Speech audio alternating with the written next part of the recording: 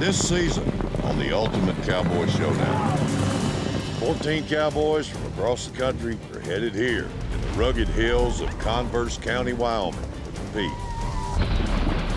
You don't just one day become a cowboy. It's either born into you or it's not. Each of them seeking to prove they are the best of the best. I will outwork you. I will outsmart you. I'll outwit you. I am not gonna be beat. Woo! Real cowboys competing in real cowboy competition. In a set of rugged challenges to test their skills. Y'all crazy as heck trying to do that. Hey! Heart. If you say you're gonna follow a man, you follow him all the way till the end. Smarts and grit.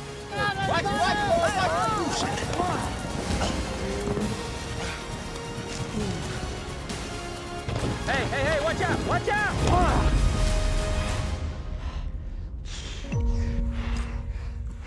There's nowhere to hide from the judges. Each week we gather in the arena and someone is sent packing. I wanted somebody to step up and go, let's go, let's go. I was working. Like, it's not like I wasn't working. He has been a horrible team partner. It's been the buck show the whole time. Truthfully, I think he wants to throw me under the bus because he can't beat me in all the rest of the competitions. I really want to let you go. Pack your personals and hit the trail. Done here. At stake, $50,000 in prize cattle. An air-equipped Q-Catch 87 series cattle chute and their new Healer portable corral that you can use to start a ranch of your own. This rope, this loop's fixing to feed my family for the rest of my life. So it's time to go ahead and send it on out there and see what I catch. 14 cowboys chasing the same American dream. You never break the barrier, you're not trying hard enough. This means everything to my family. I've had to prove myself to everybody. I'm tired of it. Winner takes all. I need to win it. I'm gonna win it. It has to happen. You gotta wake up and you gotta want it. And if you don't want it, better just go back to bed. This is the Ultimate Cowboy Showdown.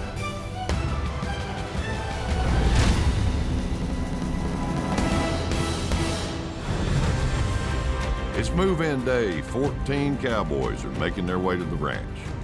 This place just keeps going forever. I'm Keaton Barger. I'm 30 years old. I'm 6'2", 265 pounds. We grow them big in Arkansas. This is gonna be wild like socks on a rooster. It's 30 degrees. You don't have anything like this in Arkansas. Wow.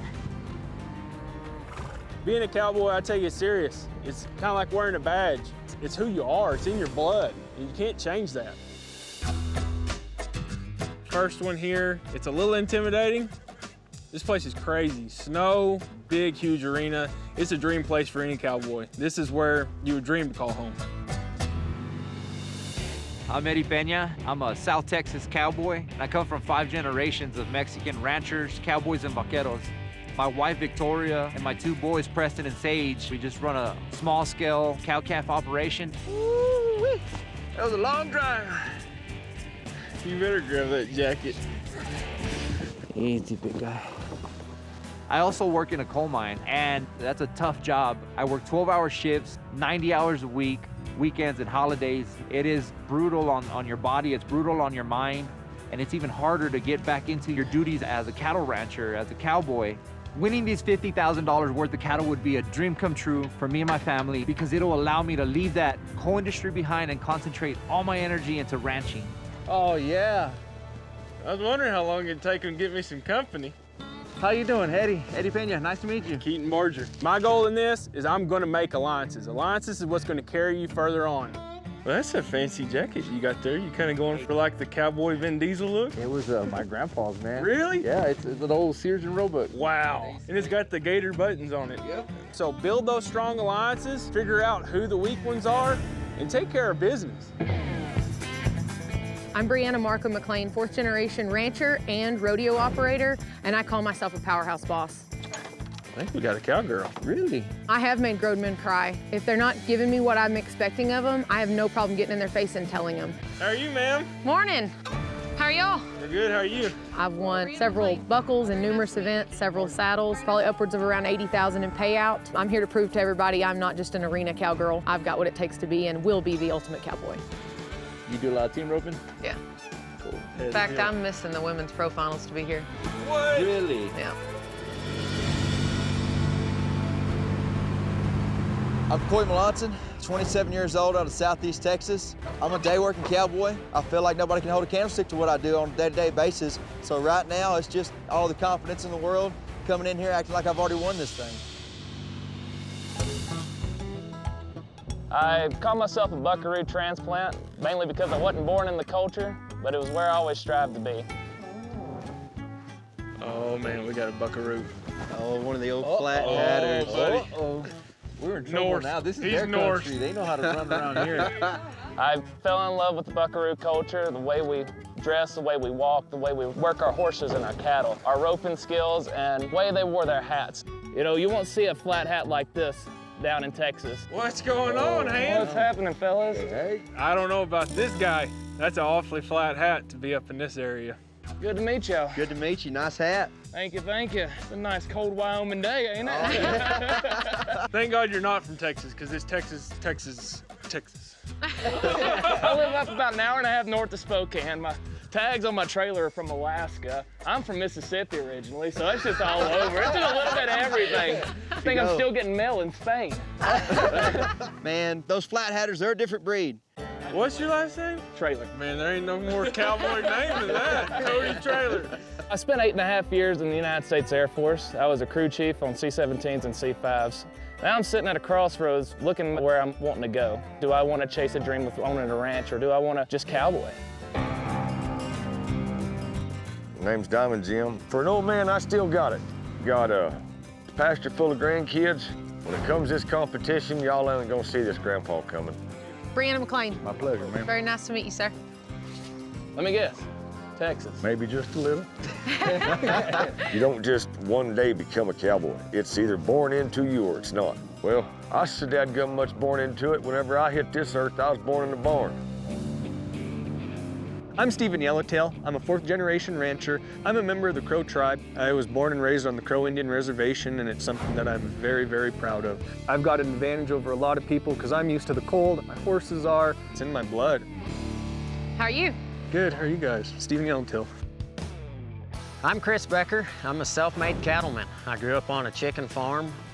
Don't underestimate me. I'm 140 pounds, 28 years old, looked at as a kid, but I have a chip on my shoulder, man. I gotta prove myself to everybody. How's everybody doing? Oh, Chris Becker. We have mosquitoes in Southeast Texas bigger than some of these other cowboys around here. Sal Campos, nice to meet you. My name is Sal Campos. I'm from Bloomfield, New Mexico, and I shoe horses and ride colts for a living. Hi. Nice to meet you. My name's Stephen Heitman. I'm 24 years old. I'm from Edison, Colorado. I'm the head horse trainer at Freeman Ranch. Nice to meet you. Jamon Turner. My name is Jamon Turner. I'm a retired professional bull rider. Won over 85 buckles, well over $300,000 in my lifetime. I'm out there meeting everybody, and the only thing that's going through my head is they're ranchy. Cody Anthony, nice to meet you. They walk cowboy, they talk cowboys. It's not your Ricky Rodeo, it's cowboy. My name's Sarah Fody. I'm from Central Florida. I'm 5'5". I'm Italian, and I'm a straight crazy cowgirl. Howdy, howdy. How's the struggle? Oh, let's go. Sarah, good to meet you, man. What's your name? Buck Fowles. Buck. I'll never remember that. Coy Melanson. What is it? Coy Melanson. Man, all these names. Usually people love me or they hate me. My personality is extremely strong. Where are you from? Florida. Oh, nice. Yeah. Good shot.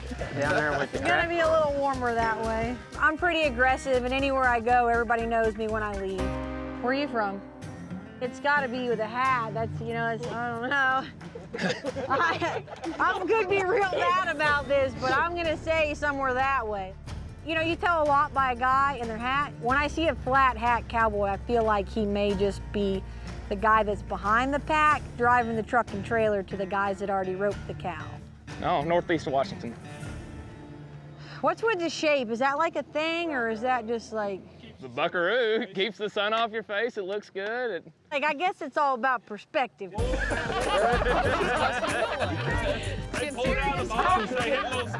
know a little lot. I just really, I don't get it. I just didn't know if you like left it on the dash for too long.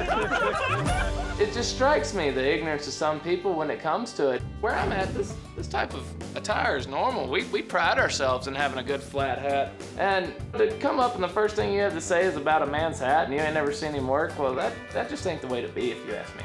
I think I might have upset him after the question about the flat hat.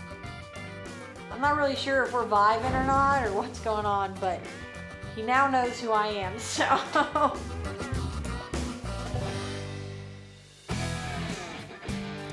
Hey, look who's coming. Is that Trace Adkins? That is Trace Adkins. How y'all doing? Good. How are you, sir? Good. Trace. Stephen, hi. Stephen, how are you? Trace Adkins is standing right there in front of us, and we're all kind of starstruck. He's intimidating. He's kind of a big, scary dude, but it's game on now. Ladies, gentlemen, cowboys, welcome to the ultimate Cowboy Showdown. Welcome to Powderhorn Ranch. This is eastern Wyoming. We're surrounded by rugged mountains, rolling flatlands, and the wild beauty of the West. The terrain will be unforgiving and the temperature will be unpredictable. You've been chosen from hundreds of cowboys from across the United States, and this will be a real test to see which one of you is the best. I know that I can go get the job done better than anybody. I am a boss, and I'm gonna be able to see when people are starting to crumble, when they're starting to have weakness, and I'm gonna take advantage of that. You really can't trust anybody because at the end of the day, this is a game. This is a competition. They'll stab you in the back if they have to. Being the best isn't just about being the strongest or the most talented. Having a drive and being able to kick into that next gear is what we're looking for. Who here has the most passion in chasing their American dream? The winner of this competition is going to have a good start on building that dream, because we're going to send you home with a herd of cattle worth $50,000. You know, I've been wanting to be a cowboy ever since I was a little kid. And to be able to compete for something like the Ultimate Cowboy Showdown, to have that title, I mean, I've dedicated my whole life to all this. There are 14 of you here now. Only one of you will make it to the end and earn that $50,000 worth of cattle. Tomorrow will be your first elimination challenge, so be ready. These challenges were created by cowboys to test your grit and skills. Today, we have one of those cowboys with us. Please welcome Booger Brown. When you put yourself out there in a leadership role, if your team loses, pack your stuff and go home.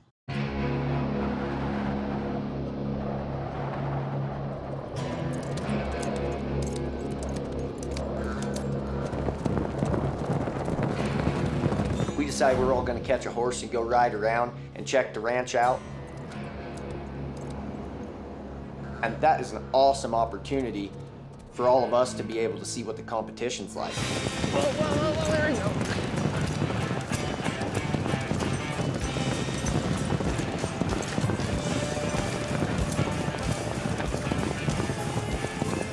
Y'all gotta keep up.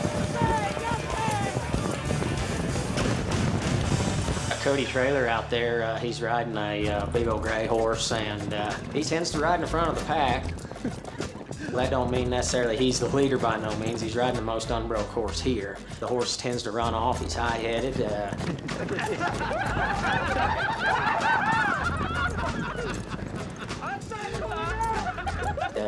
People's making fun of him left and right, and I think he don't even realize it. Yeah, he ain't gonna be nothing to worry about. He was deviling that sucker and he wasn't going nowhere. I was like, oh yeah. Come over back here, you.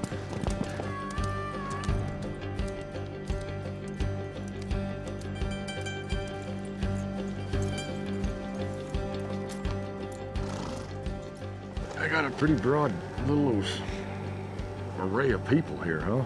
Yeah, I've earned my stripes there on my shoulder. But as far as proving it to any of these contestants, I don't have anything to prove to those guys. As far as I'm concerned, they have a lot to prove to me. A lot of green crayons here. Very green. Very green. Very. My name's Cody Anthony. I'm from Center, Texas. Worked for a lot of different outfits, from cowboy to cowboss to manager. Don't think it'll take too long to get a few of them weeded out, though. You? No, I'm pretty sure they'll weed their own selves out. Oh, yeah. I don't see anything I'm worried about. No. By any means. No.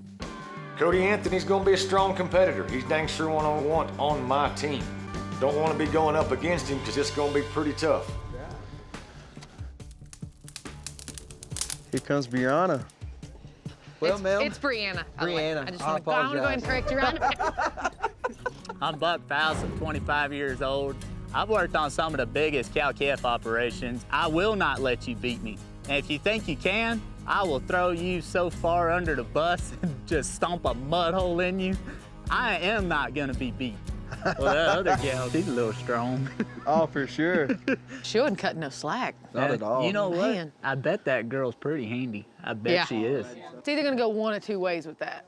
Like Yeah. either putting on a big front or pretty handy. Well, I ain't gonna tell her she's not. She'll whoop my behind. Right, that's right. Don't want to take that chance. Right.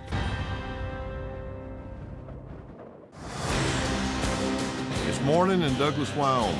Frigid 23 degrees, and the competitors have been summoned to the Upper Perry Creek pasture, where their first elimination challenge will be laid out for them. This is the first elimination challenge coming up. Heck, the excitement, it's just something you can't contain right now. But with this cold, you got to kind of keep it contained, kind of keep everything kind of close, because those little toes, they're ready to about fall off.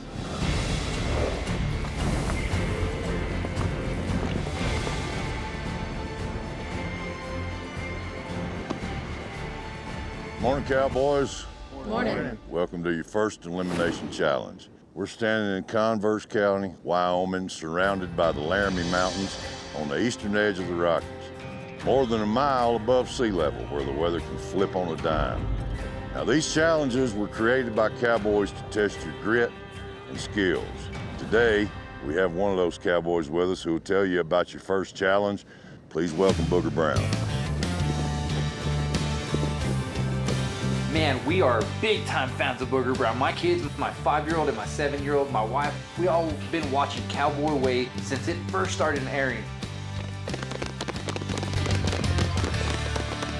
Y'all guys all love Lonesome Dove, don't you? Yeah. We're gonna take some cattle and we're gonna cross the river just like Robert Duvall and Tommy Lee Jones done it in the miniseries. We've got 50 head of cattle over here, and that's worth $50,000, and that's y'all's prize money. You have gold tag cattle that's mixed in with the blue tag cattle. Each team will need to sort off 25 gold tags in the open pasture, leaving the blue tag cattle in the air-equipped corral. There is also 2 bulls that's mixed in the herd that need to be roped and loaded into a truck. Then you'll need to take your gold tag cattle down the ravine and across the river. There's only one safe path across this river, so make sure your cattle don't stray off from it. You got it? Yes, sir. Not only will Booger be helping me judge today, but I've also brought with me my old friend, the owner of BS Cattle Company, Buddy Schnock. To do this, I've separated y'all into 2 teams by picking random names from a hat. On my left is the green team, on my right is the blue team. Well, I'm on the blue team, and I think we got the best group of guys to work with. We got guys from all over, guys that have worked in different type of country, guys that are from different areas. And I think coming together, I think we'll be able to push each other forward through this challenge. By the way, these will be your teams for the entire time, so get used to each other. Now, one person from the losing team will be going home. If you're on the winning team, you'll be safe from elimination. I will win this competition. I'm gonna prove the world an old man still get it done. All day, every day, and twice on Sunday. All right, we flipped coins, see who's gonna go first. Green team, you have the honor of kicking off the Wyoming edition of the Ultimate Cowboy Showdown. You know, anytime you take a group and you say, all right, you're a team now, you got to learn real quick how we're going to communicate, strengths, weaknesses. Time is money. As the green team gets ready, I'll be looking for who takes the lead and who doesn't. Being a leader's great if your team wins, but also creates the biggest target on your back if you lose. They got one cow that don't want to even get in the creek. If we don't get this cow across the river quick, we could be in some deep trouble tonight. Us as the green team, I feel like we have a lot of strong individuals. Got me, Sal, Stephen Heitman, Brianna, Diamond Jim, Jamon, and Keith. There's cattle strung all the way down them hills right there. Okay. I mean, the fastest way to move cattle, undeniably, is slowly.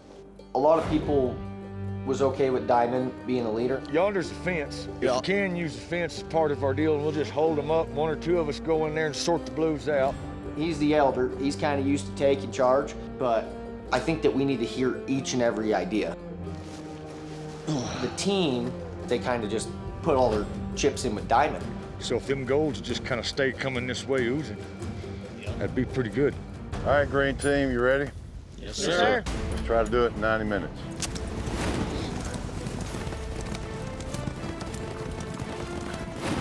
Gonna get the gates opened up on the trail. Get that all ready. Looks like they're just gonna go out and get them together. They're gonna go on both sides of them, looks like. So we decided, let's go hold up the herd right in the center of this hill, and we'll just sort them gold tags off going to the corrals. Let's bunch them Let's up and just hold regroup. her here for just a second, and like one or two of us go in there and just scoop some out slowly. The last outfit I was on, I was a cowboy boss. A good leader does nothing, because the people that are underneath him, that are people that are behind him and working, heck, they make my job easy. Both bulls go right here. Who? There's one right here, too. He's coming to you. There's a yellow one right here. Looks like they're pushing the golds out. It's gonna hold the blues. Guys, Doing pretty good, right? this cold weather's got them being a little bit quicker than normal, huh? Yes, sir. Gold tags coming to us, wanting us to take them to the barn. Want to come get a little hay? Let's get a count on them. I believe that's all of them. With their 25 blue tags rounded up, it's time to push them to the portable corral. Now we're cooking with gas right now. Hey. We're gonna bring them back to the road. Let's go back to the road with them. I bet these girls will walk in, check them up, check them up. Diamond Jim is the clear leader on this team, and all eyes will be on him if he fails. Looks like they're gonna take them around and put them in. Easy, girls. I know, girls. Come on. Ease them right on around. Hey, girls, hey, girls, hey, girls, hey, girls. Be able to get there. Hey. Look how smooth. That was That smooth. worked great. That was good. Down, come around Hey, there. girls, hey, girls, hey, girls, hey, girls, hey, girls. Shut the gate, boys.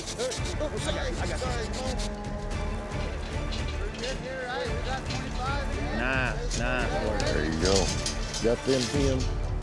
This is where it's gonna get interesting. This is gonna get good. Let's see the strategy. They got all them cows and bulls right here. Closer to that trailer, the better off they're gonna be. That's right. I just ease them right down here and get them right Just over bunch by them there. up, get them down here, and then snatch them bulls Yeah. out. Yep. Yeah, just Gentle as them cattle are, ease up in there, try to get them on the flattest land possible, throw a cheap shot on one and pull him out, put him in the trailer. Check them, sis, check them. Slow them down. Sorry, Saul. Go ahead, sis, go around them. Jeez, oh Pete. Kids. Which way you want to go? How you want to bring them Where this you way? go is where we go with them. I know I'm going to go if y'all turn the cows. We'll be all right. Brown seems a little hot under the collar there, because maybe Diamond Jim's taking the lead there, trying to be top hand right off the get-go. he's being the top hand, and she's just kind of confused on where maybe she needs to be. Diamond is taking more of a lead than everybody else. You know, he was just being a little aggressive. Nobody made any mistakes. It's just learning who needs to be where. Hey, Hereford! That's a good loop and catch there by Colorado Cowboy Stephen Heitman. Sal and Brianna are in the hunt for the next bull. I don't know what the heck their plan is. They just keep running them away from the dadgum pickup. She needs to be roping, not running. Sal misses. Jamon misses. Here comes Diamond Jim. There you go. Yeah, good job. Good job. Better get some help in there. Somebody better help him out.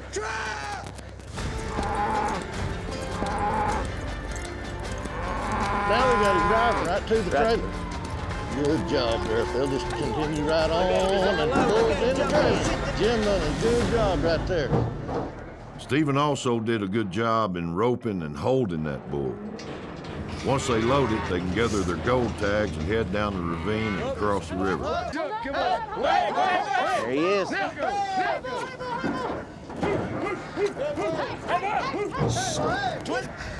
The green team had a good start, but chasing that bull around really ate up a chunk of their time. The quicker they get them cattle gathered up and down the hill, the quicker they're gonna stop the clock. Is that all of them? Yes, sir. Let's go. Yeah, go straight between these two hills. Yeah, right down that ravine. They've got their 25 gold tags, and they'll need to drive them down the ravine and across the river for time to stop.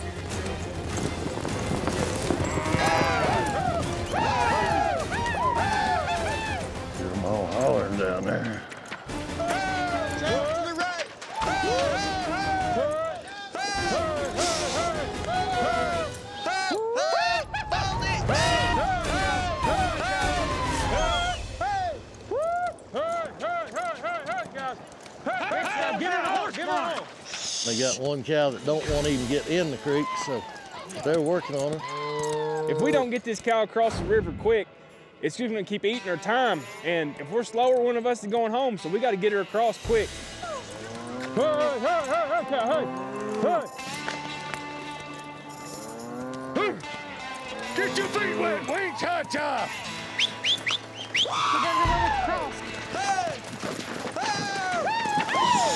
They're done. Time's up. Yeah. Good work, With the challenge complete, the question for the green team is, did all those misses catching that bull and then that stray cow at the end cost them too much time? Because if they lose, one of them will be sent packing.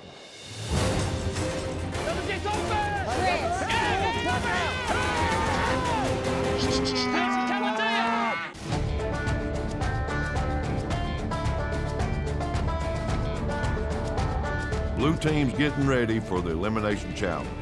They have Cody Anthony, Eddie, Coy, Chris, Sarah, Cody Traylor, and Stephen Yellowtail. So I say we go hold row deer just up above. Step one in these deals is who'll step up and be the leader.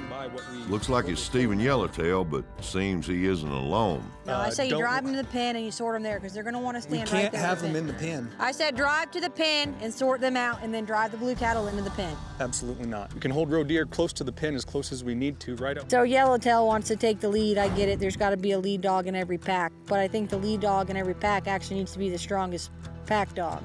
So when the guy's trying to tell us what to do and he wants to be the only one speaking, he doesn't want to hear other things, that's kind of when I get a little frustrated. Crack the gate on the other side. We will have everything sorted before we ever come to that. You're all crazy as heck trying to do that. I can't even hear myself think. She just yaps. I was pretty disappointed. I was really looking forward to working with her today, but she's just really hard to work with. Who's going to the gate? I'll run to the gate. Yeah. Y'all ready? I'm pumped. You know, I get to show off my skills to the judges, get to show off my skills to the other competitors.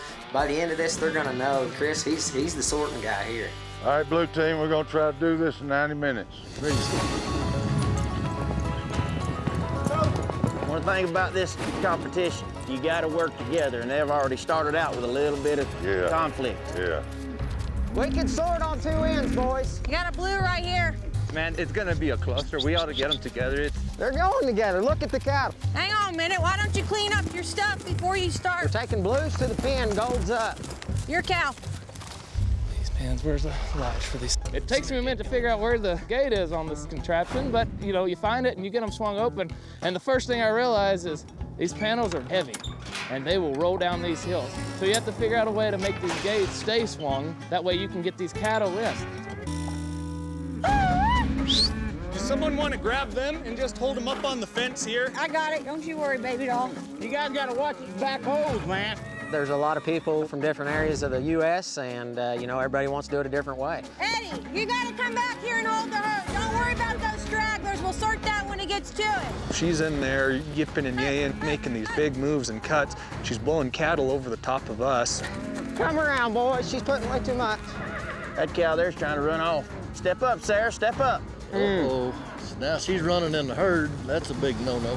I don't understand the strategy of really wadding them up tight like that. Gold tag right here in the back. Gold tag right here in the back. Go ahead, go ahead, go ahead. Just let them guide that Go way. ahead, Yellow tag anyway, it don't matter. Right up. Gold tag on the outside. Get that yellow tag out. After a lot of bickering, looks like they're finally moving, sorting the gold tags off as they go. Cody Traylor's taking way too much time setting up the corral. His team needs him to help sort cattle. It's not that hard to get the panels in position. Eddie, back up a step. You want to ride my horse for me? All right, I won't say nothing when they come on your side, old son. Why don't everybody just keep their mouth shut and do their job and watch what's going on? You know, this team here's got a lot more to say to each other than the last team. I got it right here. They have a few more gold tag cattle to sort off before they can put the blue tags in the pens. Be all right. Yeah, buddy. Get them in there now! All right, well, hold on. There's a lot going on around that pen right now. Trailer, get out of there. Chris. Yeah, I'm going Step this way. up, ladies. Get out, get away from the gate. Get on your horse. Why is he standing in the gate hole? If you're getting off your horse in a gate hole to close a gate and not on your horse, you ain't no cowboy. Looks like they got all the blue tags and they're closing the gate. Let them go on across. We got one more cow to come. Cattle are crossing over to the other side of the corral. Let me get open! Chris.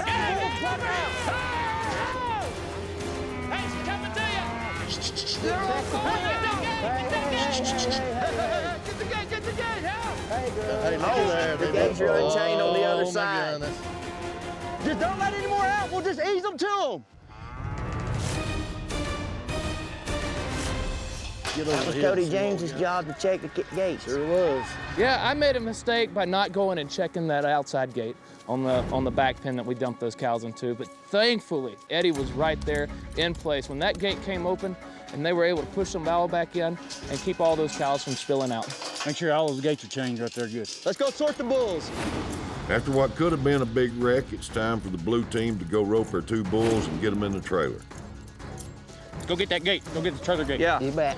Texas cowboy Cody Anthony makes it look easy, roping the first bull. Wait, hold on. Stay out of the way, man. You're going to make him run off. You know, and if Cody trailer keeps getting in the way, I'm going to slam the trailer gate in his face, you know. Dadgum. Load up, bull. Load up. Shut your gate. Shut your gate. Shut this gate. What's on the back gate? You can't close that gate. I'm kind of worried about Cody trailer, you know what I mean, dragging and loading, and that's something we do every day, but I'm not sure it's something that he does every single day, and from just the way he looks and the way he carries his rope, I don't see it happening for him. Stephen Yellowtail has a rope on the second bull. You know, I'm showing out. I'm roping, I'm sorting, I work in the cold, I work in the heat, in the rain, in the wind, it don't matter, I get my job done. Get on up in there. Hey, hey, Hey, hey, bully. hey. Hey. All right, we're good, we're good. We got the bulls loaded, we got the blue tags in the pens, and we've got to make it to them yellow tag cattle and get them across that river. Time is ticking. Hey, girls. Easy, mama. Blue team may have had a rocky start, but they really made up for a lot of lost time getting those bulls caught so quickly. Looks like the crew's getting along a lot better, too. There's not as much arguing No. as there was sorting. Come on. Get across that river. Get across that river. Hey, girls. Get across that river. Put a little pressure on Get them, across that Tyler. river. Get across that river. Get across that river. Don't let Come on, guys, shove on them. You got to stop the clock. Yes.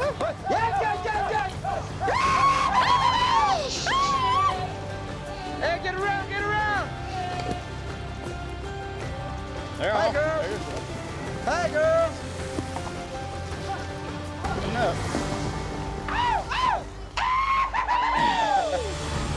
All right, it's time for the blue team. That's where it's at, man. I think we did good, guys. We'll see if their lack of a cohesive plan at the top and the escaped cows from the corral cost them too much time, which will result in one of them going home. Welcome to your first elimination. Don't get too full of yourself. One of you's going home.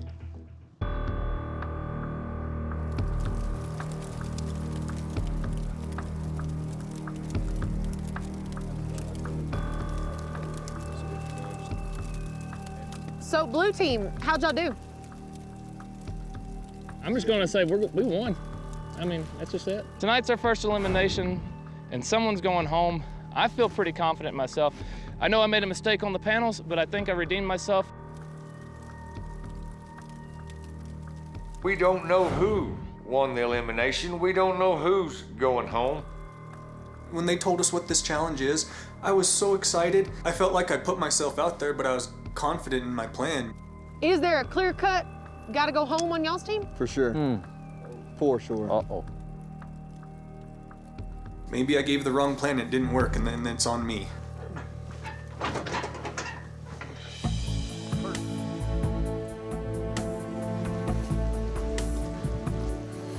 We're walking down to the arena, getting cold. Some of us are kind of nervous, I am. I know we did a pretty good job, but we did have a few hiccups along the road. And I feel like one of us might be going home tonight. And I'm just praying that it ain't me.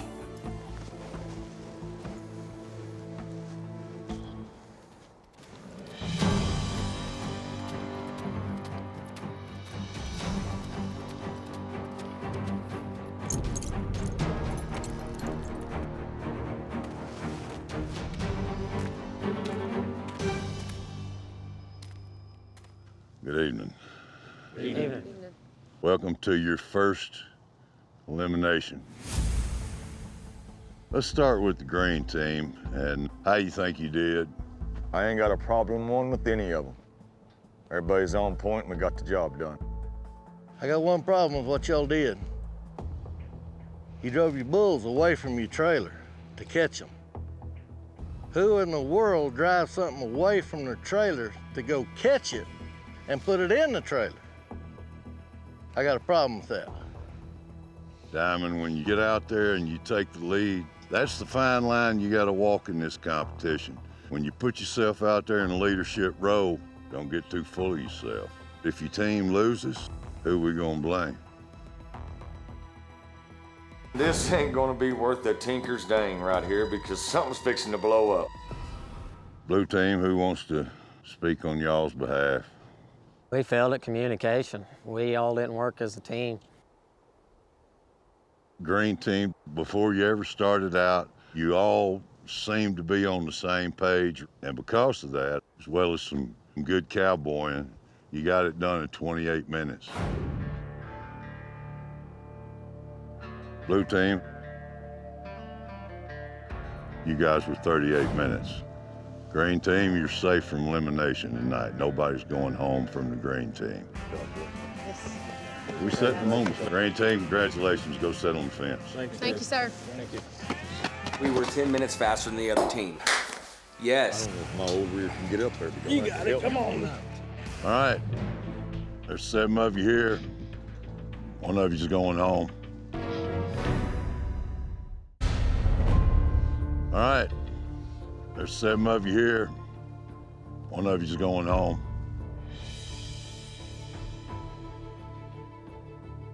Whenever we split y'all up into teams, you guys seemed to be real excited about the team that you had. Seemed to be real confident. And then whenever you started strategizing, we started noticing something fairly quickly.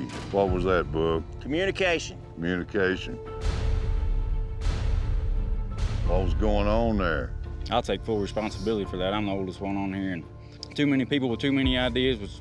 I'm not going to take any strategy away from anybody, but I lacked in just stopping and saying, let's do it this way, and if it works, then I'll take the responsibility, but I didn't, so I take full responsibility for that. You think you top hand?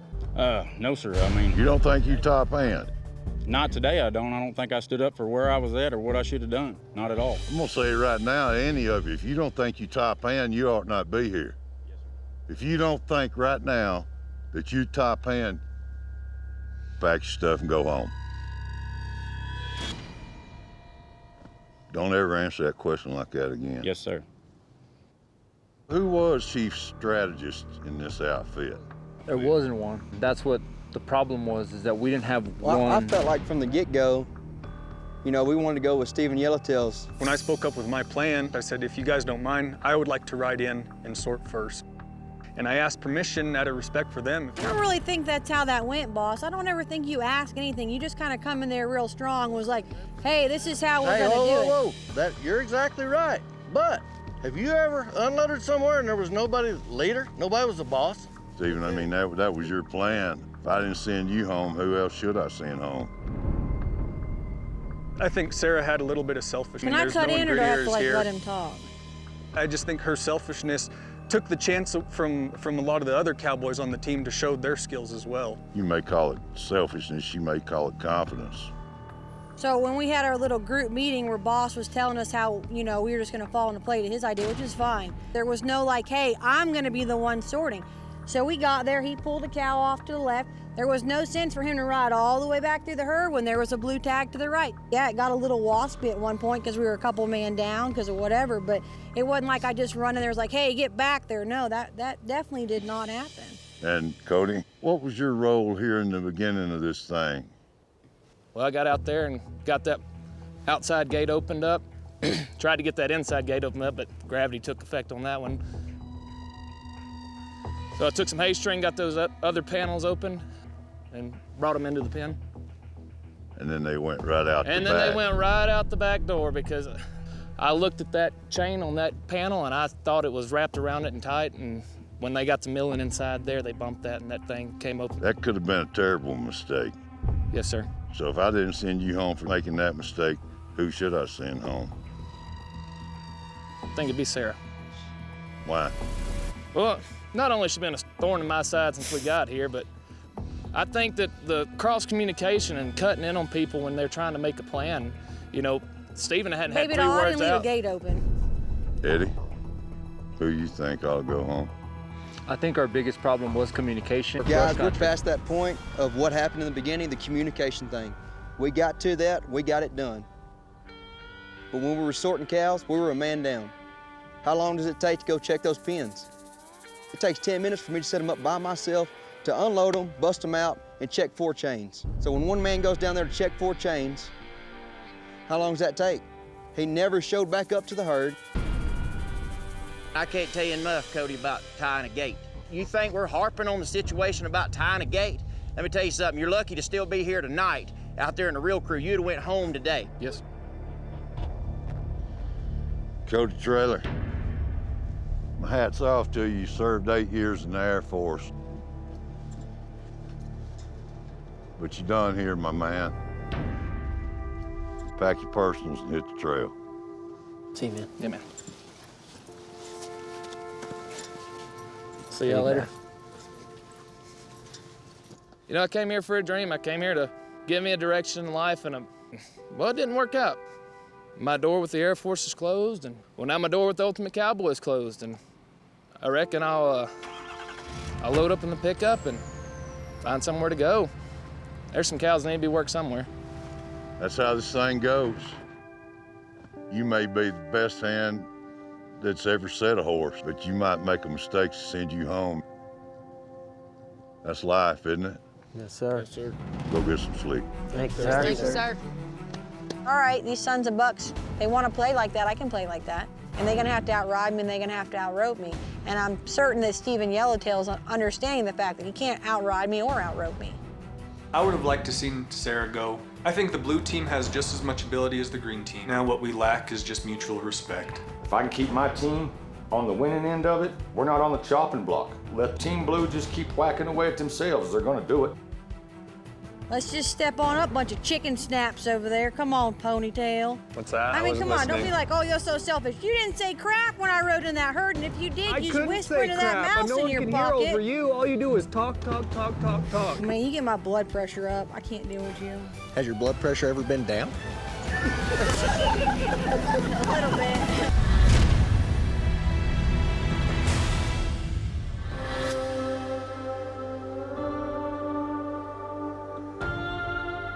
It's a new morning in Douglas, Wyoming, and the Cowboys have been summoned to the Bald Knob Meadow for their first Immunity Buckle Challenge. This Wyoming weather is unpredictable. They said, you don't like it, wait a little bit. They wasn't joking. You get here, you get snow one day, 30-something degrees, and today we wake up, you get almost 60 degrees and the sun's shining, all the snow's gone. Today's our first immunity challenge. There's 13 of us left, and everybody's biting at the bit. This immunity buckle challenge means a lot to everybody right now, because once you have that immunity buckle on your belt, you can sit back, relax, and get ahead.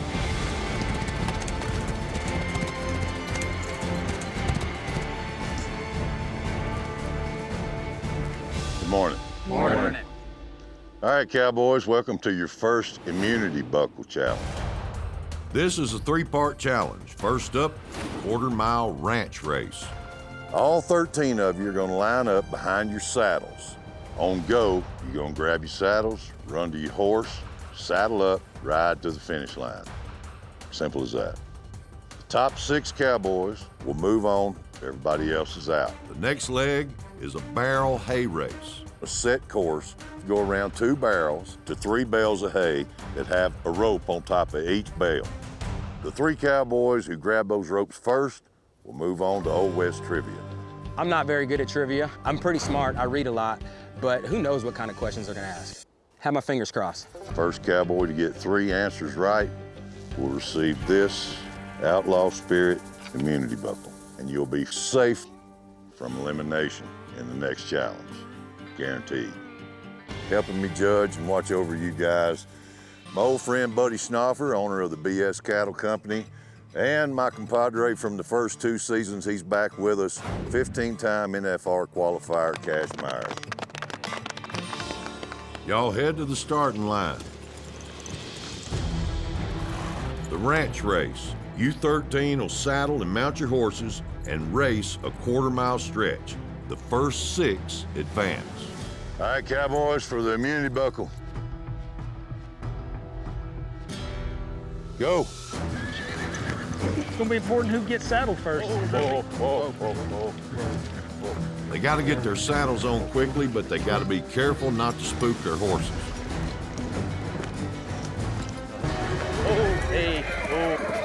Chris Becker's horse got loose.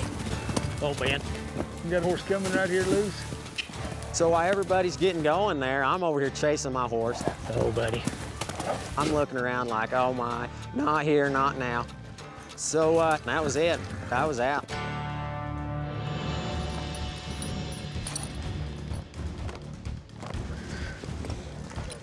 Buck's on his horse and on his way to the finish line. We'll make sure he's got a big jump.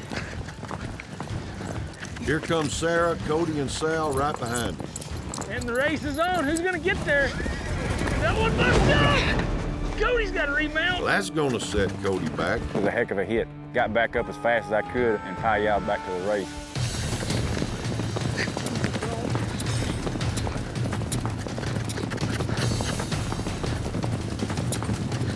We've got Buck in first place.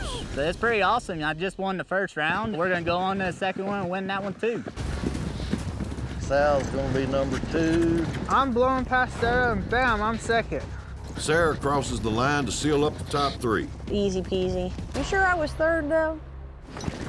Jamon and Stephen Heitman take 4th and 5th place. We got to the finish line. We probably beat him by maybe a foot at most, but, you know, sometimes all you need is an inch. There's only 8 riders left, but only one will move on. Cody, who's made quite the comeback after getting bucked off, is in the lead, but Keaton's blazing right behind him. Woo, be a photo finish who gets there first. Yes, sir. We're going to have to review the tapes for this one. I never even seen Keaton the whole time, and come to find out we were neck and neck at a horse race, a photo finish. But I know I got to the finish line first. It was so close. I give my horse his head and I'm asking for everything he's got. He's giving it to me. And I see Cody Anthony and I knew I could catch him. All right. That was entertaining. Now, between 6 and 7, we had to go to the instant replay. It was that close. So, after getting bucked off, Oh, that one bucked up! Cody Anthony beat Keaton by that much. Really? You earned it, Ham. But I was sure coming for your butt. All right, so you 6 get saddled up. We'll get ready for the next leg. The rest of you spectators.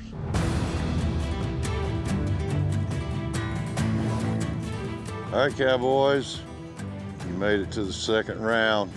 This is what the 6 of us have to do. We got to go down here around this left barrel, then come back, cut through, and go around the right side of this other barrel, kind of in an S pattern.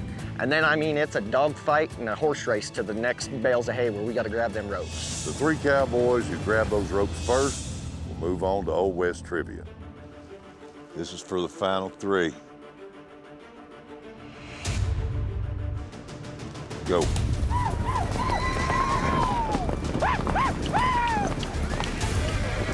Buck, Stephen, and Sal are taking the lead around the first barrel. Sarah, Cody, everybody's in the race. It's a tight race. Our top 3 are holding as they get to the second barrel.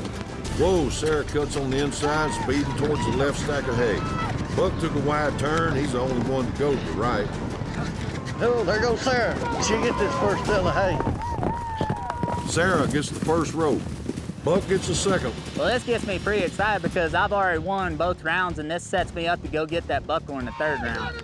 There's 1 rope left and 4 Cowboys racing towards it. It's a race to the third one. Who's gonna get the last one? Oh, he missed it. Sal misses the rope and Stephen knocks over the hay bale. Get it! Get it! Whoever gets that rope first is going to move on. Come on, he got it. We got our final Cowboy for Old West Trivia. I'm supposed to be the ultimate cowboy. I'm tougher than anybody here, I got more grit than anybody here, and I will definitely outwit anyone here. Sarah, Buck, and Jamon are left standing and will battle for immunity. Rope. Are y'all kidding me? At the end of the day, hey, this is what we're here for. Try our best and just get gritty.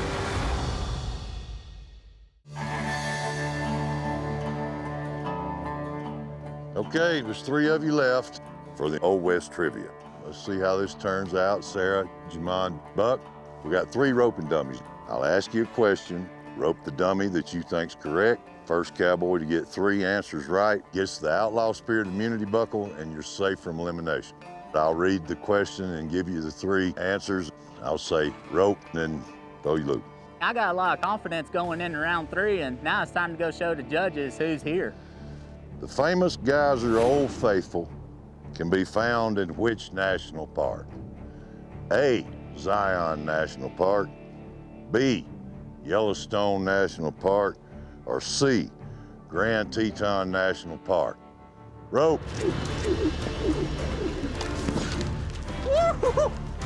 It's not even Jamon's first swing. I do mean I got whipped in the face real hard. Boy, that threw me off. You know, I hate to be that guy, but all I can think is get out in front of everybody, start swinging before they do. Nobody's gonna catch you if you got a big loop. They're gonna step back. Jamon, you wrote B. You sure about that? Nope. No. You just guessed? Man, the episode of Yogi the Bear. It was always hanging out in Yellowstone. That's the best reason there. You were right, man. That's the point. So right now, it's 0-1-0.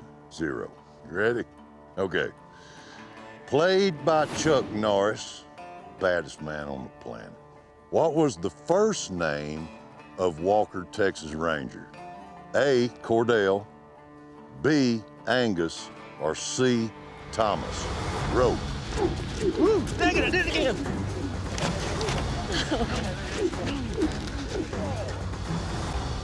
Okay, Buck, you went B, Angus. Why'd you do that? It just sounds right. Just guessing? Actually, it was A, Cordell. Have y'all not sat at your grandma's house and watched this 1,000 times? Come on, y'all. Next question. Which legendary country singer was often called the Man in Black?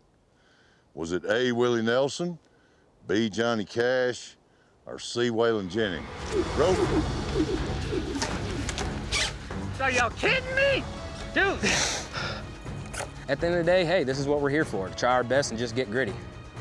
You're sitting there getting whipped in the face and trying to rope a dummy when somebody is backing into you and throwing it off. And I knew the answer was B, Johnny Cash. We all know that. All right, so Jamon, you went with B, Johnny Cash. Johnny Cash. I think we all know that. All right, so Sarah still 0. Jamon got 2, Buck 0. First 1 to 3 points will win. With fewer than 600,000 residents, which U.S. state has the smallest population? A, Wyoming, B, Delaware, or C, Montana? Rope.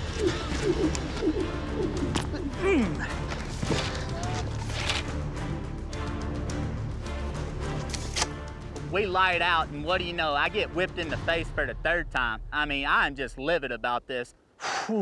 So, Buck, you went with C, Montana. You feel pretty good about Yes, sir. that? Well, you're wrong. Jamon went with A, Wyoming. That's right. Wyoming has the smallest population. I ain't seen but y'all. That's it. That's 3 points. Woo! Right? I feel good. I don't know if the hat throw was appropriate, but I won. Jamon, this Outlaw Spirit Immunity Buckle goes to you today. You're safe from elimination on the next challenge. Yes, sir. Thank you. Good job. Jamon needs that immunity buckle because he has absolutely no ranching experience. What he did today, I mean, it's downright dirty. I got whipped in the face 3 times, and I don't care who you are. Any cowboy is gonna think that's BS. But you know what? Good for him. He needs that buckle. I don't. We'll see you tomorrow morning, and we'll have another elimination challenge.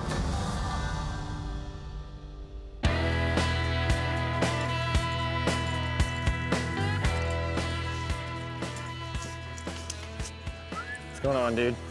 Oh, not much. So what'd you think about today? Oh, I thought it was good. I mean, you know, who doesn't like a good old-fashioned horse race? Yeah. But, man, you're tough as nails. You know, Sal's a one-handed cowboy, but from what I can tell, he's tougher than woodpecker lips. I had a little bit of a late start getting off that finish line, and I saw you ahead of me, and you were already there, and I'm like, holy cow, that guy got his horse saddled faster than me. You had way more gear on your saddle than I did. I mean, dude, you're as handy as they come. You know, nothing affects you, and I don't look at you any different than anybody else, you know? So I was born without my left hand. You know, I had a dream to be a cowboy, and I just proved to everybody that I could do it all. I just want to show the world, like, hey, look at me, I can do it. Yep. You can either let it knock you down or push you out Use of, it as like, motivation. yeah. Nothing's easy, you know, if it's worth it. And I tell you what, this lifestyle is worth it. You know, I had a little girl 1st of July, and this has been the longest, you know, I've been away from her, and I didn't think it was gonna mess with me all that much, but it does. Right now, I just can't stop thinking about my daughter. You know, we're sacrificing a lot for this competition, you know. I'm in the same boat, and I think a lot of us are. And I know it's hard for a lot of us, and that's why we're here, but we're here to better our family. Absolutely. And that's what we're doing. And I'm married, I got a beautiful wife, 2 beautiful children. I got a little boy, he's 2 years old, and my daughter, she's 7 months. I'm here to show the world that it doesn't matter what you got, it matters what you can do and how bad you really want it. You have a growing family, I have a growing family, and that's why we really do want this. And I can see it in your eyes, and I'm pretty sure you can see it in mine, but that's why we gotta be tough and really push. One at a time, take it real easy now. Hey.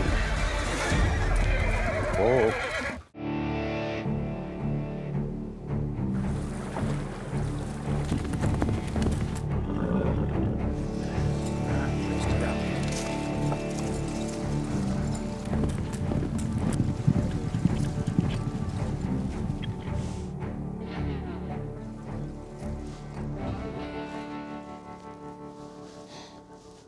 Morning. Morning. Cowboys, you're currently standing in the Laramie Mountain Range, where some of America's most sought-after quarter horses are raised, right here on the Powderhorn Ranch. Now, in the movie The Man from Snowy River, Jim Craig is able to herd dozens of horses through rough terrain when no one else can. And today, you'll be doing the same thing. There's 60 horses and colts spread out in the pasture. Each team will need to lead them down the mountain on a 2-mile path through various checkpoints and into the air-equipped Healer portable corral. At the pen, there will be a list of horses that will need to be separated from the herd and loaded into the waiting trucks. 60 horses will fly at breakneck speed, so be aware of your surroundings and take care of your horses. The team that gets the horses sorted the quickest will be safe from the next elimination. Somebody from the losing team will be going home. Helping me out today, my old friends, Buddy Schnaufer, Cashmeyer. If we flip the coin, blue team, you're going first. Let's go. Last team challenge, it was extreme chaos. No, I say you drive them to the pen and you sort them there because they're going to want to stand right there. We can't have them in the pen. I said drive to the pen and sort them out and then drive the blue cattle into the pen. Absolutely not. So we really have to pull it together and show Trace that we're not a bunch of gunsels out there. Got it? Yes, sir. Yes, sir. Let's go. How many of y'all have gathered and been with horses in the mountains? Blue team's up first. They're down a man because they lost the last elimination challenge. Shut your gate! Shut this gate! Again, Stephen Yellowtail makes the first plan, putting himself forward as the team leader. I think we take them at a trot. It's not like pushing cows, it's almost the opposite. And so, Eddie, when you're in the back, don't push on them, just keep so nothing's kind of looking off and wanting to drift off. The time we get there with them, it's a pretty good trot. Yeah, they ought to be a little tired. Main thing, we just keep these horses safe, we get them there and everyone just gets the job done. I think they might have had a little team discussion last night and said, hey, let's don't do that again. All right, blue team, everybody knows what we're doing? We call this the Man from Snowy River.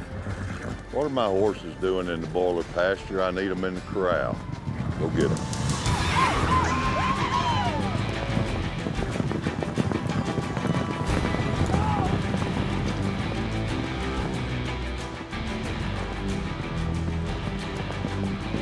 Over at points, the rest of them. After the conversation here, they got a good chance to have a good showing right here. Stay high, but head towards them. These are herd animals. They all want to kind of stick together, so when you get one off by themselves, they're being a little wild, you bring the rest of those horses over there, kind of calm everything down. They're gonna be bringing them along that fence, I think.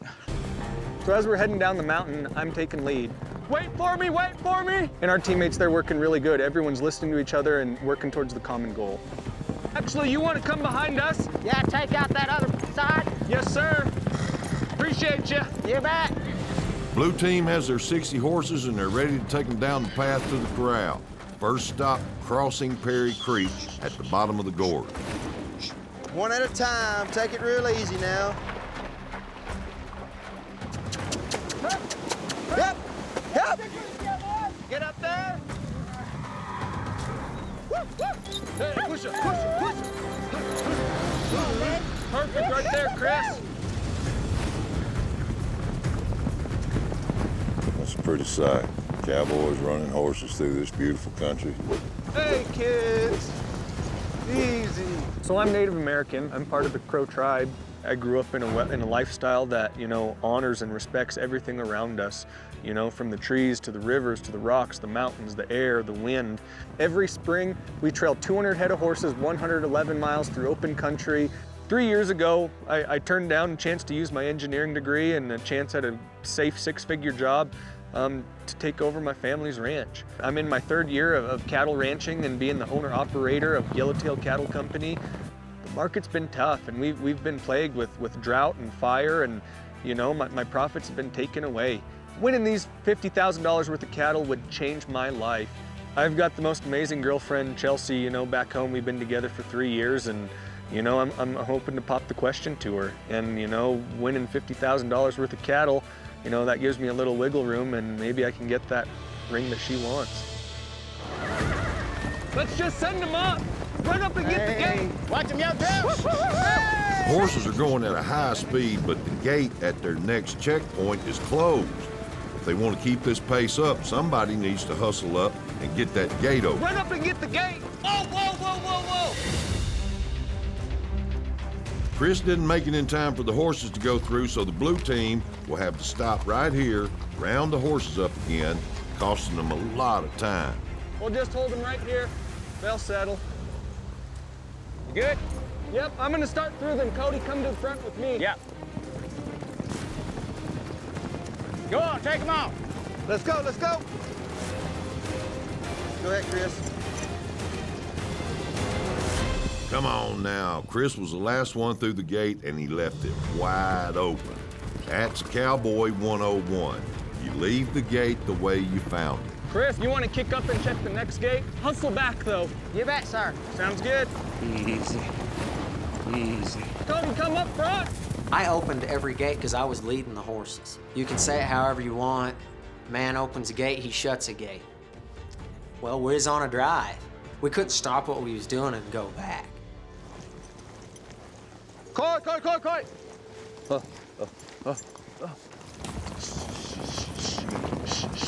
You don't need to shut the gate? They didn't close that gate either. Had the foresight to send somebody to open the gate. Yep. Correct. But then they didn't close the gate. Sir. No, And what's the rule? You leave it like you found it. You leave it like Since you you're found 3 it. years old, you know that one. And they didn't close either one of those gates. They got their horses down into the long meadows. Next stop is the air-equipped portable corral.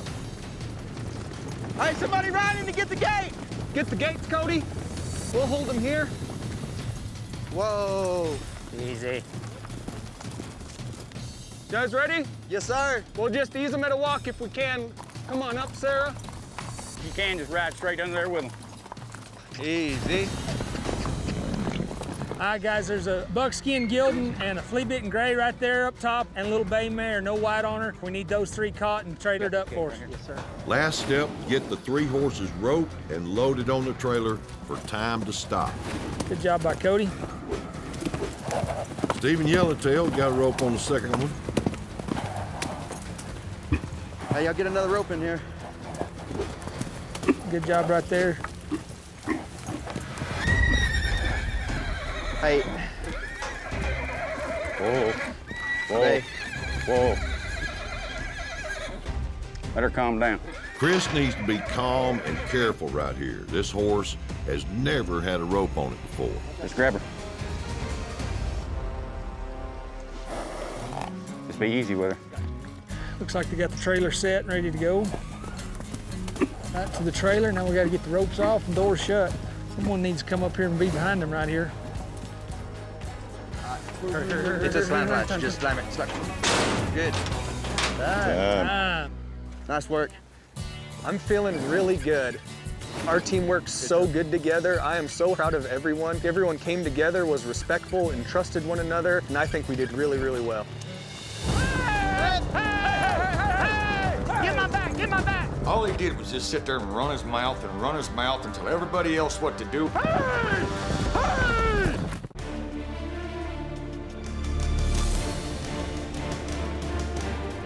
Green team really showed out in the last elimination challenge, and we'll see if they can keep their winning streak going. We're in the beautiful Laramie mountain range, and you know, we get to go gather horses today. This is awesome. I tell you, man, I'm excited. Let's get where we're gonna be set up at. Who's riding point? Keep going from there. I'd say you need to be at point. For this challenge, they all wanted me in the lead. I'm just doing the best I can to keep them all together. What's our plan for the gate down here? Every checkpoint we will stop. We will take a pause, just like the old style school of moving cows. You don't go through a gate moving. You stop before the gate, then you ooze through the gate. I'm Cowboy Boss from Texas Panhandle. That's where all the big cowboys come from. That's where they hold the ranch rodeo finals every year. Coming into this competition as a grandpa, a lot of these youngins think they just gonna walk right over and get it done, do this, do that, but it took a little years to be able to understand how to work different cattle in different terrains. My wife, Mindy, she means the absolute world to me. She's actually given me back life. She's the one person that makes me want to be a better person, one that makes me do better. A lot of people say that they're scared of their wife or whatnot. Well, I guess I am scared, but not in that way. I'm scared to let her down. That is my biggest fear, to let her down, not to be the man she wants me to be. And when I win this competition, and I will, when I bring these cattle home to my grandkids, it's gonna mean the world to me, it's gonna mean the world to them, it's gonna mean the world to a whole lot of other people. All right, Green team, y'all ready? Yes, sir. Get all them horses down there in Boiler Pasture.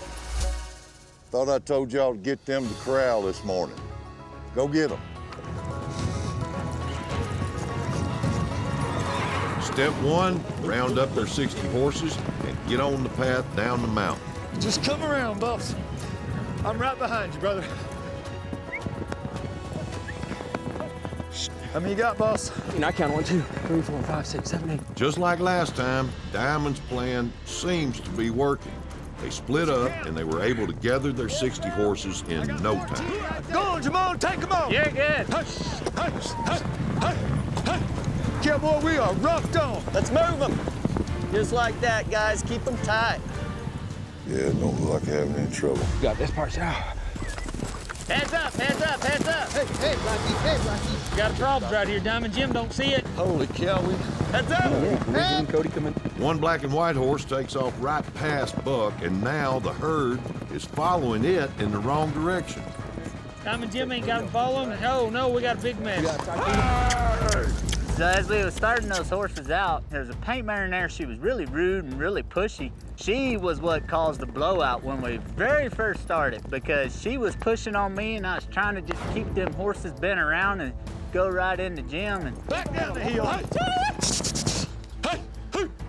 Get on, man. That was a great job by Keaton to turn the herd around right there. I knew, fill the gaps, hold my spot. There was at least 4 or 5 times that the horses would have cut, and I made my move, and I kept them in there. Go on with them, yes, sir. Yes, sir. Yes, sir. Stop this way. We're coming back towards me to go around it, right? We had to go back up, get them, bring them back down where we started from again, settle them. Then we were able to start going. All right. Well, you say we do it just like this before every little deal we got to go through. Hold Yes, them, sir. control them, walk them down. Let's Yes, sir. This is a timed event, and I've never heard of anybody trying to hold horses up like cattle and get a handle. Right now, we need to hurry. Keep them moving. Push up on that rear end a little. Diamond, get back here and let's push these suckers across, because that paint horse is leading. But Diamond's wanting to slow them down and hold them up. You gotta make sure they can't go outside that flag. To your right, Diamond! I'm gonna use the fence, Kibble. I basically got told, yeah, I know. And it's a little frustrating. Yep, you take it. Hey! Get my back, get my back. Go around. Okay, this checkpoint's right over this hill. It's good. We're good. We're gonna hold them right here. We're good. And they're gonna ride on this road, though. We're good. All right, dude. No. Them not hearing me is very frustrating. However, in this situation, I decided just to let it play out because I have the immunity buckle. I really can't lose on this. They're wanting to leave. I hate to say it, we might want to get ahead there and get that gate open. Man, I agree. Boy, I'm fixing to have me a... You know, I respect that young man's ambition. I respect his go-get-em attitude. But when you don't know come here from Sikkim, and you're sitting there trying to feed a man like me a freaking pile of gravy, all he did was just sit there and run his mouth and tell everybody else what to do, and I look up and he's in a different spot. Funnel them to me, kibbles, and we'll walk them out. Hey, hey, hey! Hey, hey! They need to make up some time somewhere. We'll see how fast they get through this gate. Buck, I can open this gate horseback off him, but if we'll get Steven to slow down and quit trying to rush up here, we'll be better. You know what I'm saying? Yes, sir. I got your back. Steven, sit right here. I'm the youngest guy here. That's been happening to me for a long time. And I'm here for a reason. We shut that gate. We shut that gate. No, you're good. You're good. No. How we find it's how we leave it. Yes, sir. Let's go to Walking. Diamond Jim's leading them to their final gate before the portable corral. Gate's right there. We'll just try to hold them here before we cross that one. I think it was great that we were able to hold these horses up at each gate, but it's like holding water. They're gonna look for the path of least resistance. And when you hold up and you hold up and you hold up, they're gonna start milling around in there. Hey, how about the old head done? Playbank done. They're gonna push those down? They're running. Is there somebody over there to make sure nothing turns back? We were trying to tell Diamond, hey, we're having a little bit of trouble. You're turning these horses. And he just wanted to tell us how, this is how I do. Hey, we need somebody to get to them portables and get them center gates open. All right, Steven, if you want, take the lead. Since you're after it, go on. Okay. And Diamond, I think that having you help... Go ahead, Cowboy, you got it. Either me or Buck are smart enough to do it. He wants to yaw me? You know, maybe it's about time that boy got some act right. Ooh. Situational awareness is key to moving horses and doing this kind of work.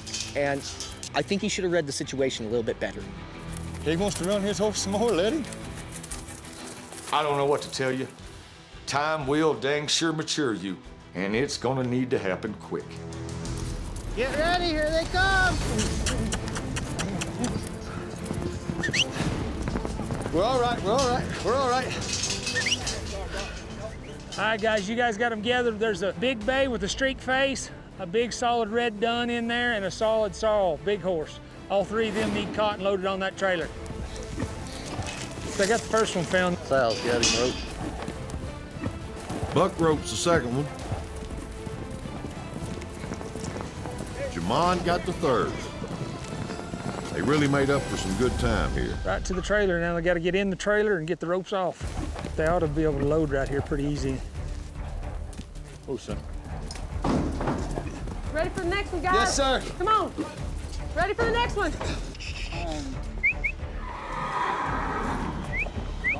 Back up, guys. Back up, guys. Back up, I got you. Good work. That door's shut. And we're done. That's one of my pet peeves. You leave the gate while you found the gate. I'm gonna dock you 10 minutes a gate. Don't ever do that again. Yes, sir. Ain't no feeling like driving horses. Yeah. I tell you. Got a little hairy at times, but I tell you what, that Diamond Jim up there, that's some good stuff. As far as us as the green team goes, a very strong person would be Diamond. And I tell you what, Diamond is a great hand. Appreciate y'all.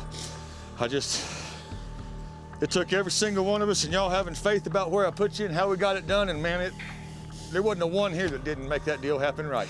Tonight's another elimination. I'm not nervous, not even worried, not even spooked.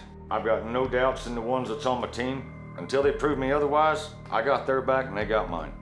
Thank you all, very much thank you all. It's my pleasure. Yes, sir.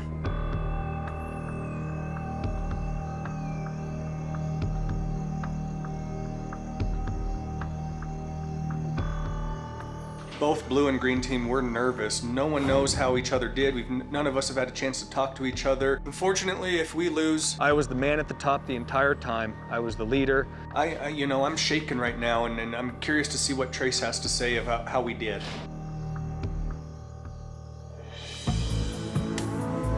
There was a little bit of more frustration than what I expected on our team today. I'm not gonna say there was a clear worst, and I'm not gonna say there was a clear best.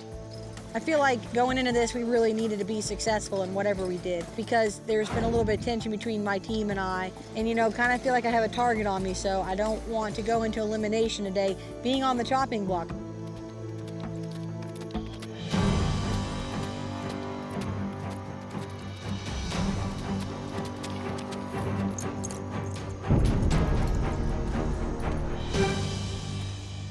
All right, Cowboys. It was a good day. Jamon, you won the first immunity buckle and you're safe from elimination. Go sit on the fence. Congratulations, man. Thank you. All right, so let's get into it. Green team, how you feel like you did? I feel like we went the opposite direction of what Diamond said we needed to do today.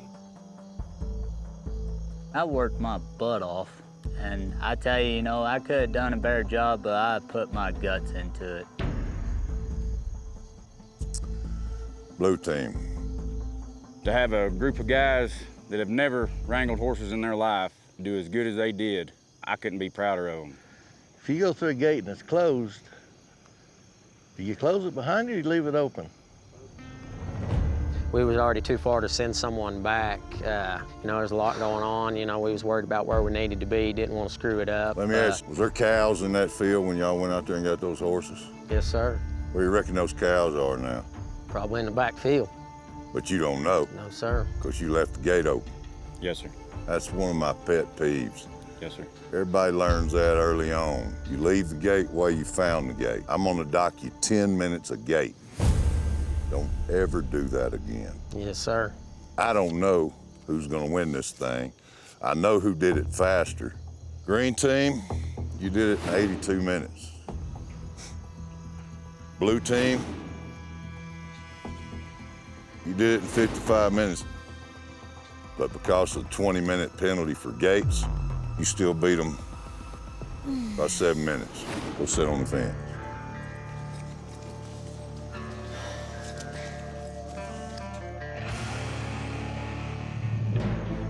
All right, there's 6 of you here. 1 of you's going home. All right, there's 6 of you here. 1 of you's going home. At the very beginning, who took charge? Diamond. Diamond. Yes, sir. I asked them if that's what they wanted, and that's what they wanted me to do. So whose fault is it that you were almost 30 minutes longer than the blue team? Steven, you drop a man off in his hole, he fills that hole. You know how many times that boy was out of this hole today? I can't count that many. He told me one time to stay in my hole. No, sir. I hate to say it, and Diamond, I got a lot of respect for you. I think you're a good leader, but Diamond's plan was to hold him up, to make sure that we had a control on him, but we stopped him, got him gathered back up, and then we wanted to backtrack him. And he told us he wanted to bring him back and then get another restart at it. So, honestly, I think that part of the plan was what got us. Gotta go through them gates. You gotta hold up a second so you can shut a gate. You did close the gate. Thank you. But then once you got through the gate, you held them up again and you just sat there. And I was sitting on my horse just going, what are you doing? This is a timed event. The only 2 people that I heard say, let's get these horses moving, was Steven and Jamon. Go sit on the fence. Thank you, sir. Diamond, you got anything you want to say? Yes, sir. Sure do. It was a horse race right off the bat because they would string out and run to the heels. That's why I asked them, let's just yo-yo just a little bit to see if we can contain them. I can understand you slowing him down here and there, but this is a competition. Buck, do you think that plan that y'all went out there, that you went down that ridge with, was a good plan? I thought it was a really good plan. We did it. Blue team, I don't think these guys got any respect for y'all. I think they thought they could just dilly-dally around out there all day long and they're still gonna beat you. Sure sounds like it. And we were one man short. And you were one man short. It got to where it was painful to watch. I knew that y'all were behind them, and I just didn't see any urgency. And I wanted somebody to step up and go, let's go, let's go. Keaton, who ought to go home? A lot of it falls on Diamond's shoulders. You know, he's our elder. We looked to him and he made the plan. You know, we all rode really, really hard today. I know you did. And it was a tough group of horses. Diamond did come up with a plan. Buck, I hate to say it, I respect you, but if your head was a little more on a swivel, I think we could have handled that a little better. Buck, who ought to go home? I cannot say who should go home. You better.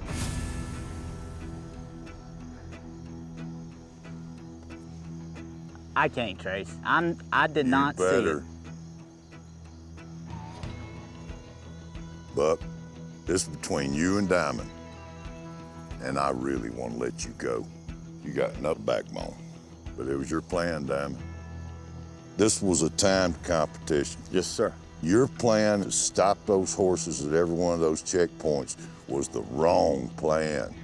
Well, because you got beat by 30 minutes. Yes, sir. That's what beat you. We had to have control. We never had control. And I can't have control when I got to constantly put a gentleman back in his spot. Diamond, nobody questions your sand. But you're done here. Gather your personals. Sounds good. Good man. That's the unwritten code right there. I was the one guy who stood behind the whole team. I might be going home, America, but you know what? It's all good. I get to go home, see the love of my life, see my grandkids.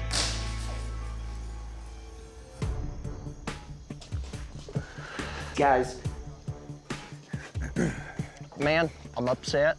Diamond did not have to tell me multiple times to stay in my hole. Them horses were gonna run right by that side, and I was going up there to back him up. And he shut it down in front of me. I had no reaction time. Yeah, we all have our own strengths.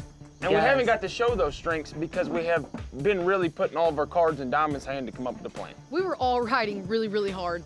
We were all trying to do our job. We had a bad day. We're gonna learn from it. We're gonna move on. Sounds We're good. gonna be better. They just sent Diamond Jim home. Green team's at each other's throat. Everybody done called everybody out standing there in front of Trace. And you know what? I'm fixing to put all that into that pot and stir it on up. This big wooden spoon is gonna get everything start to bubble. If you say you're gonna follow a man, you follow him all the way till the end. That's straight disrespect to that man's face, and he knows more about this than half of y'all will ever know. And the sad thing about that is, y'all don't care. Y'all sat down there and cowered down and had the weakest backbone I've ever seen around people. I'm sticking with what I said. It's already hot. Let's bring her up to a boil, boys. What did you say out there? I said the leader. The leader? Yeah. Why him? You followed him. Okay. You understand when you follow somebody, you follow him. And I stuck with the plan. Whatever he said do, I do. I said, yes, sir. Nobody's gonna call me a coward or no backbone to my face and get away with it. If that man would have told me to jump off a cliff, I'd have done it. Yeah, He and asked you me would have who's done gonna it. go But when home. you got in there, y'all, let's send him home, because this is all his fault. I did all my part, so it ain't my fault. No one else here slacked off. I'm in all of them's head right now. Big boy didn't like it when I got up in there in his face. But guess what, man? I ain't backing down from nothing. But if I'd have stuck in there, I wouldn't have said, oh man, that he had a bad plan from the get-go. It was all on him. We followed him, did what he wanted to do. But yet here we are. We're here in the bottom now. You got anything else you want to say?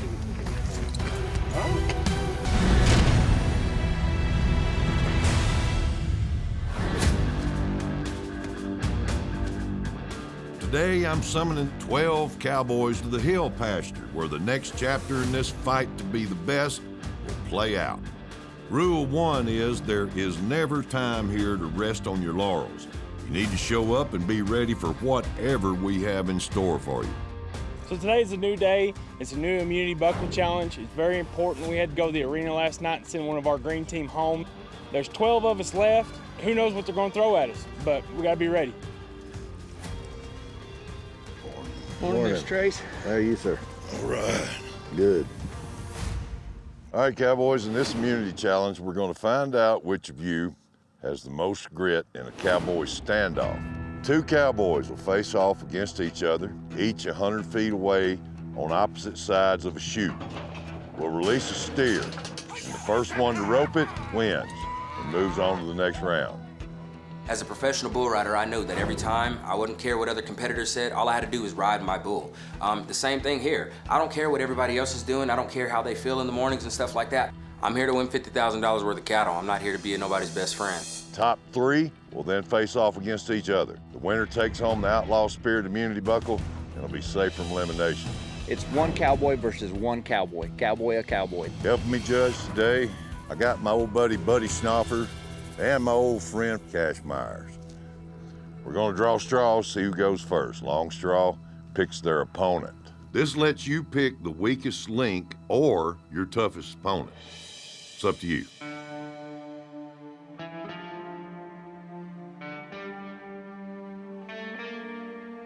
All right, who's got the long straw? I got the long straw. All right, Eddie, who do you want to go against? I'll take Keaton. Keaton is a strong roper and he's got a fast horse, and if I can't beat him, I can't beat any of the other guys. Let's go for number one. All right, who's got the long straw? I got it. All right. I'm picking Jamon because Jamon plays dirty, man. I can't wait for that guy to get a little taste of his own medicine. Who's your opponent, Chris? Well, Ben, as all the slow horses are gone, I'm gonna take on Stephen H. I've had it out for him for a couple days now. I feel like he's gonna be real proud of himself, and I wanna bring him down a notch. All right, Cody, who you want to go against? Stephen Yellowtail. All right. Okay, Buck, who you want to go against? Come on, Sal. Uh-oh. And then, of course, Brianna's gonna go against Coy. Y'all will go last. Nobody picked me. Nobody's gonna pick the strong opponent in this thing. Nobody wants to pick the guy that's gonna beat them. My dad drives my perfection. When we were kids, we had to do everything correctly. He'd come out in the roping pen. If we missed, we ran sprints. He's definitely with me in this competition, and he would expect me to win. Equally distanced away from the chute, it will be speed and strategy to see who can rope the steer first. All right, Eddie and Keaton, y'all are up. For the last 12 years, I've been working a full-time job and not getting to cowboy as much as I want to, and it tears you down. It kind of feels like you've lost a part of yourself.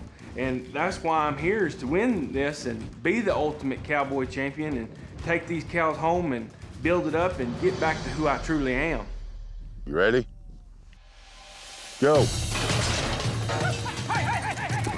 Keaton got a little better shot coming down the hill. He's gonna get there sooner. Eddie's coming in fast now. Let's see if he can get him. Keaton got him on the first loop. Keaton's the winner. Up until now, today was the only day I've really got to pull my rope out and stick it on something, and I think I showed them that, hey, we can trust Keaton to go out there and pick something off. All right, Sarah, Jamon, y'all are next. My strategy is just to keep Jamon completely out of position so he can't even throw his rope. I'm gonna see how long it takes him to lose his mind.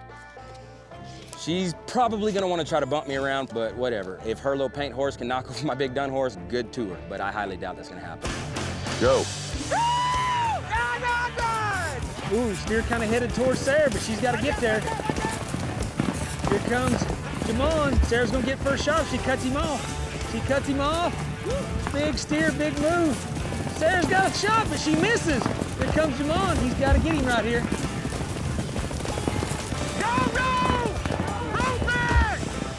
That steer's just loafing along, but he's got to get him rope on him.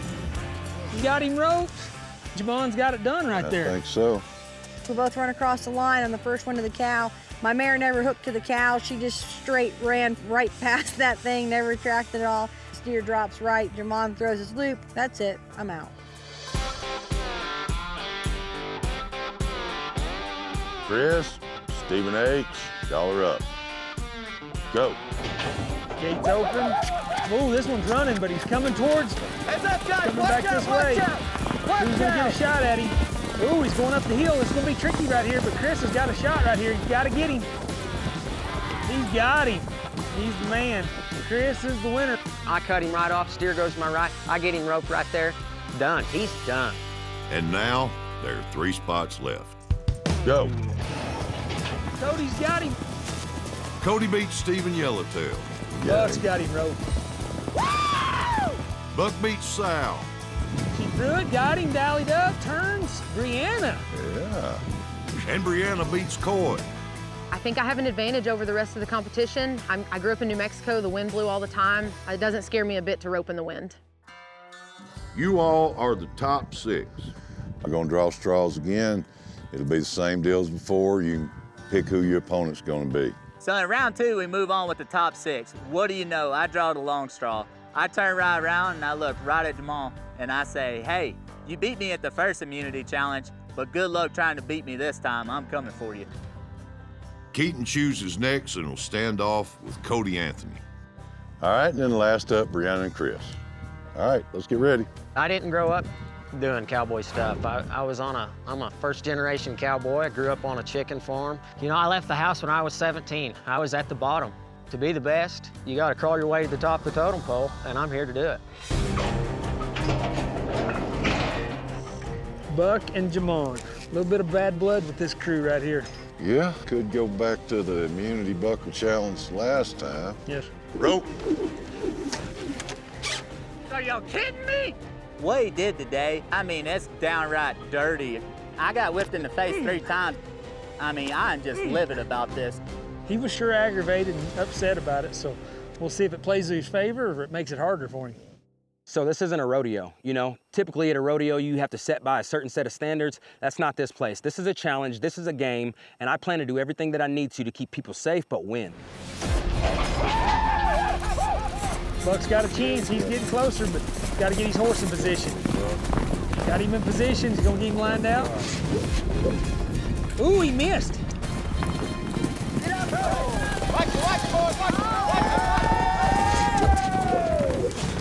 Jamon with the comeback. He ropes it. I think he's got him. I really think that Jamon and Buck are gonna have slapping hands at one point in time. That ain't cool. Because that was almost really bad. That was definitely dirty. Jamon moves on. I think Jamon reached over and grabbed Buck. He's driving his horse to the right to where I can't get between him and that steer, but my horse is a little bit bigger, so I just kept shoving. My only thought is don't give him a good shot, push that steer away from him, either make him have to reach or make that steer set up and turn back the other way. He had to crash into me while we was going 9-0 and play really, really dirty. But you know what? I don't blame him one bit because he can't beat me in a clean match.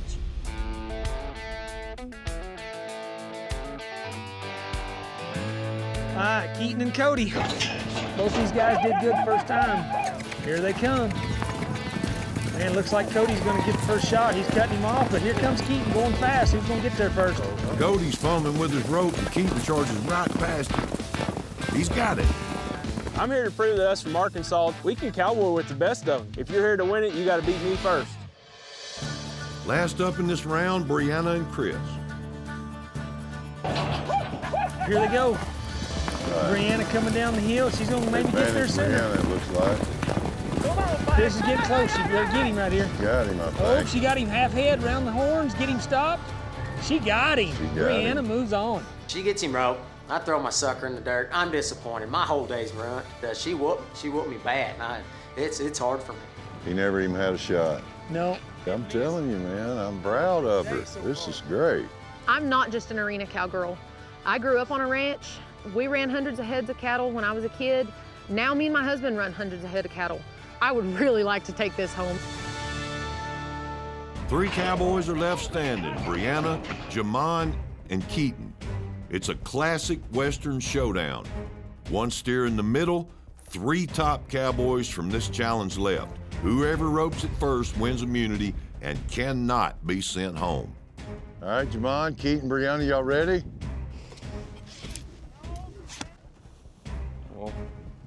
Final 3, here we go. Go. Here she goes. Cow takes a hard right turn towards Jamon and Keaton. Keaton's gonna get close. Jamon and Keaton throw their loop. Ooh, Jamon's got a rope on her. Who got their loop on first? It's gonna be, we're gonna have to wait and see who's got her. Sir! Gonna have to wait and see who's got her. Hold her. Whichever loop is on the bottom is the winner. Let's see. Buddy's gonna ride in, check whose rope's on bottom. Jamon, you the winner. Jamon. Take her to the pen. He's the winner. 2-time. You know, I thought I did really good to come in second. I put a loop on him about the same time Jamon did, but I should have won that. I should have. This is one of the most well-earned immunity buckles I've ever handed anybody. Proud of you. Good job. Yes, sir. Thank you. All right. Congratulations. Good job, Jamon. Thank you. So I won my second immunity buckle. Feels really good. Not just the fact that I'm immune from getting sent home, but the fact that some of these people were trying me. I don't think that they knew I was capable or believe that I'm capable, or maybe they think it's luck. Who knows? But at the end of the day, like, I came here just to be as handy as they did. Woo! All right. Keep fighting. Eddie, you all right?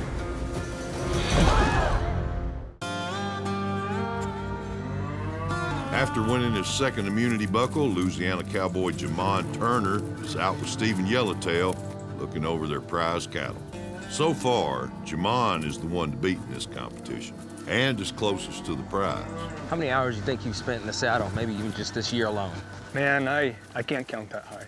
But no matter what you do, it's the time you put into it, and you got to be passionate about it. You know, like, I've got a degree in industrial engineering, but that's not what I want to do, you know? I got 2 degrees that I don't use neither one of them. Like I said, I don't want nothing to do with that. I love what this culture, what this lifestyle has taught me. Ironically, both me and Stephen Yellowtail both have college degrees, neither of which we use. Who would have thought that we would have came together outside of our degrees based on passion? Nobody in my family, my immediate family, my mom and my dad, my sisters, nobody rodeos. Growing up, I always wanted to see the big lights of the pro rodeos and the PBR. It was just different from what I knew. You know, I grew up in the city, so I found a way. I hung around world champions. They raised me in this. I went to college finals a couple times, rodeoed the pro rodeo, went to the PBR, won over 85 buckles. Coming from where I come from, that's a feat. So winning $50,000 worth of cattle isn't just gonna change my life. I already have plans on how I'm gonna put this back into the community. One of my biggest passions, aside from horses, is kids. I spend time invested in them, teaching them how to ride, rope, all things agriculture, and they can have opportunity to do things that, you know, they never get a chance to in the city. I think that's part of cowboying, is cultivating the next generation. I think it's so cool that, you know, like, native culture, that you guys have the access to, like, your history and stuff like that, you know? It's unreal how many people think Native Americans are dead. Yeah. You know, before I had long hair, you know, I'd go to an airport and Yellowtail, and they're giving me, this is a fake ID. I'm like, no, that's my last name. And, you know, like, oh, I thought you were all dead. And the only portrayal we ever get in any movies is the bad guy. And you know how it is too, bro. But, you know, hey, we ranch too, we cowboy. We do the same stuff that everyone else does. Where I'm at on the reservation, everyone wants to be a cowboy. And I just think you have the inspiration that, like, the kids where I'm at need. I feel like there's so many kids and so many men and women that look like me that just probably wouldn't even take these roads only because they didn't think it was possible. For a young kid growing up, it's super duper important to be able to see people that look like you be able to do the things that you love to do as well. It's inspiring. You know, I feel like at the end of the day, I don't care what race you are, this next generation coming up, they need to know how to take care of themselves, feed themselves regardless. Oh, absolutely.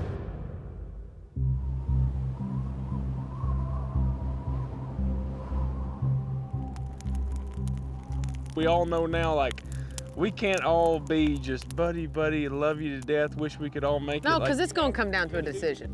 We're here to play, man. If I would have gotten the pick, I was gonna come after you. Why did you want to come after me? Facts are facts. You told me that you hadn't done it as long as all of us had. You think you can beat me? I think I could beat you, and guess what? You proved me wrong. You bet. So the guy that ain't done it his whole life surprised you a little bit. I do want to say, that's Stephen H. He annoys me. I want to fight that kid so bad. I mean, I want to punch him in the nose, but I'm afraid it's gonna send me home. I do want to say about the whole competition, though, if I almost didn't run into guys pushing them cattle out, I think I'd have been a little bit more ahead. And I should have stopped and said, I want to rerun, because that was... Yeah, sure. Well, I can cry about it, too. I mean, steer went left, went closer to her. She outrun me. Absolutely. But she beat me. Her horse was faster. I've been working really hard to make a good reputation for the Becker name, because back home it means they're kind of hellions, you know? They kind of get into some trouble, from DUIs to wanting to fight. So what I'm really trying to achieve is just kind of turn that around, flip-flop it, and strive to be a better man, a better cowboy. But we're in a competition, and it's hard for me. Boys, this was real, but I gotta go check on my horses, because I want to hit Stephen H. square in the jaw and knock him on his butt.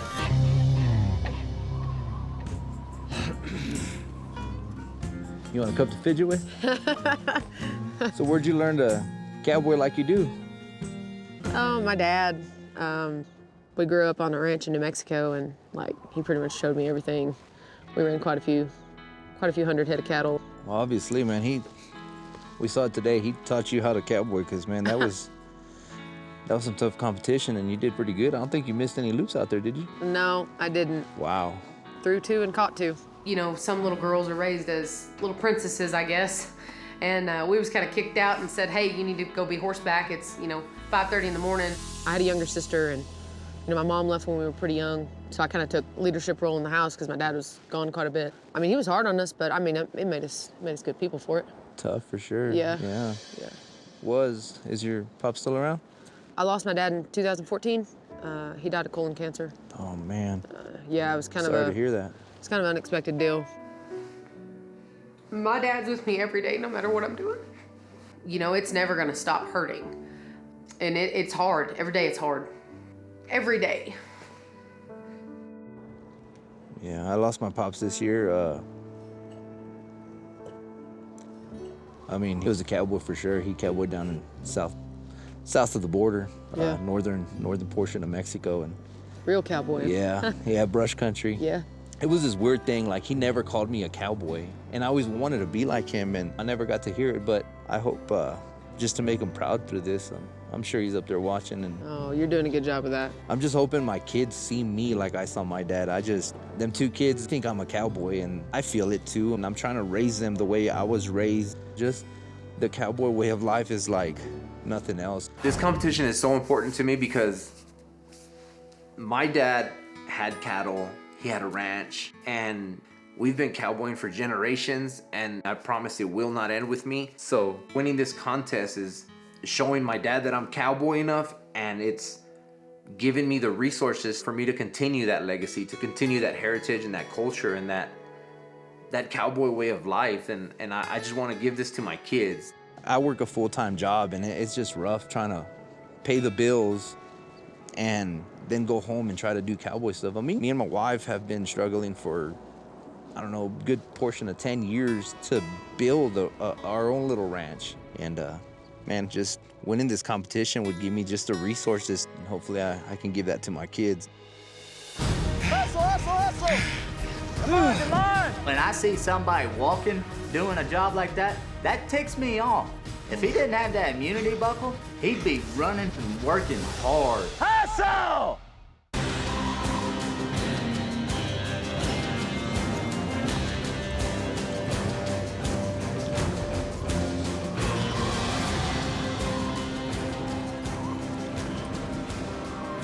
Morning.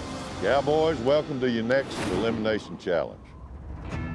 As we can all see from the wind this morning, the weather's becoming more unpredictable and unstable every day. This wind here in Wyoming, man, it is blowing today. It reminds me of New Mexico. The wind just blows hard, it blows straight, and you can't find any relief from it. So I'm right in my element today. We all know how quickly a storm can destroy a ranch. Every cattleman should have the climate on their mind, so today we're going to simulate what you have to do if a storm comes out of nowhere. We're going to do that in a relay race. You'll start the race right here. First cowboy will need to repair the broken corral. Next cowboy is going to need to chop 100 pounds of firewood. When they're finished, next cowboy will head out to gather up 10 cows, lead them back to the corral. Fourth cowboy is going to be hauling hay into the barn. Fifth cowboy is going to gather 5 colts and get them haltered. The last cowboy will pony those 5 horses into the diamond barn. The team that does this fastest will be safe from elimination, and somebody from the losing team going home. Helping me again today, you know them, you love them, Buddy Schnoffer and Cash Myers. We call this challenge a storm is coming relay race. All right, we flipped a coin. Blue team, you're going first. Let's go. We all know what we think we should all do, but what are we good at? I could either cut wood or throw hay. I can do both. There's nothing on here I don't think that I can't do, but I know nobody wants to do the hay, and I'll go ahead and step up and do the hay thing. Well, I don't think I should catch the horses because I'm allowed to lose my temper, and then that could go real south. I'm gonna take a back seat on this one. These guys want to act like they know what's up, then you take the lead, because buddy, I know where I need to be at all times. So ain't nobody gotta tell Fody where to be at. I'm gonna be there. I'm gonna let that lead guy stick his neck out a little bit and see how it goes. You're driving nails. I'll drive the nails. What do you want to do, pony or catch? Which one do you feel more comfortable with? I feel more comfortable catching. Okay. Bucking hay, splitting wood. For sure. I'm a whooping Gathering and a cows. riding. Let's try to get along on this one, guys. Oh, yeah. Yes, sir. Hey, everybody play to your strengths, you know what I mean? Yeah. Let's All do right, it. ready? Let's Let's do go. it. Let's go, baby. All right, blue team, everybody knows what they're doing? Yes, sir. Yes, sir. Storm's coming. Let's work. Get it, get it, get it. Chris hustles to repair the broken corral fence. I'm the first one up, and you want to talk about the pressure. I'm very underestimated. Everyone thinks I'm just a ranch hand walking in the shadow of the big guy. I'm 140 pounds, 28 years old, looked at as a kid, but do not underestimate. I can walk circles around men. I've done jobs of grown men since I was 12 years old. There ain't a guy here that can stand with me. It's all right, take your time. Take your time. Take your time. Slow and smooth, smooth as fast. Take your time. Man, good job driving that one. Make those hits count. You got it, bud. Last couple hits. Come on, you're there. Come on, Chris. You're good. Come on, You gotta go get back on. Now, who's gonna drive the wood? Eddie's next. He's got 100 pounds of wood to chop. I'm here to win this. It's a competition, but it's life-changing. There you go. Good job right there. One whack, one split. When you go home with 50 head of cattle, Yeah. you live a different lifestyle. Nice job, Eddie. It's for my kids, it's for my wife. I know she's busting her tail at home. I know she's raising my boys right. You're good. Keep breathing, brother. Now he's getting tired. He's really hit every piece. I have to fight for this $50,000 worth of cattle. You got it, man. You got it. Keep fighting. You're about done, Eddie. You about got it whipped. Keep fighting. Good. Winded but not out, Eddie gave it everything he had. Sarah's up. Yeah. There you go. This is your time, girl. Go ahead. Eddie is still feeling the pain. I'm feeling my body just kind of starting to get numb, my fingertips, my toes. Go ahead, Sarah. Eddie, you all right? Eddie, you all right? Eddie, say something. Say something. What's going on right now? What's going on with you? Can't help you unless you tell me. Hey, hold on. I'm good. I'm good. No, you're not. No, you're not. Hang on. No, at that moment, I mean, the only thing that I care about is making sure that guy is completely okay. Lean back against me. Lean back against me. You know, I ran out of oxygen. I mean, I'm used to 600 feet in elevation. I'm at 6,000 feet in elevation. I ran out of gas, and it woke me. I feel like I let my team down. Sarah's continuing her leg of the race, rounding up 10 head of cattle. Find that gate. Come on. Ready? Yeah, I'm good. Help, help, help, help, help, help. Sarah's almost done, and Eddie is back in action. Come on, let's go! Coy's up. He's got to move 25 bales of hay to the horse stall. There's no air up here. I knew this elevation was going to be a problem, but I picked this event because I knew I could dig down deep and drive. That way my other team members could do their strong suits. Come on, boys. Let's go!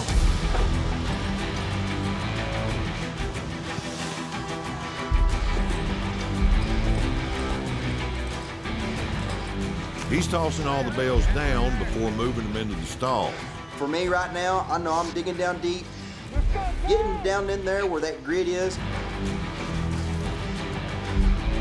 and pulling through this right now. Come on, 21 more and you got this, man. That ain't nothing. My hands are cramping, my arms are jello. This is that time I gotta dig down deep. My team is depending on me, so I have to keep pushing forward.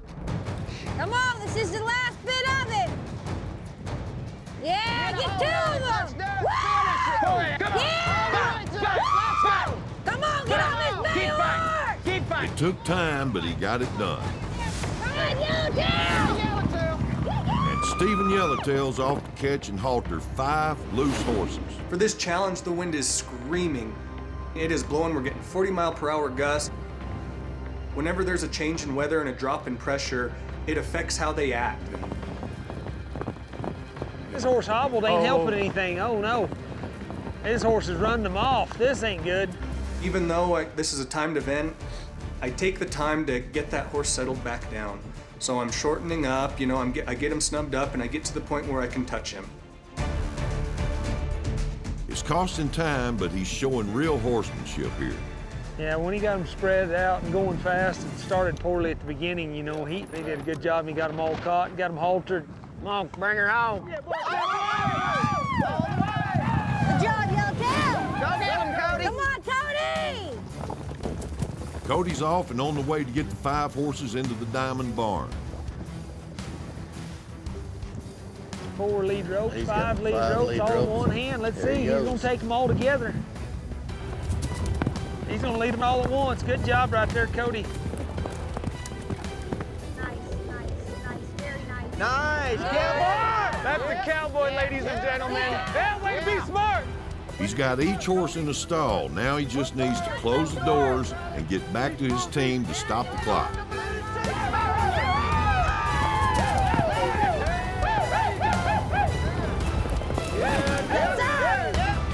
That's time. All right, blue team, you got it done. We'll lick our wounds and meet in the arena at sundown. Is there anybody here that right off the bat knows what they want to do? Yeah, I want to throw hay. You want to throw hay? What do you want? Put me on the wood. You on the wood? I'll fix the fence. I wanted to go gather these cattle up. Yep. I go lead those horses in this barn. Okay. that's That easy puts me peasy. as catching the horses, is that right? Yeah. Well, that didn't take long. That's the green. Yeah. Let's do this. 2, 3. So with Diamond Jim being gone now, I tell you, me and my team, right after elimination, we had an awesome talk. We're gonna work together and get this challenge won. We're gonna be unstoppable. All right, green team, storm's coming. Go. You know, I wanted to go first in this deal because I think I can really set the pace on this. Brianna's on her way to fix the broken corral.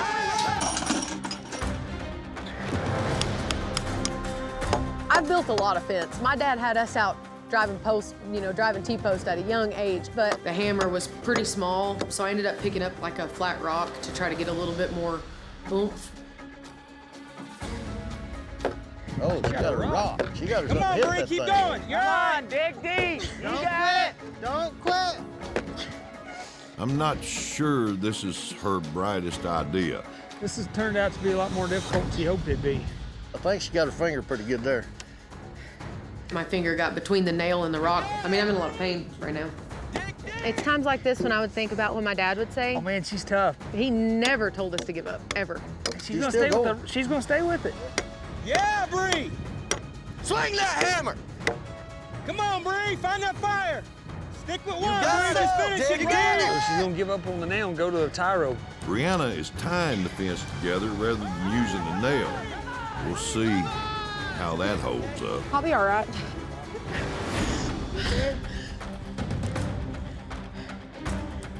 I split a mini wood my day, lots of ricks. I wish I had a cow for every rick of wood I've cut, because then I wouldn't have to be here.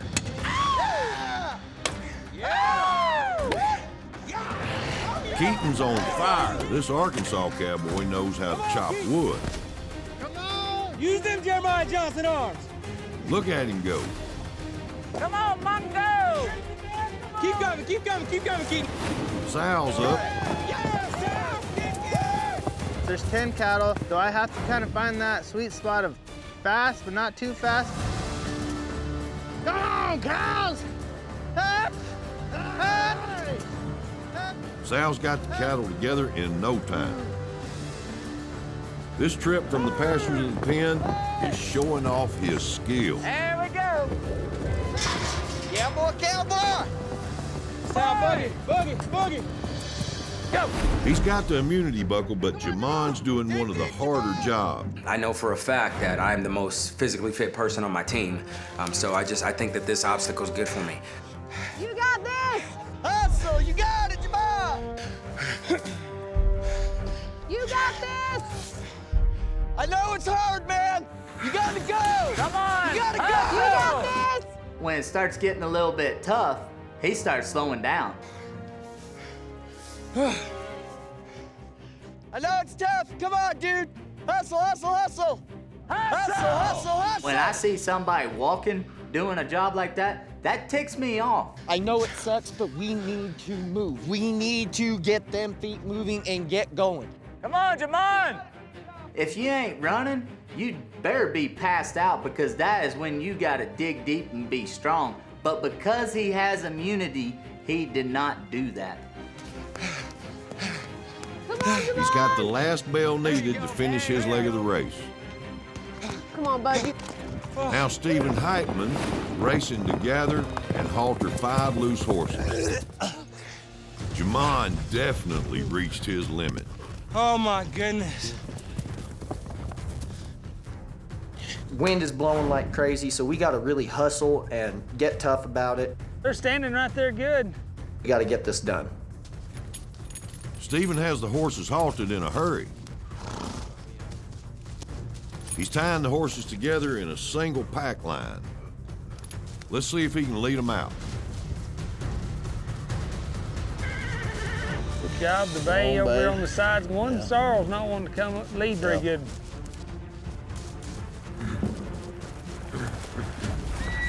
Now we got a problem. Stephen is costing his team a lot of time right now. That's enough. I gotta change my game plan, because this sure isn't gonna work.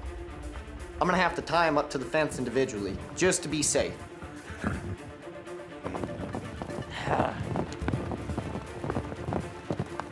They are not tied together. The white horse pulls back.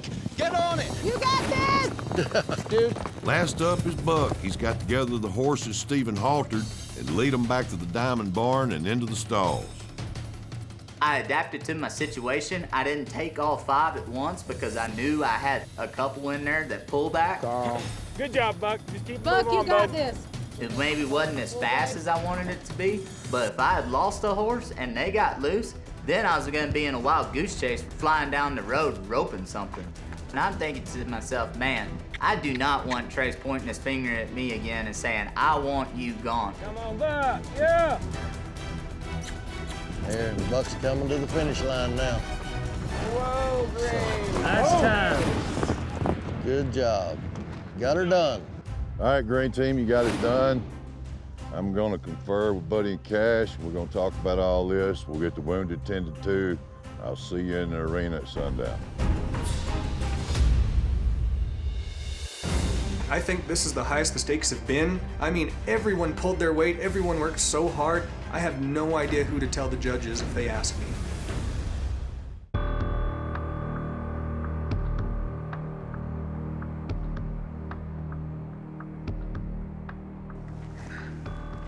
It's elimination night and stakes are high. I think this is the highest the stakes have been because I was the one that slowed our team down.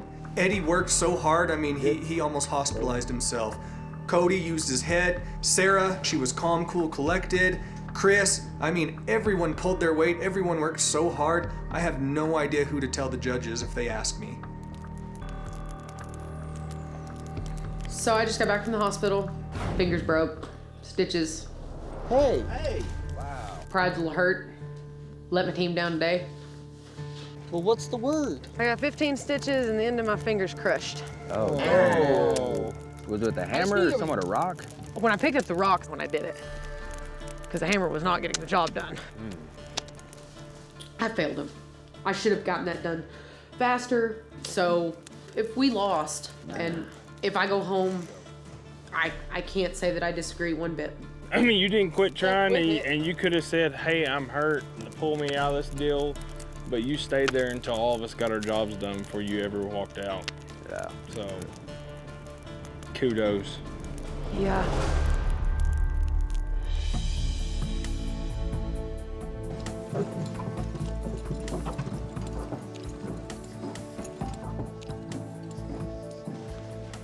You know, things started out super smoothly today, but then these horses started to not cooperate with me, and I'm worried my name's on the chopping block. For the first time in this whole competition, I'm nervous. I have a feeling I might be going home tonight.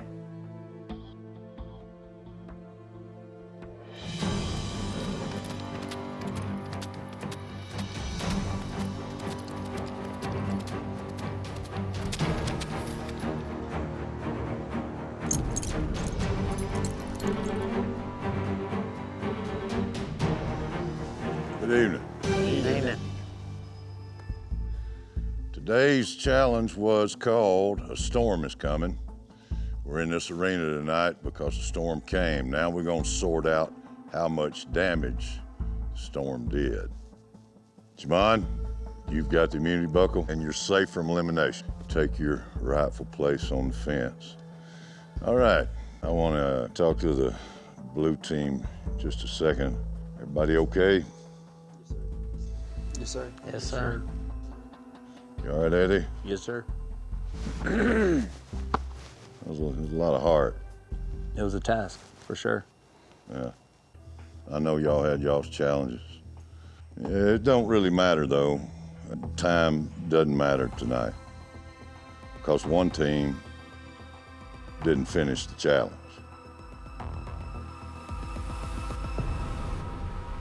Blue team, go sit on the fence. You're safe from elimination.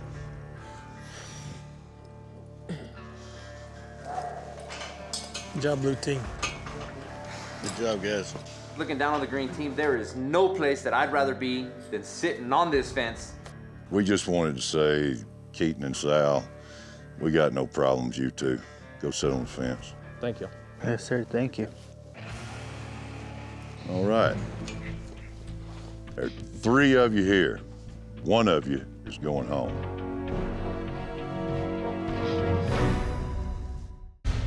All right. So it's down to you 3. When I said that one team didn't finish the challenge, what do you think I'm talking about? It's probably my area. Fixing the fence. Look at this one. It's just fell all the way through. It was just barely propped up there. That ain't gonna hold no cattle in a storm. Yeah, these nails aren't in. This job was not completed. Them cows are gonna be out. I mean, there's no way we can call this part of the challenge completed. Well, Brianna, there were several nails that weren't even driven in. I don't even know if they were touching the post behind the rail. You tried to tie it up with a piece of rope and it just wasn't fixed. Brianna didn't finish the job, but that doesn't necessarily mean she should go home. Your allocation of manpower was way off. So being the second biggest guy here, I figured I'd go sling hay, you know. Jamon stepped up and he said, I really want to do the hay. You think Jamon held y'all up on the hay? I do believe so, Trace. You do? Yes, sir. Would it surprise you to know that he did it faster than Coy did? Coy almost had a heart attack. Really? Yeah. Yes, sir. That would surprise me. Stephen, why'd you end up being in the spot you were in? Do you think everything went pretty smooth for you out there? No. What'd y'all see? The tying them around the neck and trying to lead them out like a pack team was really risky because he didn't know those horses. He didn't know if they'd ever had anything done like that, didn't know how much they'd been led. I get that it was a faster attempt to do it, but it was a big risk because if it goes bad, it goes bad, and it goes bad in a hurry. Buck, you think you top hand on this crew? Yes, sir. Which part of this relay do you think was the hardest one to do? Chunking hay. What do you think would have been the easiest one to do? Well, taking those horses back to the barn. That's what I kind of thought too. Made me kind of wonder why top hand on the crew chose to do the easiest part of the whole thing. And you made 2 trips. You went and got 3 horses. Went and got 2 horses. I wish you could have seen what Cody did. He looked like something out of a movie. Came back with all 5 of them horses, rode straight into the barn, dismounted, closed the gate, done deal. Beautiful thing to see. Thank you. It was a good cowboy. Buck, I think that was poor planning, poor allocation of manpower right off the get-go. You had the wrong people in the wrong places. But, Brianna, today, that fence wasn't fixed. I mean, I was doing what I thought I could do to get it done. You did. I got no question about you saying, no question about how much grit you got, and you are one gutsy competitor. But you done here. Yes, sir. Gotta be personal, such a trip. Yes, sir. All right. Pleasure meeting you, Mel. You Yes, did a good sir. job. Tough luck. You did good. Yes, sir. Well, I got eliminated. Trace said I didn't get the job done. He was right. I mean, I should have been in a different position today, but I think I did everything in my ability in that challenge.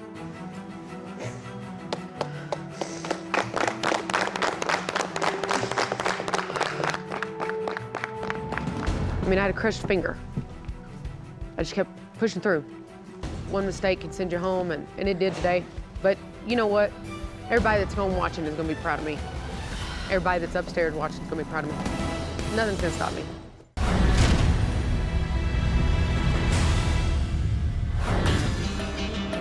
I've called the Cowboys to the Powderhorn Arena, home of the annual Diamond McNabb Ranch Horse Sale. It's time to see which of these Cowboys has the smarts, not just the grit, to win this thing. It's a new day. There's 11 of us left. It's an immunity buckle challenge today, and I gotta have this. I wanna show them other competitors that I'm a threat and see that, hey, I'm one of the top dogs here. Morning. Morning. All right, Cowboys, this immunity buckle challenge is all about running a ranch. You can't succeed as a rancher if you don't know the numbers. Today, we're gonna test your knowledge when it comes to horse prices. Each round, we'll bring in a group or a single horse where you'll guess the price. Now, these horses have been valued by Wyoming's world-renowned horse trainer, Ken McNabb. Ken, something you want to say about these horses before we start? You guys are accustomed to the horse market today. We've never seen anything like it in my life. The horses you're looking at today are going to represent the entire market. Thank you, Ken. We also, of course, have with us today Buddy Snofford, Cash Myers. These horses can range in price from $500 to $100,000, so you better pay attention. Each round, we're going to eliminate the Cowboys who are furthest away, either too high or too low. The top 2 Cowboys will go head-to-head, and the winner is going to get the Outlaw Spirit Immunity Buckle, and it'll be safe from elimination. Ready? Yes, sir. Let's go.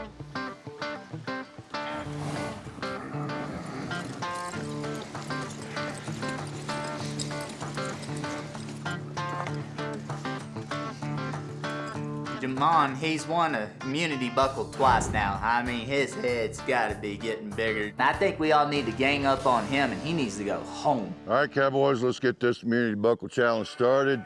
Ken, kick it off. Lot number 1 for your consideration, a 2005 model 16-year-old grueling mare. This mare is a proven mare. She's got $1,500 in earnings. She is bred to an own son of Highbrow Cat, one of the top 5 horses I have ever ridden in my life. All right, write down your bids. Horses are real high in today's market. I look at the way the horse is put together, kind of how he's been trained, if he has any type of money earned on him, the disposition, the way he rides around. So this will be interesting. All right, everybody, show us your bids.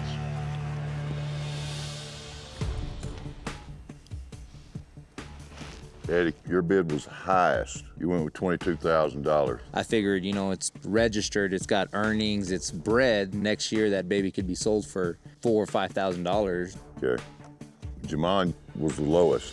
So, I know you said that she only had about $1,500 in earnings. It's not a super hard horse to come across. I figured I'd probably run $1,500 for that colt on the ground. The actual established value here,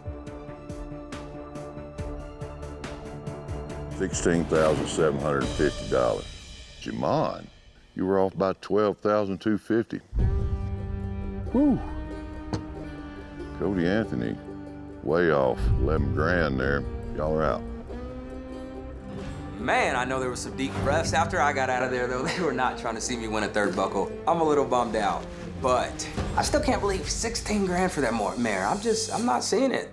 There's 9 of you left. Gonna move on to the next lot. The next lot is a 6-year-old grade Greenbroke Bay mare. We're looking at this horse. You're looking at buying a job and turning it into a paycheck. Show us your bids.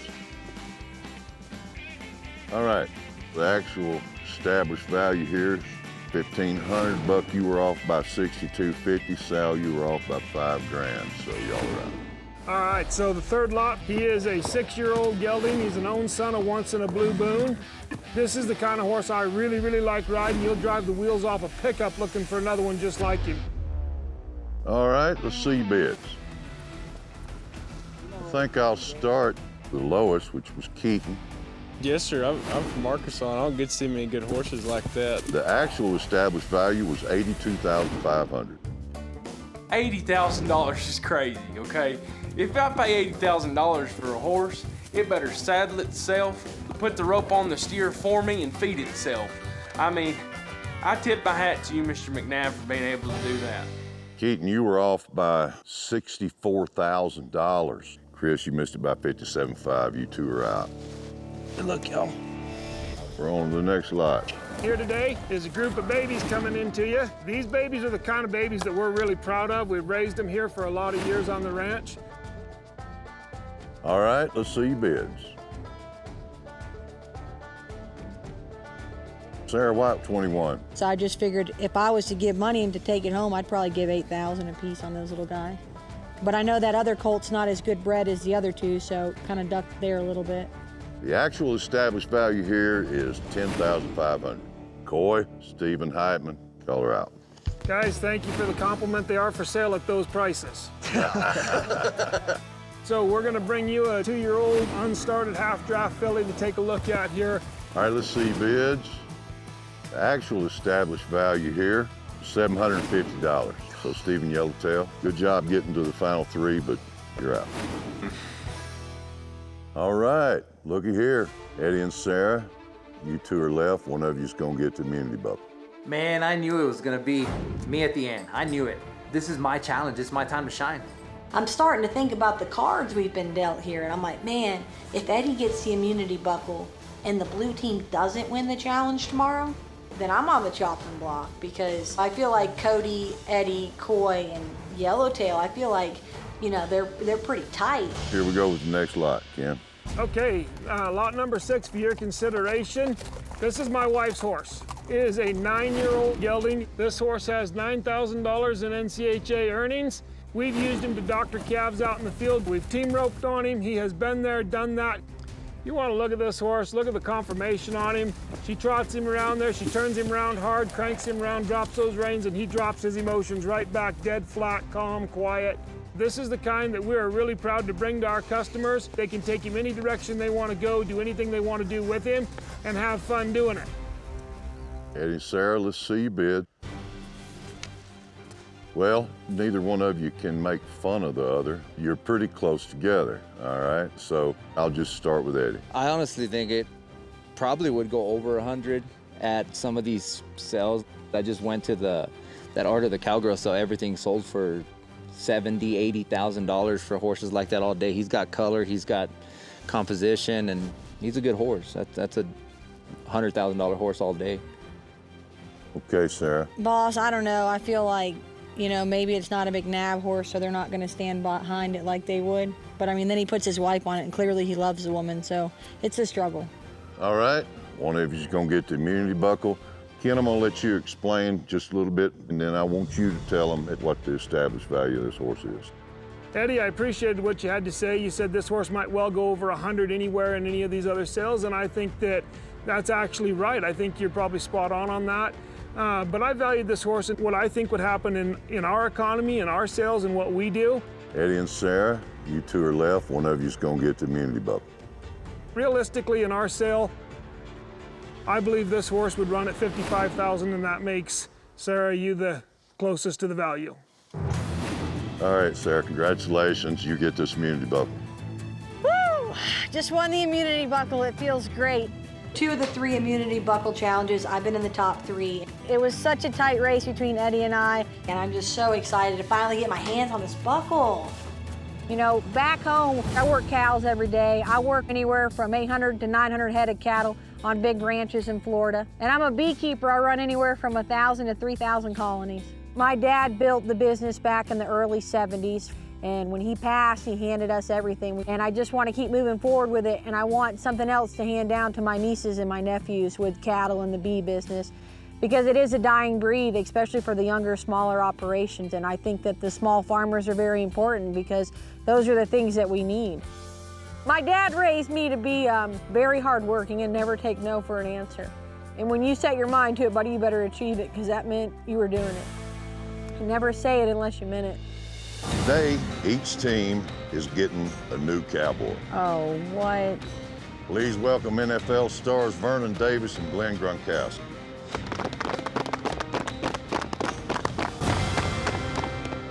Why don't you get away from where you can handle them? They just kept running. Why do you chase them? Can you win this thing? Oh, dude, really?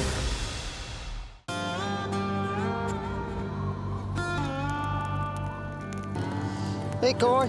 What's going on, fellas? So I'm easing around, relaxing after this last immunity challenge, and everybody's got their guard down, trying to relax. What a perfect time to pull out that old spoon. Let's get a little something stirring here. I feel like there's been some good guys standing down there in front of Trace. Yep. How do y'all feel y'all are standing up? Y'all feel like y'all are showing up right now? I don't want to come across arrogant, but I am the best. Well, I was second place today. And Chris, I know you've done some pretty good things, but it seems like the judges really aren't seeing that. Yeah, you're 100% right. And when it comes to this next elimination, I'm nervous. Yeah. I mean, in this deal, we're gonna have to start taking the heads off some of these snakes to really get somewhere. This is a dogfight. It's tough. You missing your family yet? Oh, shoot, yeah, man. I'm missing them hard. My wife told me before I come, you know, do what you gotta do. And so that's just kind of part of it. A guy's just gotta push things aside and get his mind in the game and be 100%, because if he ain't, someone's coming up behind you. Yeah, man, I know I left my wife with a lot of responsibilities. Man, I felt so bad for her. He's out there doing all my job. Yep. So the truth of the matter is, cowboying puts a lot of stress on marriages.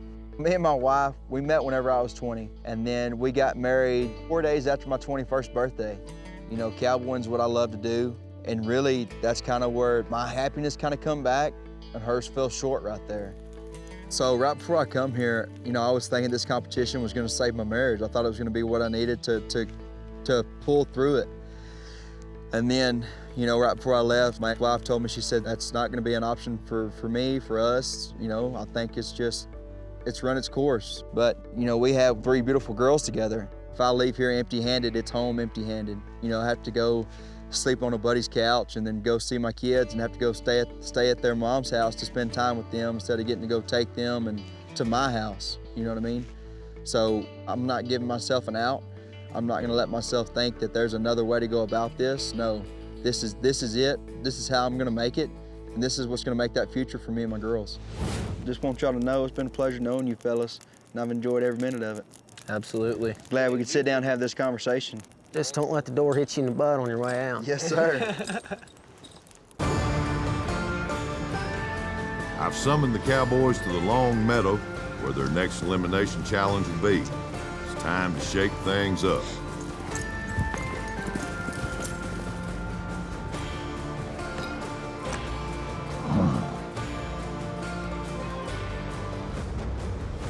Morning, cowboys. Morning. Welcome to your next elimination challenge. Today, each team is getting a new cowboy. Oh, what? Yeah. Did Trace really just say we're getting a new team member? Please welcome NFL stars Vernon Davis, longtime 49er, and Glenn Gronkowski, former fullback for the Patriots. I have a lot of respect for these guys. Both have won a Super Bowl, both have had those rings. But man, from the first moment I seen them, Vernon, he had a shawl over his head. And Glenn, the poor guy, he had those sunglasses on. Boy, did they look like city slickers. So you guys have a lot of experience riding and all that, cowboying? It's no experience at all, but I'm down in Texas now, so it might be in my blood a little bit, so we'll see. We'll see. Well, I don't know anything about riding horses or cattling. I don't even know the terms.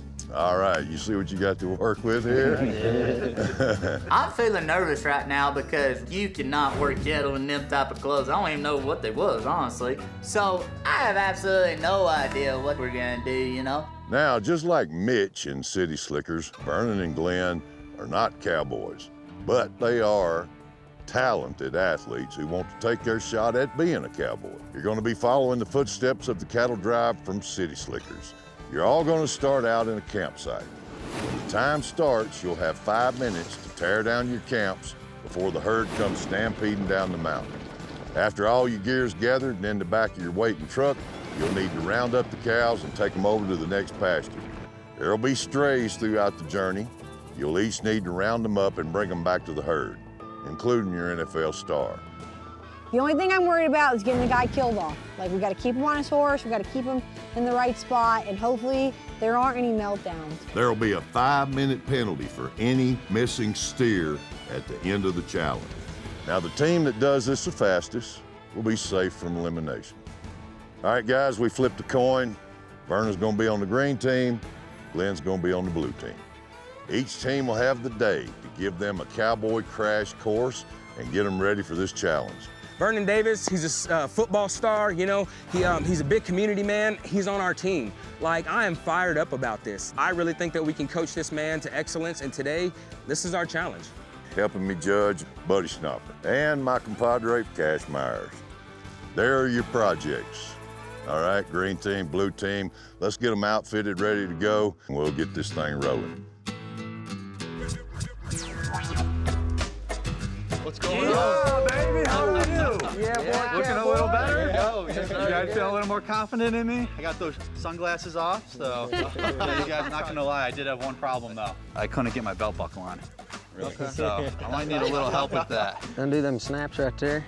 Oh, shoot, I didn't even see those. Yep. I think I'm looking pretty smooth, actually. I think I got the cowboy look down pretty good. Official now, official. Official. Here we go.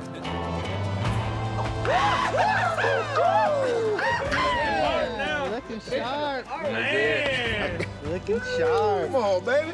No apples don't fall too far from the tree. These guys are about to teach me how to be a cowboy. A cowboy.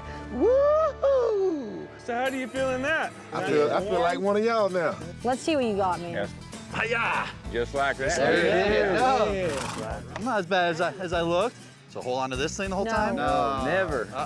Never? I'm getting on this horse for the first time, and I'm feeling a little nervous because it is a lot higher than it looks when you actually get up there. And I'm trying to grab onto everything I can because I don't want to fall off. Are there voice commands, or it's all done through this? No, it's all body. It's all body, pretty much. So how close have you been to cow before? Maybe about this close right here. All right, so this part, it's like giving somebody an earring. We'll give her a tag right here. So Squeeze this? Yes, sir. Okay, there you go. This is crazy, man. Step up, throw your leg over. Perfect. Yeah. And these guys are telling me that they're riding these horses for 8 to 9 hours a day. Hands down, relax, man, relax. You can't pay me anything to do that. So here it is, the #1 tool. This is what everybody knows you buy, how well you can rope. So I see Glenn coiling his rope up out there, I'm just kind of thinking to myself, have you ever, coiled a water hose up at home, or do you have a butler that does it for you? Just to learn your swing there, just swing this for a minute. That looks pretty good. Now just wrapped around those horns like he was gonna throw it. Ah! And your swing looked really good. On that delivery, bring it across them horns. Ah! I wasn't even able to get the dummy rope, so I'm not sure how this is gonna go with real life cattle. I hope Vernon's as bad as me. No, you're not that bad, don't You're think not that. bad, man. Come on, keep your eyes on Keaton, though. Your eyes gotta stay on your cow. Now you're gonna get out here over in front of him some more so that you turn his head. Sometimes when you're trying to help somebody, you gotta do things out the box. I sucked up my pride, got on all fours, and acted like a cow to help a man that had never been around it. Now you're too far. You wanna come out this way some more so that he sees you out of this eye and doesn't wanna do this. I want him to understand where him and that horse need to be compared to where the cow's at. So he's gonna go, as long as I stay behind him, he's gonna keep going. Yep, you keep pushing. Sometimes you gotta do all this, but. Keaton gets on all fours and goes to trotting like a cow. Boy, I tell you what, I was crying laughing. Keep him between you and the fence, so stop right there. If I gotta move a couple times and take some jokes, I'm cool with that because I know I gave 110 to make sure that he was capable of getting the job done. That's it. That's a good steer, man. I hope we don't burn him up today. He's about wore out. Keaton, you make a really good cow. All right, boys. Y'all got him trained up where you want him? Yes, sir. All right, let's go do it. We got a challenge to do. Wait, what's he doing? He just went to the herd. That's bad business on Jamon's part.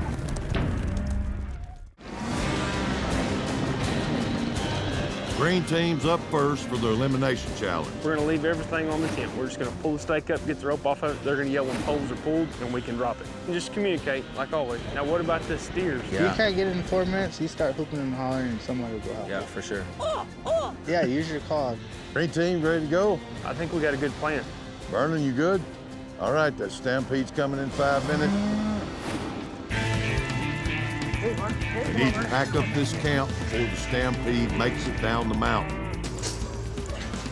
For the first leg of this challenge, we have to break down a campsite. Now that's with the twist. You've got stampeding cattle coming off that hill. Here comes the herd. All of a sudden, you just hear this roar. These cows come flying down the side of this hill. Keep working, guys. The green team's hustling, and it's good to see some urgency since this is a timed event. These cattle are just barreling down the hill. I tell you what, right then, rolling up that 10 as fast as I could, man, you couldn't have shoved a nail in my tail end with a ball-peen hammer. That was sketchy. Cutting it close. Here comes the stampede.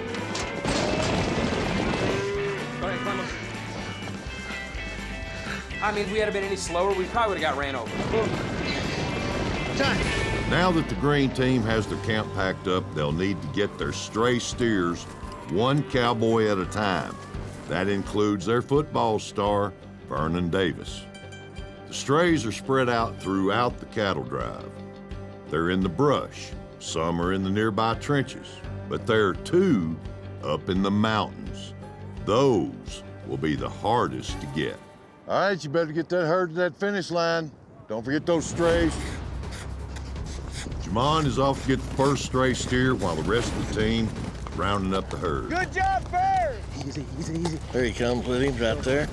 What's he doing? He's pushing the steer way past the herd. Well, wait, what's he doing? He just went to the herd. Keaton's going out ahead to hold up that steer. That's bad business on Jamon's part. Keaton's doing his job right now. I see the steer come up over the top. It starts trying to beeline it, and I was in position to just try to hold that steer up till Jamon could get there. And that steer did not want to turn back. It wanted to go where it wanted to. It would just stop, try to cut behind your horse. And it was a pain in the butt, for sure. Oh man, I think I did that backwards. Okay, can I go help him? Oh, yeah, go ahead. I got these. Okay. Jamon finally realized that he left Keaton out to dry, and now he's rushing back to help get that steer. Go on this one. They just keep hazing that steer away. Hey, hey. They ran that steer all the way down into a ravine that's at the end of their cattle drive. Can he stay there? Probably. Cool. That. Looks like they're leaving it there. I guess they're hoping it'll join the herd once they all make it to that spot. That's very risky. That steer could go anywhere.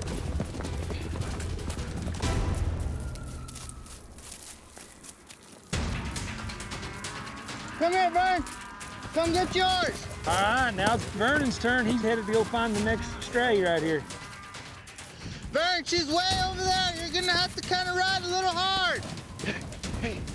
Going to get my steer, I was like, hey, if I just do what they tell me to do, I can make it easier on myself. You got this. I have to come through for these guys because we're a team.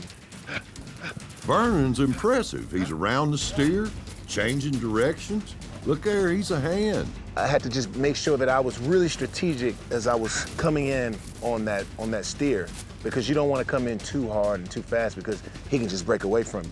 Don't let it get too close to that fence, Vern. I'm here to help. Vernon Davis, for being the first time really doing something, you couldn't really ask for more. Here she comes, boys! Heads up! He's got his steer back in the herd. Vernon, Cowboy! you did great, man. Feels it's very rewarding to be able to make it happen. It feels great.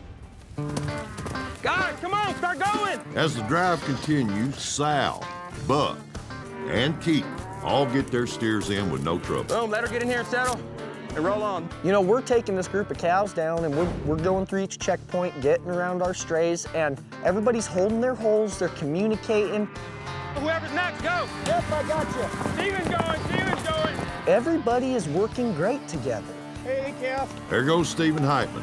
He's picked the hardest steer to get back. It's way up in the mountains. This is gonna test his mettle. He's up above him now. He's showing some great cowboying right now. Easy. Man, I'm with you, Trace. I think that was as good a job of steering and handling the cows you could do right there. Is this all of them? I got one. Everybody I think got one, right? Yep. Where's the steer that I had first? Can y'all ride this hole? Let me look down here just to double check. Jamon's going back to look for the steer he left behind. They lost the first cow. We good? It must be here. I don't know if they realize that steer is not with the herd. Well, the green team finished the challenge, but they came up one steer short on their drive. Time! Vernon, you did great, man. We couldn't have asked for a better new teammate on our team, man. With the challenge complete, question for the green team is, did they get it done fast enough? Vernon Davis, all-pro. Yes, sir. Yes, all-pro cowboy. He showed it today. Good job. Did you Thank enjoy you. yourself? Yeah, I enjoyed it, man. It was nice. Good. Thank you, guys. Good job, cowboy. Thanks, sir. Yes, sir. Good job.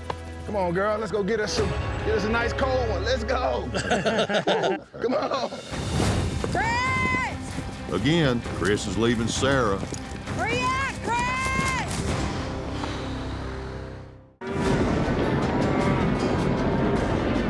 All right, blue team, you ready? Yes, sir. All right. Glenn, you good? Yes, sir. Stampede's coming. Practice camp. Go. Go. So today we had to teach Glenn pretty much how to be a cowboy. And I'm really hoping that Glenn's good at packing up camp. Anyone got anything for me? I got 2 bags. Got some bags? The stampede's coming, guys. Nice. We've got to get all of our camping gear in the trailer before the stampede hits us. Come on, come on, come on, come on, come on. Glenn, runaway cattle? Hey, makes you a little nervous deep down in your soul right there. Glenn, come get on your horse. Come on, Eddie. Woo! Good job, boys. Good job, guys. The blue team's ready to get their stray steers. They have 7 steers to round up since they are a man up on the green team. Glenn, you're just gonna stay right on the back of these. You don't want to get too close, but you want to keep pressure so you're driving forward. Stay right behind those 2 back cows, okay? I got him. Make a little noise, Glenn. I know you ain't that quiet. Come on. There you go. Hey, keep on going. Glenn, I know you're more aggressive than that, man. Sound like a little kitty cat on the back. Come on. Sarah definitely is straight to the point. She tells you what she's thinking. Coy's going out to get the first stray there, and he gets him in, no problem. I run around, go to the first cow. By the time I topped the hill, she was in the herd. Is that our other cow? All right, Glenn, this is all you, man. I'm gonna have to bring in a stray steer, and it is gonna be very difficult, I think. Be thrown into it like this, it's pretty crazy, but it's gonna be fun. All right, headed the right way. He's getting up close. He's right on that steer's hip now and getting him drove the right direction. That's looking good.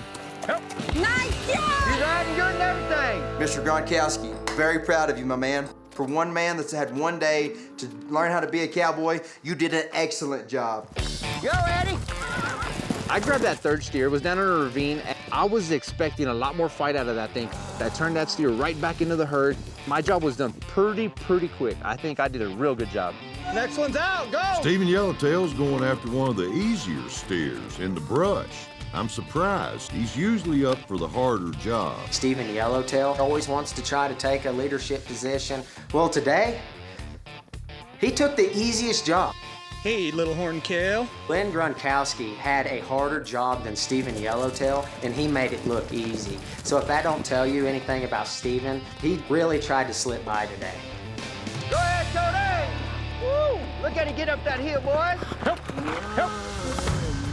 Cody's getting to the stray steer real fast.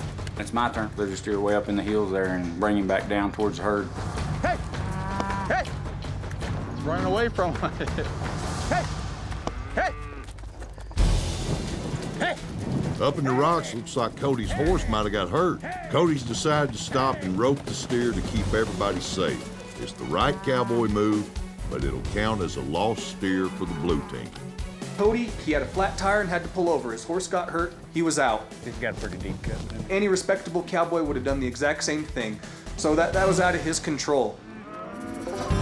They got 2 steers left to get into the herd. It's up to Sarah and Chris.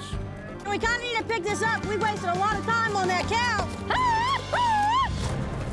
Chris, we gotta go. Sarah and Chris are going after 2 of the harder steers to get. They're really stepping out on a limb, which I haven't seen before. We'll see if it works out. Even though I had the immunity buckle, I'm going into this challenge full bore. My dad raised me to never quit. I'm like a blue heeler dog. I might be in the wrong position or the right position, but it'll never be from a lack of drive. All right, the white one and a black one, Chris. I'm trying to push them cattle down out in the open, and it's starting to go pretty fast. Get around her, Chris! Get around her! Chris is pushing these steers hard, way too aggressive. He's got to get ahead of them and get them stopped. Sarah's coming. She's behind, but she's coming. Hey! Hey! Woo! Black steer doesn't want to cooperate. Sarah let him get by her. Chris! Chris has left Sarah alone and is bringing the white steer back to the herd. Where you at, Chris? Come on, girl. Finally realizing Sarah needs help, Chris is rushing back to help with that feisty black steer. Fence, fence, fence! Hi, Steer just jumped over the fence. Now what? Sarah and Chris, you know, they made a few big mistakes, and it's made this thing go on a little longer. Oh, yeah, it shouldn't take near this long, what they've done. Whoa! Sarah bails off in the creek afoot. It's up to her belly button. I'm trying to spot for her, but I don't see the calf. This is a mess. You reckon he went across? Yeah, he did. Yep. And all of a sudden, he's going off the other side, and there was nothing I could do in that situation. So I rode back to tell the team, let the steer go. Again, Chris is leaving Sarah on her own. He's way gone. He's past the arena. Well, what about Sarah? She's coming back to her horse. She got afoot and went to chasing him.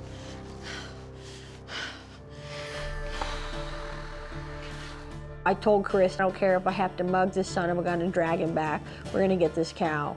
And then what does the steer do? He jumps in a set of fences. And then what does he do? He runs through a freaking creek. That's pretty frustrating. And we still didn't get it done. So now the blue team's on a chopping block because we didn't finish our task. Sarah, just stay there and bend them in. We're coming to you. Last step in the challenge, get the cattle through the gate. Once they lock the gate, time will stop. Push them back towards this road, Eddie. They'll travel a lot better on the road. Hey, girls. Find the hole, mama. Find the hole, mama. Come up on them right there, Eddie. Push them. Push them. I don't know what everybody doesn't realize. This is a timed event. Here y'all, these suckers. Get them in the gate. Let's get the gate closed and the time stopped. Everybody get across the fence. Everybody get in the fence. Come on, Glenn. Come on, Glenn. Come on, Glenn. Gates locked. Blue team is done, and guest cowboy Glenn Gronkowski didn't hold up the team at all. We'll have to see if the two lost steers on this team ended up costing them. Well, I know you got to catch a flight. Thanks for hanging out with us for a while. We appreciate it. Yes, Good sir. to meet you. Thanks for having me. It's All fun. right. You did good. We're glad to see you. Thank you. So you're the captain, but you don't know who sank the ship. I do not know.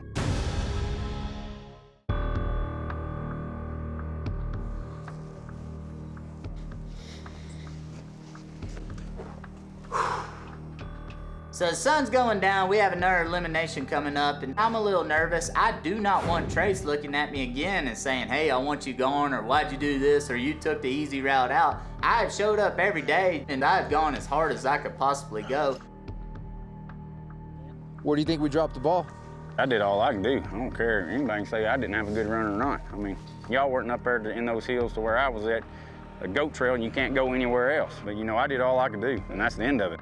Cody, I respect the guy. He didn't get the job done. I don't know if the judges are gonna use that against him or not, you know. He'd have done what any guy would have done here. I got your back 100%. Yeah. Stephen Yellowtail, he's been a strong competitor. But today, he took the easiest job. I gotta find someone willing to step out there on a limb and have my back if I threw someone under the bus. With the sun setting on the elimination arena, Chris feels like he'll be on the chopping block. So he pulls Coy aside in secret to make an alliance. Are you here to win or defend people? To win. I have to fight tonight. I understand that. You know that, right? I'm here to win. I hear you. Chris Becker comes up to me and says, hey, man, are you here to win or are you here to make friends? I said, man, I'm here to win. Will you back me up? With Cody?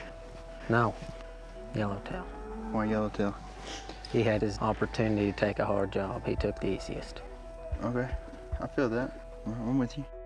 When Chris came up to me and told me that he wanted to take Stephen Yellowtail out because he was a strong competitor, it made me think, you're right. Stephen Yellowtail is a strong competitor, but you coming up, trying to create an alliance with me, what happens when my back's against the wall, bud? You gonna put that on me? No, sir. I can see that snake coming through the grass. Don't worry, I'm gonna go ahead and cut that snake's head off.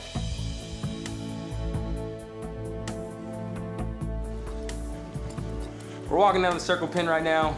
I'm a little nervous. I kind of wish I had ate something so that I could, have something in my gut in case I throw up. But I'm just gonna keep my fingers crossed that the green team doesn't lose and that we don't have to send anybody home from our team.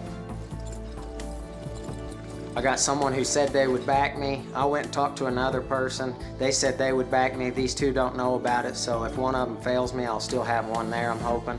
We're gonna come out the gate swinging. You know, if Trace asks me, I got someone to throw under the bus.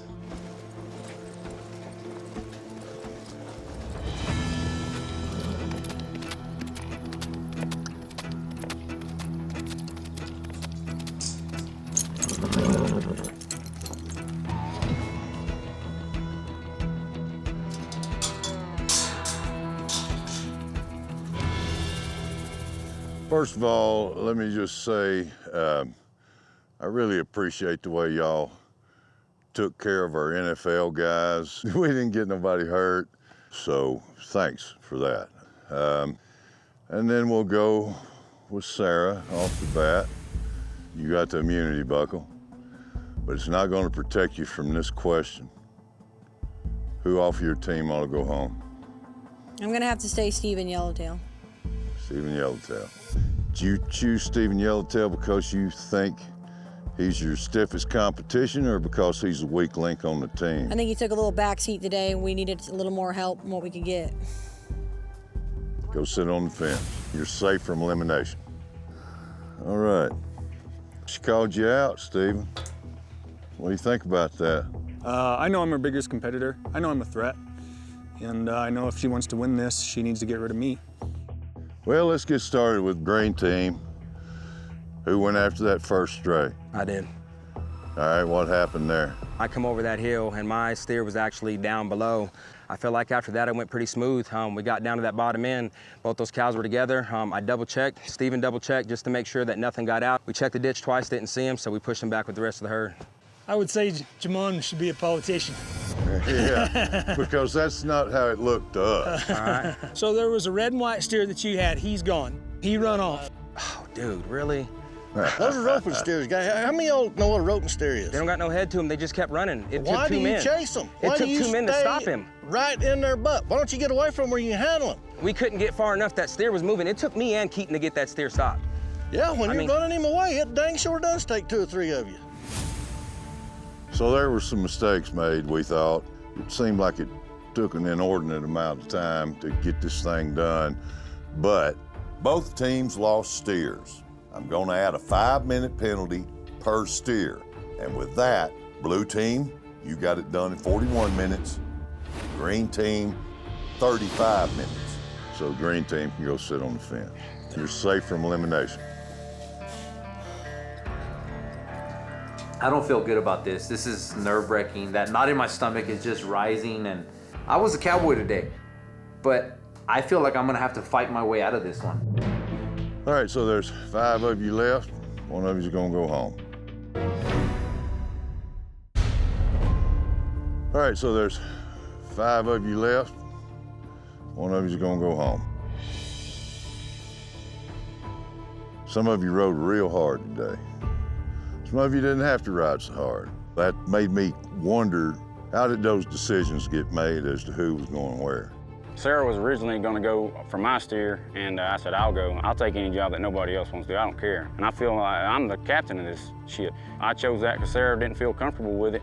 You know, and I had a little bit of trouble in those rocks there. I wanted him to come back down. I did not want him going back to the east because there's nothing but rocks going back toward the east. So, you know, and everything else that happened to that, I had to shut down and I tied my steer down. So anything else that goes on further than that, I was out at the drive. So I do not know what happened with none of these guys. So you're the captain, but you don't know who sank the ship. I do not know. But, you know, you can tell me, just from observation, who is the weak link?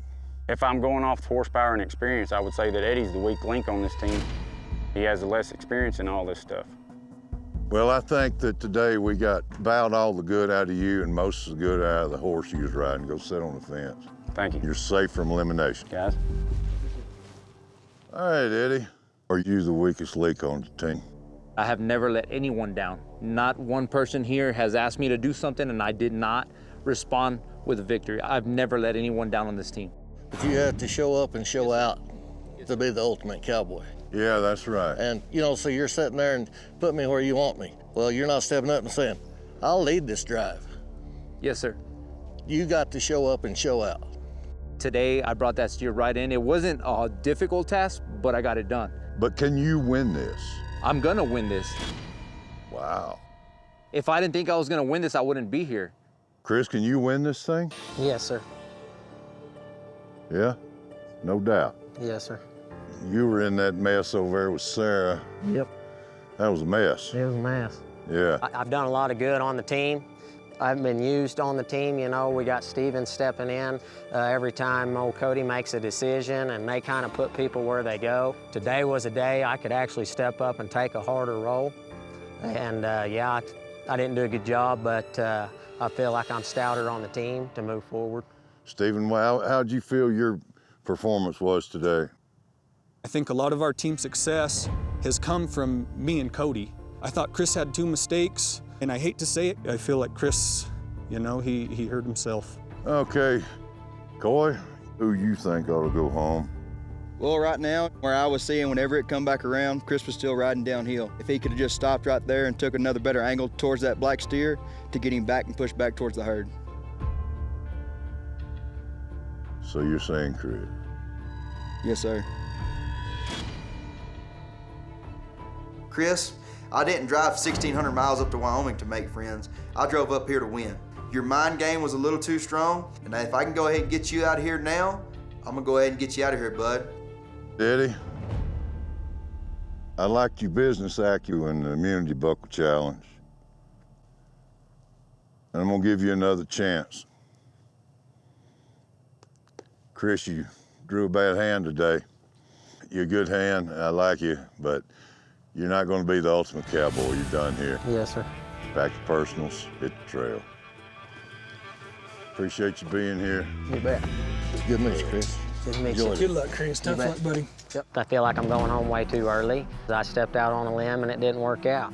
Coy boy threw me under the bus. Me and him talked, and he was all about sending Steven Yellowtail home. And when he seen the pressure was on me, he turned tail and he cut my cinch. I'll shake your hand. That's good. I came here all the way from Northeast Oklahoma to prove that I was as good as anybody out there. You know, just trying to make a better name for myself, and we didn't get her done.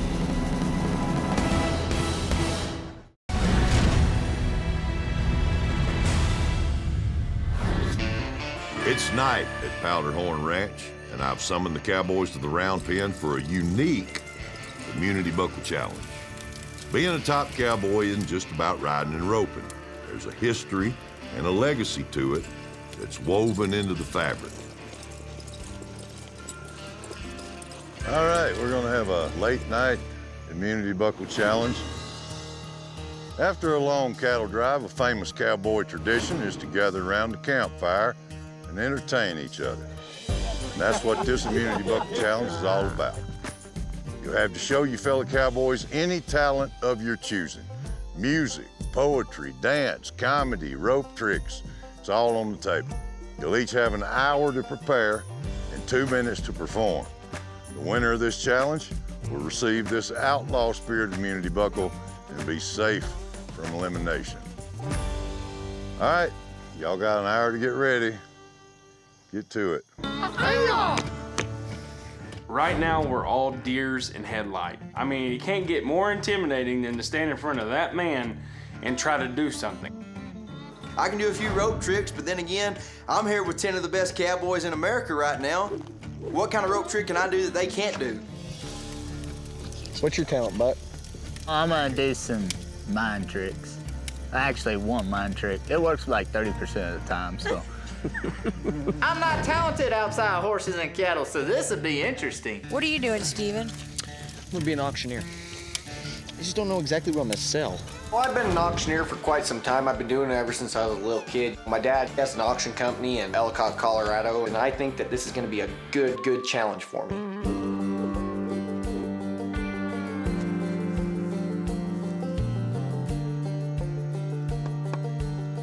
What are you doing, poetry or something? It's like a short story, I guess. I don't know what it is. I just started writing and I ain't really been able to slow down yet. What can I do to show the judges that I am talented and kind of stick out from everybody else? Only thing I come to mind, sit down, pen and a piece of paper, and just write something from the heart. All I could think of was being a little kid and just being super excited Whenever old Dad come on, and he said we was going to work cows tomorrow. I don't know if it's a short story, if it's a poem. I'm just letting the pen work and my mind go to work right now and just putting everything down on a piece of paper.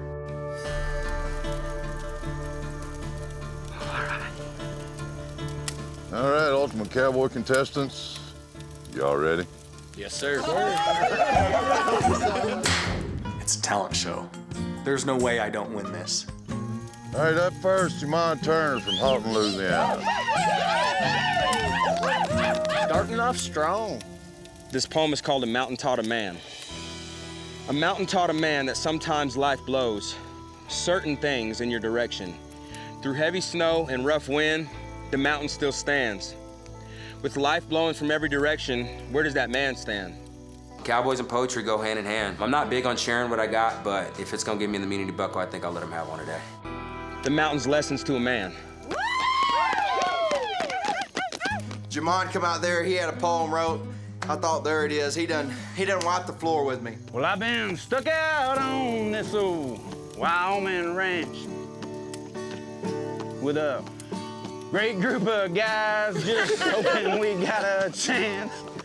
'Cause every day we're just trying to prove our way to a great group of judges like old Buddy and Cash, who no matter what I do seems to be always on my...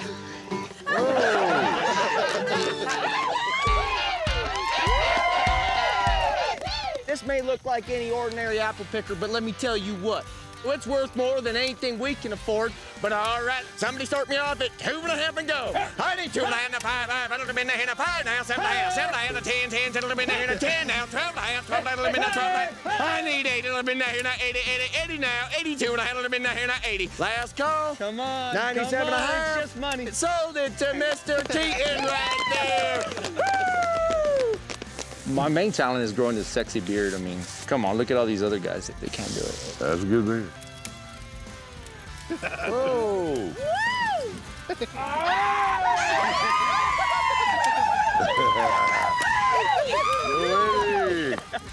I went out there and I just had fun with it. When have you seen a breakdancing cowboy? Hey, right here. I'm just gonna do one rope trick at a wedding ring, and then you can get fancy with it and go behind your back. That's pretty much it. I started off this life running around with the circus. I used to juggle them chainsaws. Chainsaw cut off a finger. And so I went off to do something else, and I was wrangling some sharks. It didn't go so great. Now I'm down to nothing. Keaton, come on up. You need both hands, okay? Okay. What I want you to do is I want to interlock your fingers like that. Okay. Same thing with your thumbs. Okay. I want you to get those two fingers.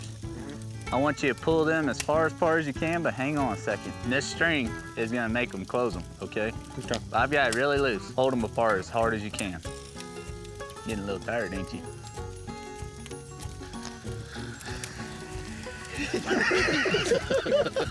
Okay, that's good. We don't know what that was supposed to be. Well, that didn't work out so well. I guess I won't try that again. You guys have to guess who I'm talking about. How you guys doing? Buddy. I really like you, for the record.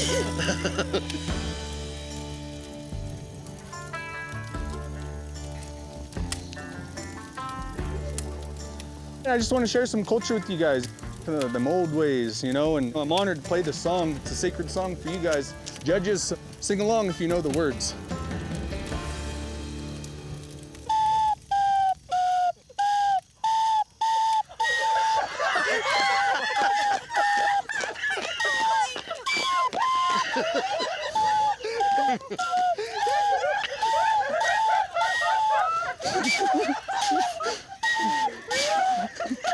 Bring it home, baby.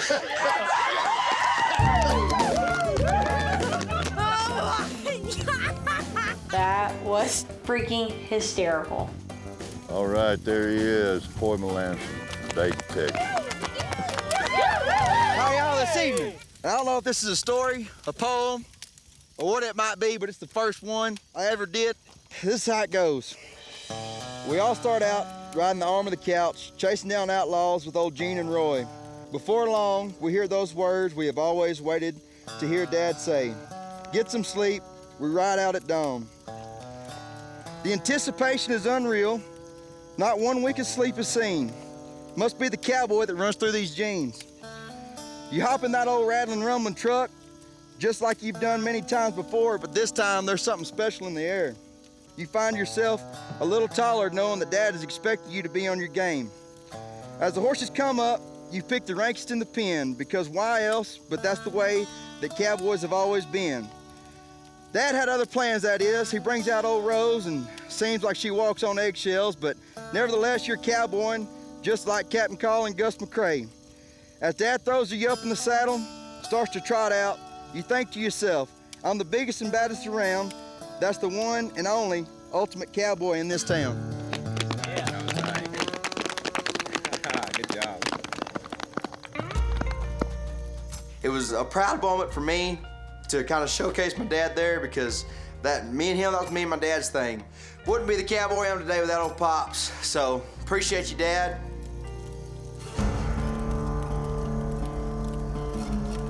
All right, after conferring with my esteemed colleagues, we have determined that this was the worst talent show we've ever been to. Thank you, Stephen Yellowtail, that was hilarious. Eddie, good job. Hey, the auctioneer, who doesn't like the auctioneer, right? But I don't know, for some reason that moved me a little bit, what Coy did. And so in the first Ultimate Cowboy Showdown, and probably the last, probably, I hope, Coy Melanson. You just wrote that, didn't you? Yes, sir. Well, it got you this. I appreciate it. Thanks, sir. All right. Good job, Coy. Safe from elimination. We'll see y'all tomorrow. Over your pitchfork. There's 10 of us left, and somebody's going home. But guess what? It ain't gonna be me. You got her. You got her. Hang on.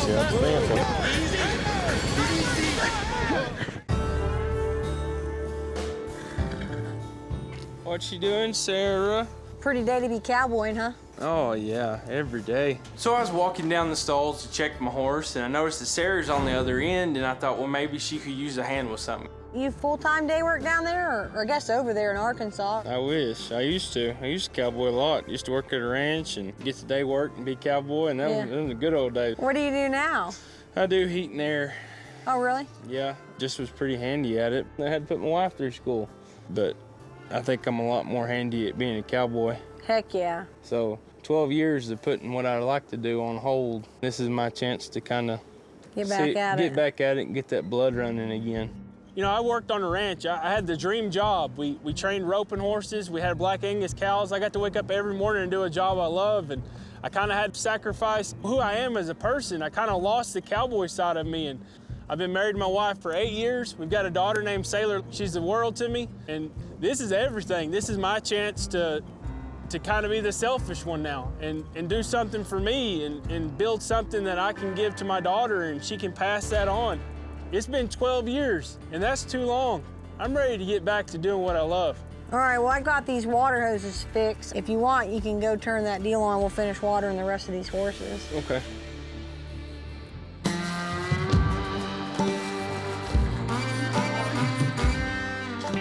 What's up, Steven?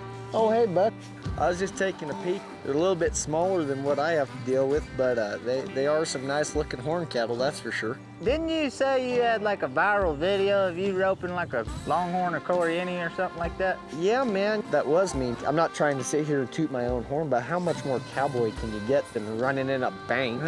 You know what I mean? Roping this longhorn cow and getting a handle on her. I happen to be that viral cowboy that you guys might have seen the video.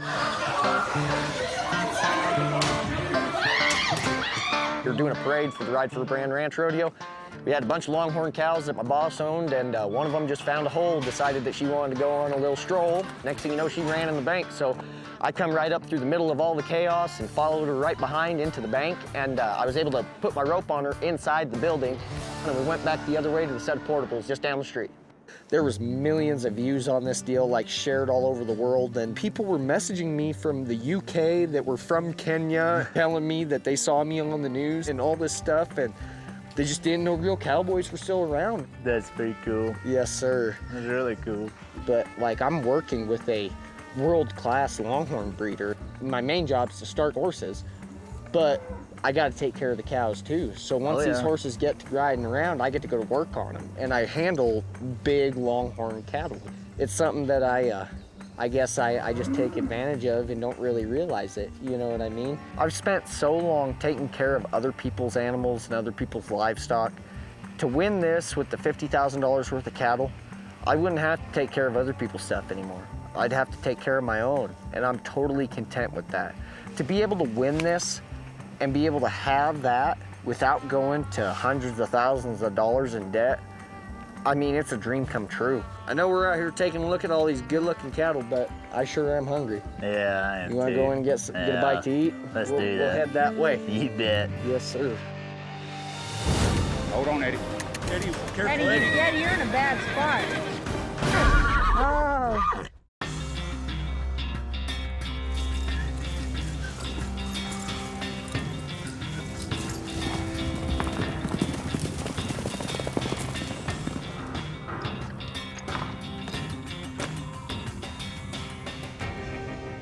Good morning. Morning. All right, cowboys, this challenge is designed to test your horse wrangling and horse breaking skills on the open range. In the Rabbit Creek pasture are 6 unbroken horses. Each team will need to wrangle them and bring them into a large trap that we have out there. There you'll be picking 2 colts to rope, break, and ride. You'll have to do it the old school way, no round pen, just pasture. And all cowboys, including the colts and the ones you rode in on, have to ride out of that trap down the road to the finish line. Time stops once you've crossed the finish line. Here again with me today, I couldn't do it without them, Buddy Schnauf and Cash Myers. We're gonna give you an hour to do this. 2 people from the losing team will be going home. So keep that in mind, all right? You know, there's only 2 head of colts that we need to get on and ride, and all of us want to make sure and stand out. But in this challenge, we're all going to have a big part to play in this, because there's a reason why people don't do it this way anymore. We're not going to be able to just sit back and watch this. I mean, this is a dangerous deal. We flipped a coin. Blue team, you're up first. Get in the saddle. I'm gonna do it. Have you rode a lot of broncs before? Yeah, bulls, broncs. I mean, What about colts, it's though? not about, I've never rode colts. I break them a totally different way, but it's not about that. It's about me. And if I screw this up for this team, y'all know what to do. In the last elimination, the judges said that I take a back seat, and today the only seat I'm taking is that saddle. You're not stepping up and saying, I'll lead this drive. Yes, sir. You got to show up and show out. I'll prove to everybody that I'm not the weakest link here. I'm not. I want you making this decision because it's the right decision, not because It's the right decision. because you think it's the right decision. For me, it is. It's on me. I'll get on the other one. I think it makes sense for me to get on. Yeah, for sure. Sarah called me out on the last team challenge, so today I'm gonna step up big. I'm gonna climb on one of them colts, and I'm gonna see what she does, see what type of role she takes in this, and dang sure bet I'm gonna be watching her. And I'd feel really safe you snubbing me up. Yeah. I feel safe snubbing you up. I don't want nobody here getting hurt. You know, I've broken hundreds of colts since I was younger, and it ain't no game. You know, breaking colts is dangerous. There's all kinds of scenarios that can go wrong. These things are wild as rabbits. So today I'm gonna do everything in my power to make sure that doesn't happen. And get it on. Blue, you ready? Yes, Yeah. sir. Sir. Let's go.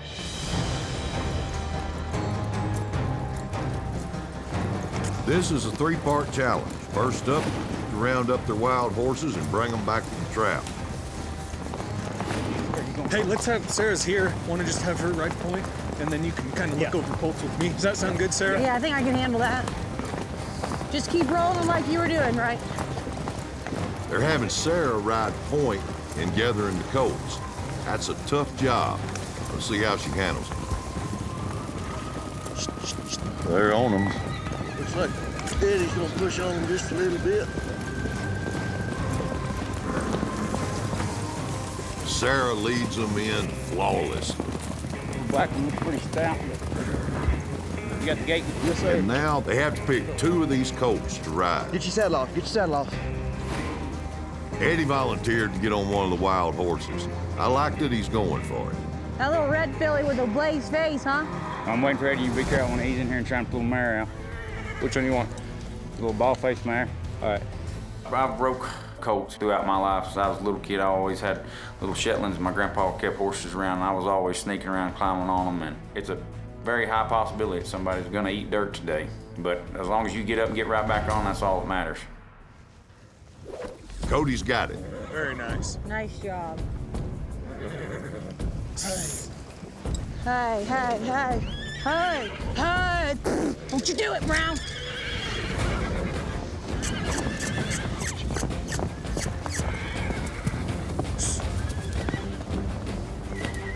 Hold on, I don't need them horses up here right now. Hold on, Eddie. Eddie, careful, Eddie. They're you're in a gonna get bad tagged on top of the head. As soon as I did that, I felt that tension. She's kind of curled up a little bit and real tense. She's scared, and I mean, maybe she felt my fear, and she was as tense as I was. Looks like Eddie's not real gung-ho here. Well, I can't figure what Yellowtail and Sarah are doing. They're doing nothing. Nothing. Killing time right now, yes, sir. Why don't they get on in here and get another one? I don't understand. It took way too long to put the halter on the first horse. Don't even get me started on the second one because I am just like dumbfounded that took us that long. If Cody considers himself the leader of the team, then why wouldn't he get on that colt? Eddie is clearly scared. They make any progress? Nothing. Cody, Coy, and Eddie are right in the only safe corner where a guy can catch horses. So now I'm waiting, and now I think this is taking too long. I got to try and rope this horse out in the open or hold it up in a fence corner. That's the key to these timed events, is always be moving. Stephen Yellowtail's gonna try to rope his own horse while the rest of the team works on the other one. Hey, hey. All right, out in the pasture, going fast. Got a nose, but that ain't gonna hold, I don't think. He's got to let his rope down. Let it go. That didn't work. Can I do anything, Stephen? Get her off the fence if you can. Is Eddie ever gonna get on that horse? He's trying to pet him about 4 foot away. Good place to get kicked. Now, Cody is finally helping Stephen Yellowtail. Yellowtail's there. There he's got him rope. He's just shaking his hand. Shaking his hand, too. I needed to get one more rep. I couldn't get to it as fast as I wanted to, and that knot on the end of my rope popped my finger, and my rope jerked out of my hand, but I got him cornered back up again and got it, so no big deal. Cody. Grab the rope, Sarah. Cody. Cody grabs rope. I said, give me the rope. He won't hand me the rope. He had no faith in me, which is super frustrating because I'm as good a hand as any freaking guy on that team, buddy. Cody isn't delegating. He's trying to do it all himself, and he's slowing everything down. So then he finally realizes that he has to give me the rope because the horse is fixing to dust him. And the whole time I'm completely under control. He's actually making me more anxious because he has no faith in me. You want me to get him? No, baby, I got him. Don't You worry. got too much going on right Baby, here. I know. Just give me 1 second. Okay. You got it, you got it, you got it. Man, don't you ever worry about if I got it. If I don't have it, you'll know it. Grab this horn. Go. Now he's on. He's up. Now let's see if they can get him to rolling. Got him, Coy? I got him. As soon as my leg kicks over and I land on that seat, I am just tensing up, overreacting with fear. There we go. Now we got him moving. Whoa, Oh, now they're down. Eddie's Eddie wanting stepped the belt out on him. Eddie, she can't go nowhere. I have her. Be committed. Now's the time. Time to shine. Hero or zero. Right now. Let's see it. There you go. You got Eddie's up. You Let's see if we can last a little longer this time. Stay up there. Yellowtail got a foot in the stirrup. Here we go. Come on, Oh, Yellowtail. he's He's up. on. Good work. When they're ready, Eddie and Stephen Yellowtail need to get their horses through the gate and then ride them a quarter-mile down the road to the finish line. Sarah, you want to trot up there? Sarah, if you want to try to get, there you go. Eddie, I'm gonna bring you right to the gate. To her, pass me after her, because she's already one. Eddie's just kind of letting him cruise along. Good. Yep. Looks like Yellowtail's Right, through Yellowtail's the across, gap. put him right through there. Oh, they're getting close Maybe there right he's here. gonna See if he come can get on him around across. All right, Eddie's across right He's here. on through. Sarah's closing the gate and now is hustling to the finish line to stop the time. Come on, Red! Eddie doesn't need to go home. He needs to be one of the main guys. He needs to be either Cody or Yellowtail. I feel like they're treating me like a girl, and I'm not. I'm a hand. I'm just like all these men on the team. There wasn't one job today that I couldn't have done. Ah, she's across. There she made it. Good job, guys. The blue team didn't have much trouble getting their wild horses across the finish line, but the question for them is, did their delays in catching their horses at the top cost them too much time? Hang on, Sam! Right, walk right down, I can't slow down. Get up there! Get up there, team! Hang on! Hang on! Hang on!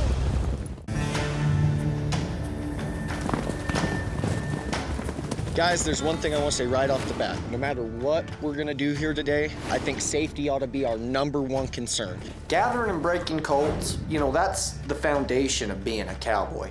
That's how cowboying started, you know? They had to cover country, so what'd they have to do? They had to tame a wild animal and get on the back of it. Make sure we're tight, because we don't want nothing getting loose. And we get in that corner over there, make a half circle around them, get one rope, and keep the circle, a second one, go in there and get one rope. You know, in this elimination challenge, like, this is my game. This is what I do for a living. I need to be on these horses. You know, I grew up in rodeo. I was an all-around guy. You know, I rode bulls, rode bucking horses, bulldog, team rope, calf rope. And now that I've gone on ranching, I've literally cowboyed in every part of the U.S. And through all those big ranches, I had to toughen up. You know, I didn't have mommy and daddy over the hill, you know, to go cry to, but I always kept pushing forward. And when I kept pushing forward, I kept climbing the ladder.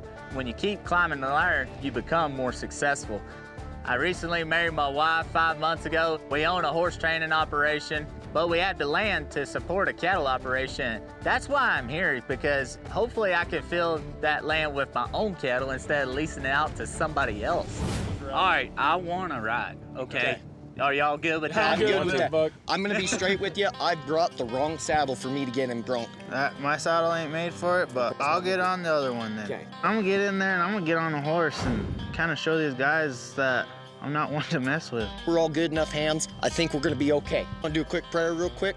We're not gonna be able to just sit back and watch this. I mean, this is a dangerous deal. Heavenly Father, thanks for bringing us group of guys together. We've made some great friendships out of this deal. Please keep our horses safe and just keep everybody safe during this whole thing. Get to them quick, gather them slow, and bring them in hard. Amen. Amen. All right, Green, you ready? Yes, sir. Get it done. Go. The green team's off to round up their wild horses and bring them back to the trap.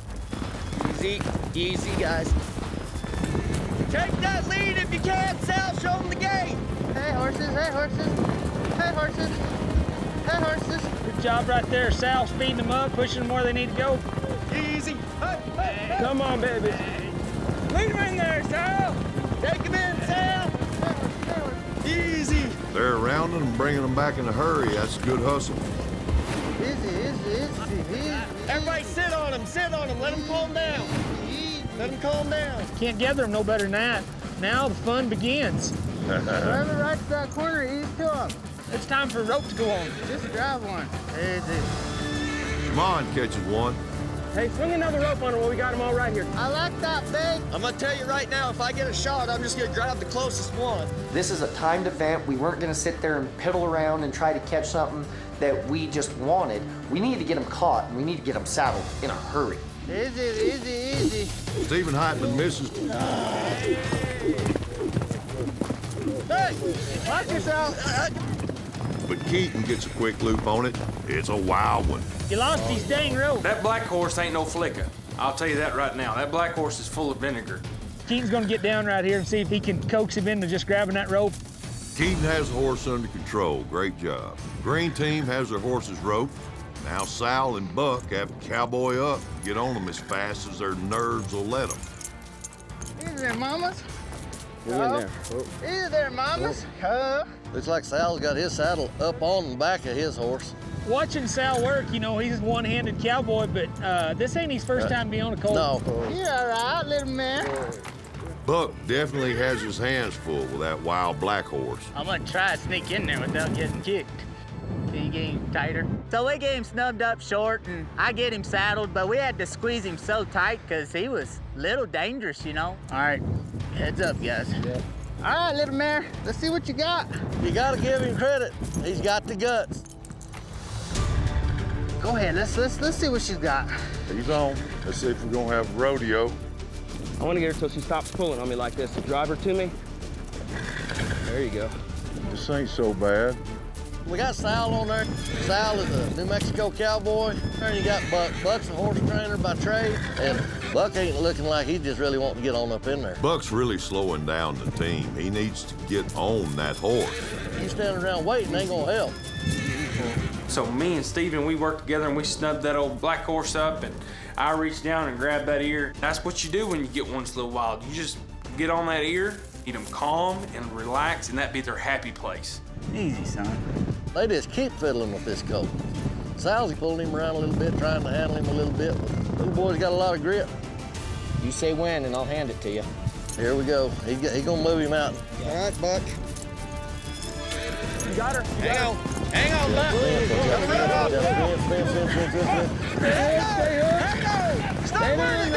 Here we go. He's running off and bucking, and of course, it takes a pretty sticky cowboy to stay in the middle of him.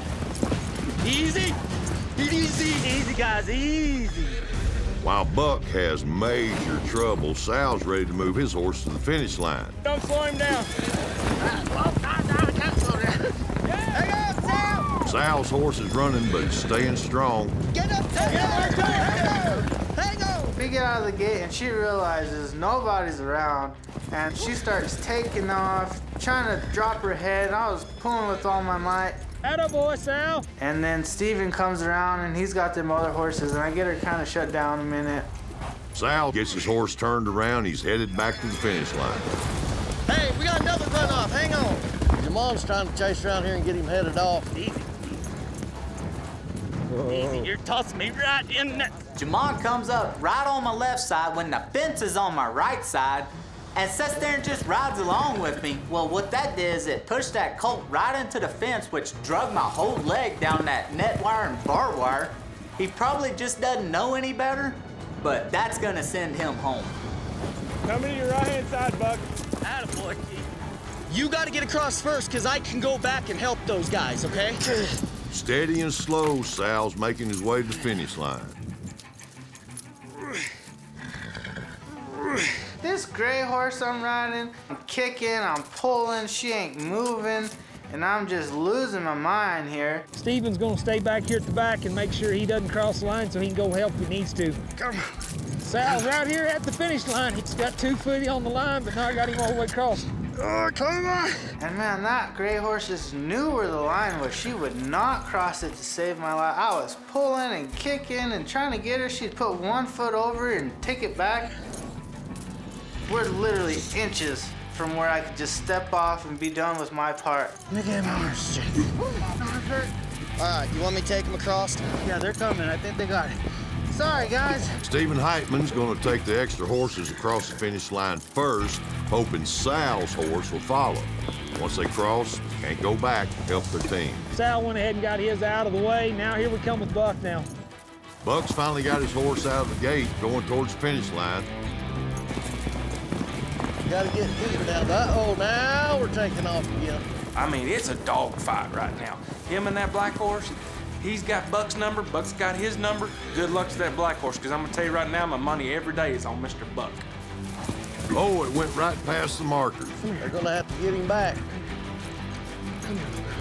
Buck's in. Now Keaton needs to close the gate and get back for time to stop. Come on, Keaton! I'm not sure how fast we got it done today, but I'm just hoping the blue team was a little bit slower so we don't have to send anybody home tonight. That's time for the green team. They got their wild horses quickly, but then everything went haywire after that. We'll see if their mistakes getting to the finish line will cost them. 2 cowboys from the losing team will be going home. All right, 2 people from the losing team will be going home.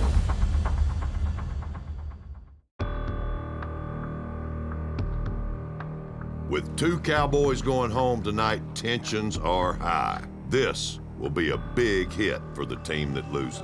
The sun's going down, it's getting a little darker. Every second that passes, we're getting closer to that elimination pin. That makes me nervous. You kind of notice that when we get back, Jamon wasn't as happy, but if I was in Jamon's shoes, I'd probably be a little nervous too. We could have done a little critiquing, you know, as far as getting started with them. We may not have moved forward as much as we wanted, but we did not backstep into that gate. Yeah.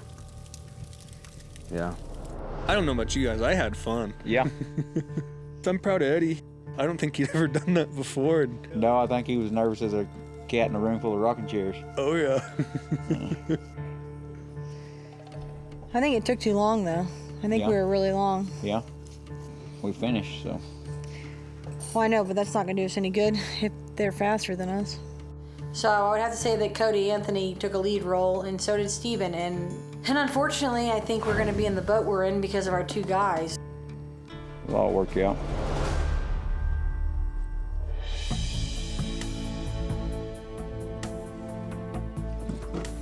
I'm a little nervous for my team, but I'm not nervous for me. Once I got hands on my colt, I felt like it went really smooth. If Trace asked me tonight who should go home, I'm gonna have to say Sarah. She could have easily told Yellowtail that she'd get on the other bronc, and she didn't. If we did not beat the blue team, Jamon will be the one going home. What he did today. Jamon's trying to chase around here and get him headed off. Easy. Whoa. Easy, you're tossing me right in that fence. Just showed his lack of experience.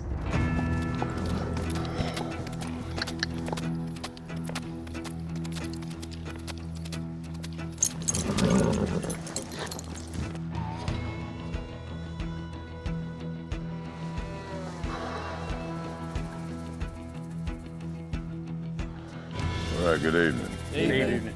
So, y'all got the job done today, both teams. Nobody failed to complete the task, so good job. Everybody got everything done. Coy, you had the immunity buckler today. I want to say you stepped up. Could have just skated, but you didn't. We appreciate that. Yes, sir. Go sit on the fence. You're safe from elimination. All right, now, 2 people from the losing team will be going home.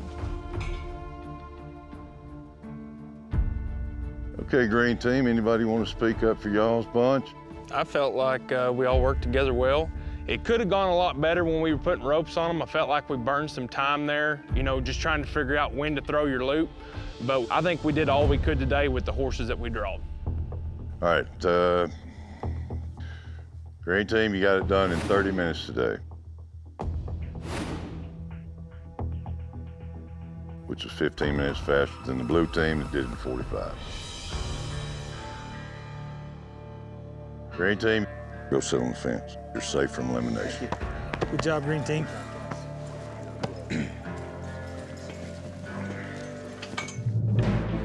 All right, there's 4 of you here, and 2 of you are going home. All right, there's 4 of you here, and 2 of you are going home. Eddie, you fought hard to get on one of those horses today. Do you feel like you had to do that? You were right last elimination. You said that I'm not taking jobs, so this time I wanted to make sure I'd grab a job, and I tried to grab the most difficult job, which was getting on, and I got on, and I figure I did a pretty decent job at it. I told Eddie from the beginning, being nervous about it's going to make the horse more nervous, and you know, it's kind of like going in the cave with a grizzly bear. You got to get on and go, or don't mess around. That's the only thing I was worried about with Eddie doing that job. Yes, sir. Yeah, he didn't know how to read the colt, or maybe he was a little timid. Like, he's not a better hand at getting on colts, no, but he got on that sucker and he rode it to the finish line. Well, it doesn't sound like you had a problem at all with Eddie. Did you have a problem with anybody? I think some things took a little longer than they needed to. We saw you there asking for the rope. Is that what you're talking about? A couple times, yeah. I think that my team didn't use me today. It makes me a little salty because I'm a freaking hand. Don't put me on the back burner. Buddy, you better give me something I can't handle, and I promise you I ain't never had nothing I couldn't handle. Who are you talking about? He's probably talking about me. Well, him and Yellowtail. Like, come on, guys. We had a job to do, and we had enough members and hands to get it done, and we're still on the chopping block. Like, okay, maybe I can't rope it as good as Yellowtail, but buddy, I'm gonna be right there. You give me that rope and I promise you that horse and I are gonna do our freaking job, without a doubt. But did it? No, we sat there and we watched and I watched and I watched. I would not have took that long to get on them 2 horses today. I think this team has been lack of sense of urgency, doing a good job, but it's always hold, and they end up doing the job, but they get beat. You know, it's the second time that's happened to y'all. You know, I could go as fast as I wanted, but our team plan was we all go together. So I had a little extra time to work, and I took advantage of it just out of respect for the horse and to keep myself safe. I know Coy and myself were planning on when Yellowtail got on, that's when we were gonna ride out, because I didn't want to be sitting on that horse and just running around the pen for no reason. I was cheering for you today, man. I was pulling for you big time, and my hat's off for manning up, you know, saying I'm getting on that horse. I think you'd have fought for it if they wouldn't let you do it. You made the right move, I think. You made the right call, but you're done here. Back to personals, hit the trail. Yes, sir. Appreciate you, man. Appreciate it. All right. Thank you. Today I took a chance. These guys would have never handed me that job, and I took it, knowing that I'm sticking my neck out, and sometimes it don't work. But that's okay, my heart is full. I did my job, I did it well. See you guys. You did a good job. We'll keep it up. Yes, sir. Thank you. I'm headed home, I'm headed back to Texas. I came here to prove that I'm a cowboy, and I am. I'm going home knowing that I did it. Okay, so there's 3 of you here. 1 more is going home. All right, Cody, you've been saying you were the captain of this team. Yes, sir. You got something you want to say before I go any farther? Yeah, we just felt like I wanted to get on Eddie's horse there for him, but he'd made that choice, so I didn't want to take that thunder away from him, and then things could have went a lot better today, you know. You've been the captain here, and we got 2 losses on your record, so, you know, being the leader is always a risky thing, and you put yourself to be vulnerable right here. That's right. Stephen, do you think there's a problem on this team? Pushback always comes from one place. I think a good cowboy can anticipate and prevent that horse from ever running off. And it's having feel. It's having eye for your livestock, no matter what it is.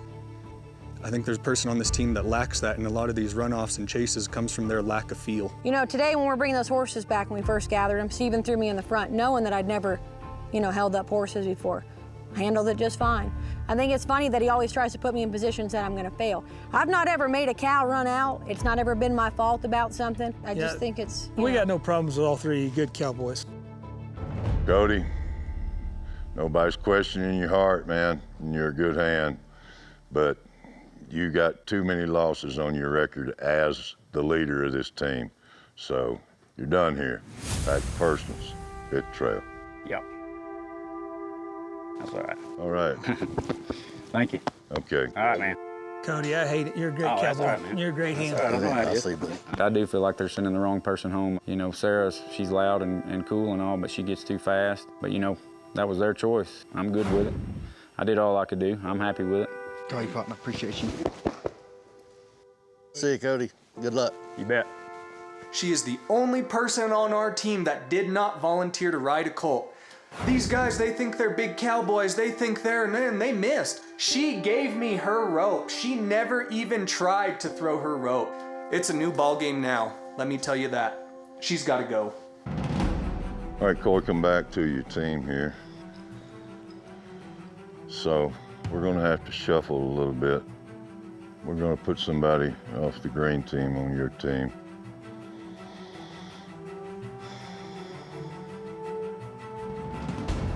Come on, Keith.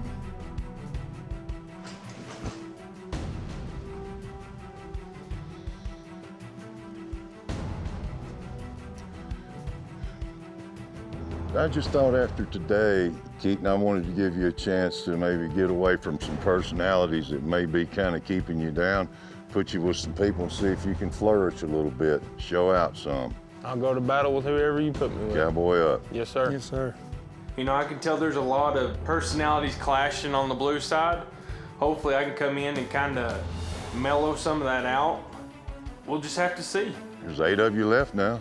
We're getting down to the creme de la creme here. Congratulations. Thank you. Yeah, congratulations to making it this far, yeah. I'll see y'all tomorrow. All right, guys.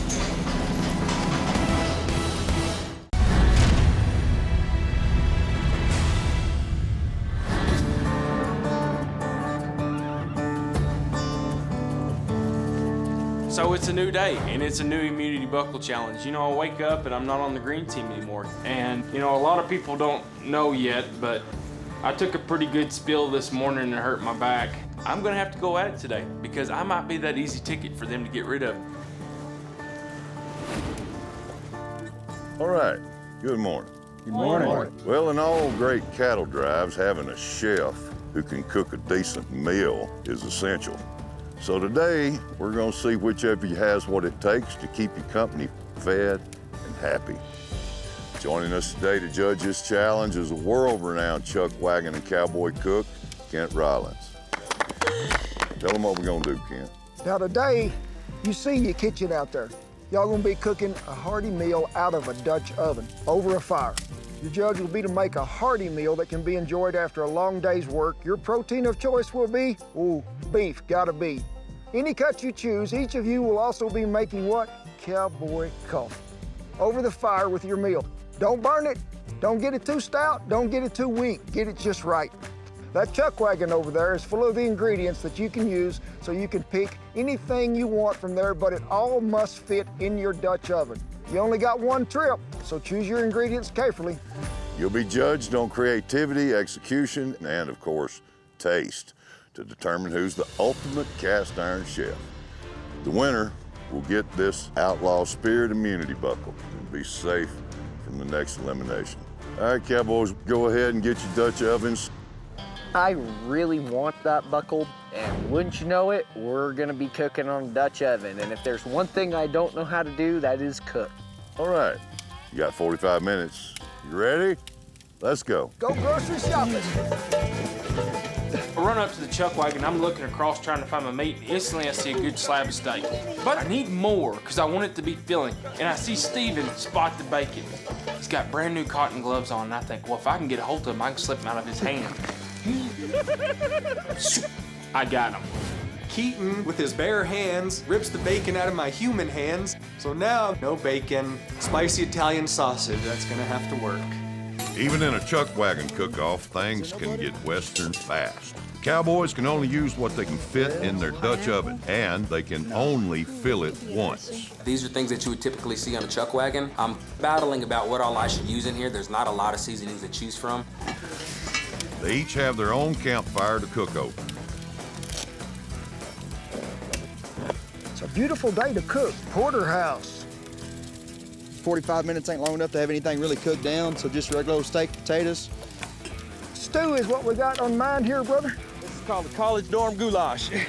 I remember one time, en route to being a professional bull rider, I was just down on my luck, you know? I've had to learn to throw some meals together. In between a big paycheck, my refrigerator will be empty, and I'll just take what I can, throw it all together. I think that this meal will be a good testament of this guy can put something together. I have cream cheese because I'm gonna do stuffed peppers. I don't really feel like you can go wrong with it. My friend makes these a lot, and they're pretty yummy. I'm making street tacos because I'm thinking, keep it simple, keep the taste good.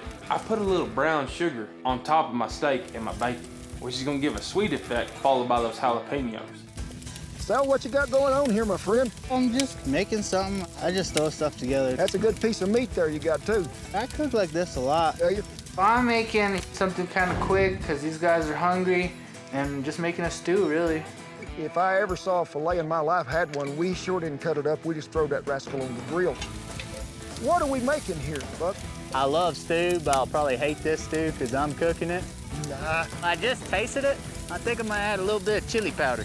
Put a little bit of fire in it. I've never cooked in a Dutch oven, but I guarantee you one thing, he eats my cooking, he'll remember me. It's looking good so far, but I just worry about getting my rice cooked all the way in time. So they're telling me we still got 20 minutes left. I'm ready to plate my food. If I let it sit in that pot and overcook, it's gonna be black and I'm out of here. Keaton might be a little early there. I would have probably put this where I think, hey, it's gonna come off right there at the last. Regulating the temperature in a Dutch oven is really difficult. I remember as a little kid, my dad would cook in a Dutch oven, and now I wish I would have paid a little bit more attention. Oh, yes, sir. All All right, Chuck Wagon gang, 5 minutes. The only thing that I have to do is make my coffee. I'm a French press type of guy. This will be a challenge. It's all up to the coffee. For Mr. Ken Rollins to be sitting up there and walking around and watching us, and this is his coffee, I gotta get this right. Oh boy, make sure it's hot when it gets on the plate.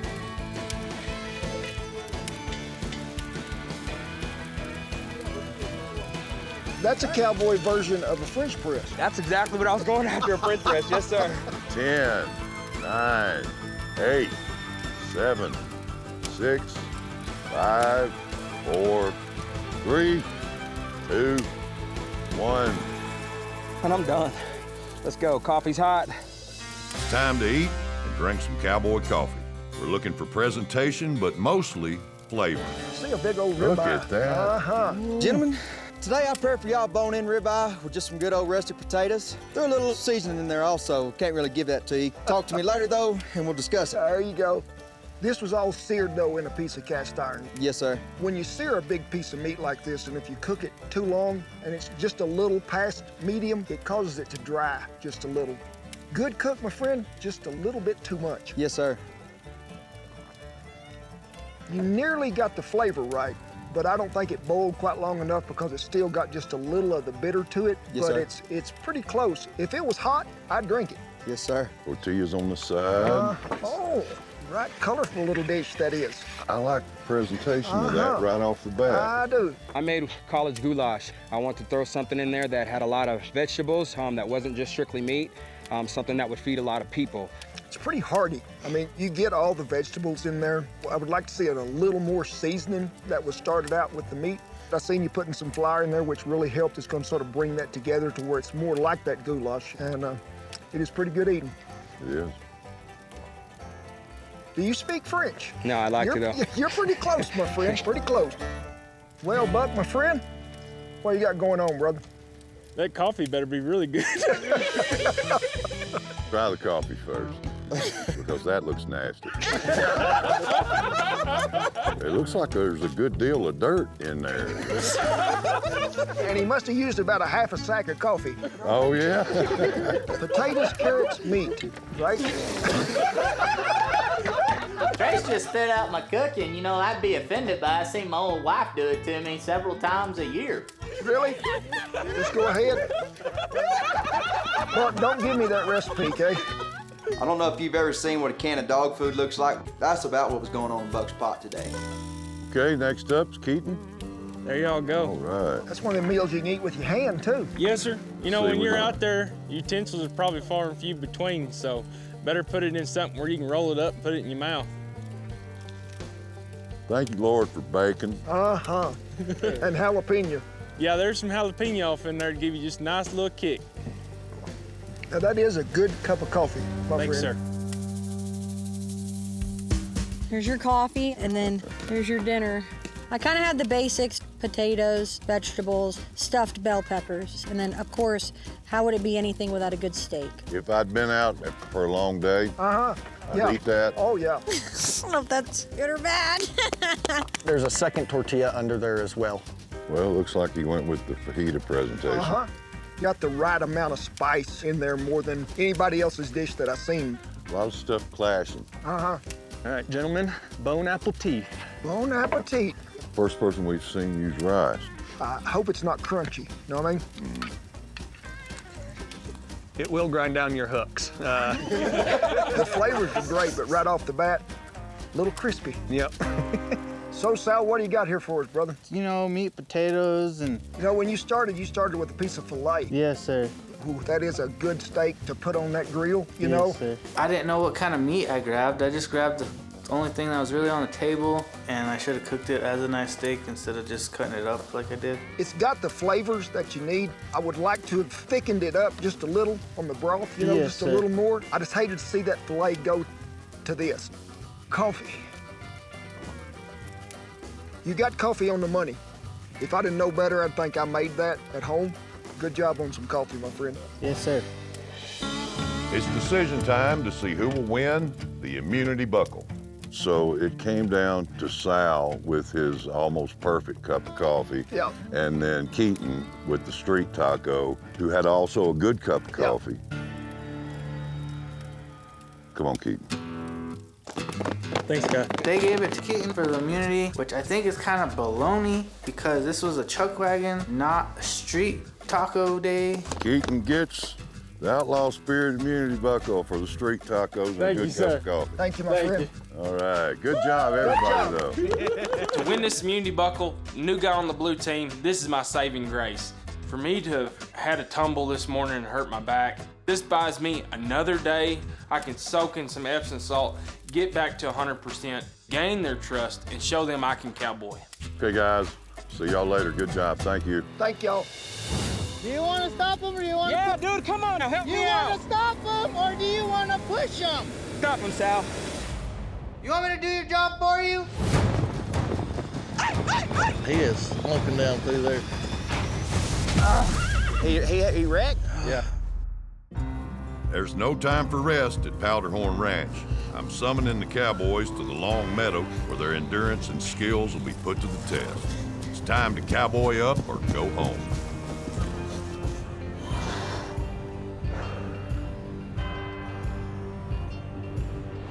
All right, cowboys, keeping your cattle safe is the cornerstone of your job. You all know that. In today's elimination challenge, just like Kevin Costner in Open Range, you'll be camping out and watching over your herd. Each team will have 25 cows to take care of. You'll have them in a designated area all night long. You'll also need to set up a campsite with tents and a fire. Fire's got to stay lit all night long. So each team has a truck bed full of materials they can take to the site. Whatever you bring must fit on horseback. The team that gets loaded up and on their horses first will get to pick their camping location. Now, this is mountain lion country, so be vigilant. Temperature is probably going to drop below freezing tonight, so stay warm. Helping me out today, Booger Brown's back with us. My old friend Buddy Schnoffer's here too. All right, go to your trucks, get packed up. First one ready to go gets to pick the campsite. Bring my paperwork, please. I tell you, the first thing I'd grab is an axe and a bedroll. I think we can make it if we had We can that make too. it with that, yeah. Blue team showing some good hustle. First team to load up and pick their campsite. Yeah, that's his. And the green team is, well, trying the opposite approach. Their strategy seems to be to make sure they get as many supplies as possible and not be worried about the location. How we looking, guys? About there? About there. Think about it, you ain't got to worry about your food spoiling tonight. No, it might be a little colder in the refrigerator there. Put it in the refrigerator, keep it warm. Yeah. All right, Blue, y'all loaded first. Which campsite you want? Flat. Okay. The blue team chose the flat camp, which includes an old barn that has a fence line, and they can use that to hold their cattle overnight. This leaves green team with the mountain camp. They'll have the tougher spot because it's all in the open, just the mountains as a natural barrier to contain their cattle. The blue teams arrived at the camp on the long meadow. Looks like a good place to camp, don't y'all think? I'd say. Hey, at which point can I turn my radio on? Kevin Costner didn't have a radio? We gotta hurry up and get to camp. It's getting dark, quick. All right, Green, good luck. See you in the morning. All right. Sometimes you gotta go slow, sometimes you gotta go fast. They say you got this much time to get this done.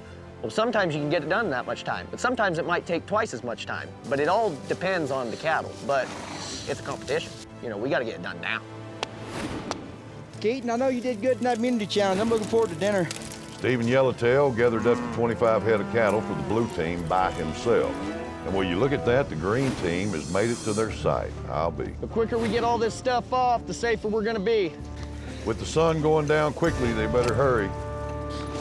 Plan is we're gonna get camp set up, and then we're probably gonna have to get them cows over here before dark. That's what the plan is. Who wants to stay here? Because you think 2 people can go start them cows down, especially if we go slow. It's only 25. Yeah. Who do you want to go with you, Sal? I don't care. Whoever wants to go. Me and Sal. Jamon and Sal. While the green team's just leaving to get their cattle, the blue team has made their camp and secured their cows in the boundary that they'll need to keep them in overnight. Would you want to take guard duty? That'll work. Cool, thanks, man. My drive comes straight from my dad. I mean, he taught me from a long time ago, if you're gonna do something, do it right, and do it as quick as possible.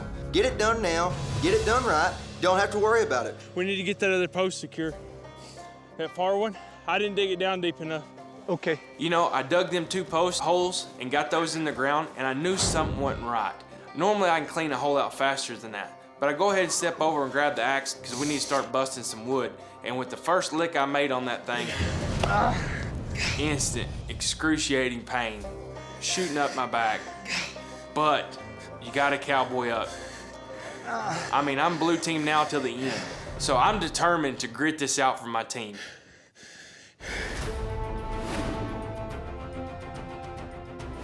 Looks like the right side, send them down the middle of us. Yeah. Just kind of ease around them, get them slow and count them, you know. There you go.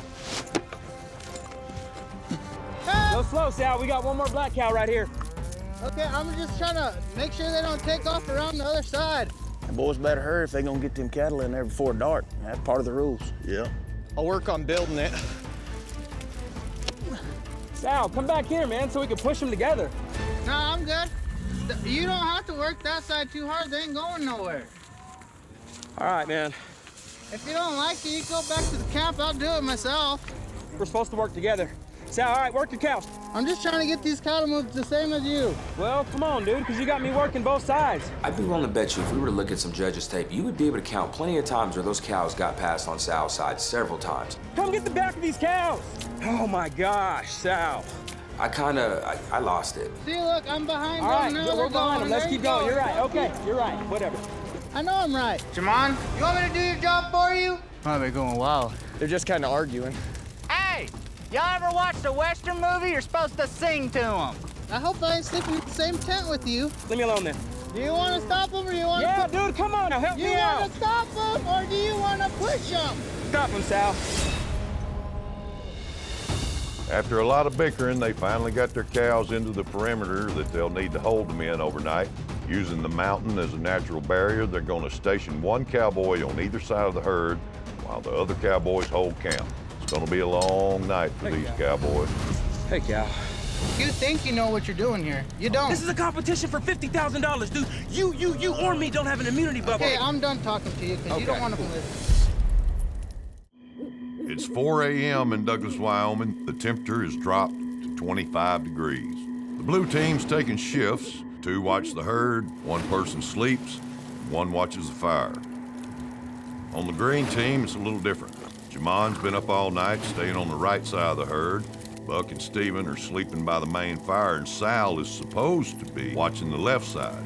Seems he's gotten off his horse for a bit to rest his eyes. Only one of my crew who hasn't been to sleep tonight. You know, I've held this whole right side up by myself. Sitting in this cold definitely sucks, but the only thing I can really think about is, man, $50,000 in cattle could seriously change my life. This is a fair trade for me, but it's hard to trust the whole crew right now. Everybody's wanting to take a nap, but I don't really see how they're sleeping with, this kind of competition on the line. I just figure, keep myself out of hot water by maintaining the herd and, all right, so Charlotte brings some sticky. One of the cows is inching its way to the boundary line on Sal's side of the herd. Boy. Hey, guys, can I get some help? Jamon's reins just snapped. One cow's making its way over the line with no one to stop it. My horse hobbled and she stepped on these reins and broke them. So I'm trying to fix them right now. Hey, guys, can I get some help? Because the rest of the crew sleep. He quickly fixes his reins and is back on his horse. Good work. Can I get some help? And finally, Sal's up. So good thing I woke up, because it got punchy out here. I look up and there's cows taking off everywhere. But that's why we're out here. We're out here to work together. I don't want to interrupt. Y'all see me in a wreck, right? I seen you messing with something. Yeah, all right, Sal. You want me to get those ones? I mean, we are a team, right? Well, do you want me to get your side or do you want me to... I could just do it all. Nah, bro, I'm really trying to keep my cool, all right? Hey, that's not really godly of you. What'd you say? Oh, what's up, dude? Come over here and see if I'm godly about it. I'm not trying to fight you. I'm telling you point blank, you've been asleep all night. You have no clue what they've been doing over here. When you see another man in a wreck, you come help, cowboy. Dude, we're a team, help me. You've been asleep since 12:30. It's 5 o'clock. Considering I was asleep, you can't hear or what? I went to sleep. Yes, I did. 3 of you guys held one side all night long on the left and rotated between you 3. Nobody's been here on my side to help me, nobody. Steven would have took your spot. You could have slept too. No, you need to pick up the slack when you see somebody's in a bind. I lost it. You know, I'm asking for help, and then first thing I get was some pushback and some lippy crap from Sal talking about, well, you need me to get your side. Like, yeah, dude, I do need you to get my side. I'm in a bind. I held your side and everything else that I was supposed to the whole night that you went and slept, you know? This ain't Holiday Inn. You handle your side like you said, and I'll handle mine. Good. Okay then, cool, see ya. I'm cool with that. He didn't have to stay up all night. He really didn't. There's 4 of us here. We could took turns, and I don't know if he has something to prove or what it is. I guess he feels like he has to do it all. At the blue team camp, Sarah's keeping the fire stoked while Coy and Stephen Yellowtail are watching the cattle. Keaton is attempting to get on his horse to go relieve Stephen Yellowtail, but his back seems to be tensing up on him. Got out here tonight and it's getting cold and every muscle in my back is tightened now and I can't even get back on the horse, so there's no sense in prolonging the inevitable. I think I'm just really sore, probably some pretty good bruising. I don't want to put my horse in a predicament trying to take care of me, and I don't need to risk doing any more damage than what's possibly there. Sierra, I'm gonna punch my time card, girl. I hate it for you, Keaton. Y'all keep duking it out. I'd rather see y'all that are 100% healthy stay and go at it, you know? I just feel like it's the cowboy thing to do for me just to hand over the immunity buckle, punch my time card, and pack my personals. Deciding he can't grit out the night, Keaton has called it quits. He will not be the ultimate cowboy. I hope Keaton made the right decision leaving, because the worst thing we can do in this world is have a little bit of regret because we didn't give it everything we had. And it's sad to see him go because I thought he was a pretty good competitor. Keaton tapped out.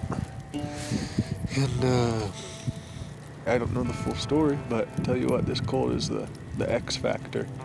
I guess he just couldn't handle the cold. You know, I'm cold. You know, but I got a job to do. I reckon I'll finish it.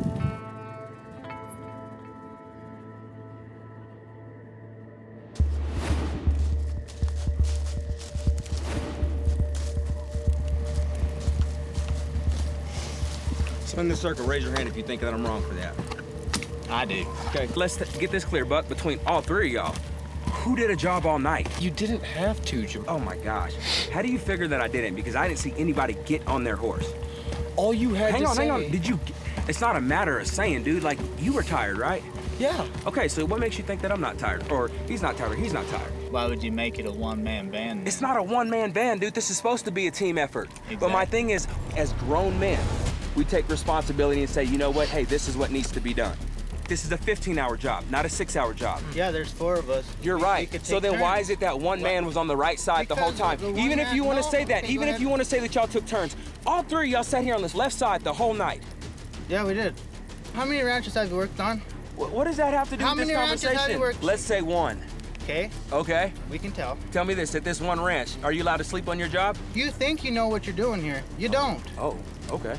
If you're on a ranch and you're doing this kind of stuff... This is a competition for $50,000, dude. You or me don't have an immunity buckle. Okay, I'm done talking to you because you don't want to listen. Let me throw it at you this way. If the shoe was on the other foot and I was out here wanting to stay out here all night long like you are, and you went over... Now listen. Hey, you're over here arguing. There's some cows over there. All right, get on your horse and go get them, Sal. You know, it should be a beautiful morning to enjoy. But instead, we've got Jamon over there running his mouth, arguing. Like, what are you doing? He abandoned his hole, comes over there to argue, and cows spill out on him. How about doing your darn job? I can get why Jamon's frustrated that we took naps. You get a chance if people want to stay up later, if they want to do their deal, and you got a chance to lay down and relax for a second and, you know, warm up by the fire, you do it. Out of all this, I've been on this right side all night. Those three have alternated taking naps all night and then worked the left side together. But I don't belong here. So, you know, if we lose and we're all on the chopping block, I guarantee you, hands down, all of us are gonna say Jamon. Sun's coming up. Man, sunrises are always my peace. They're my reset, so I'm not gonna let nothing steal my joy with this. Just be thankful we made it through the night. Get ready for whatever's coming next.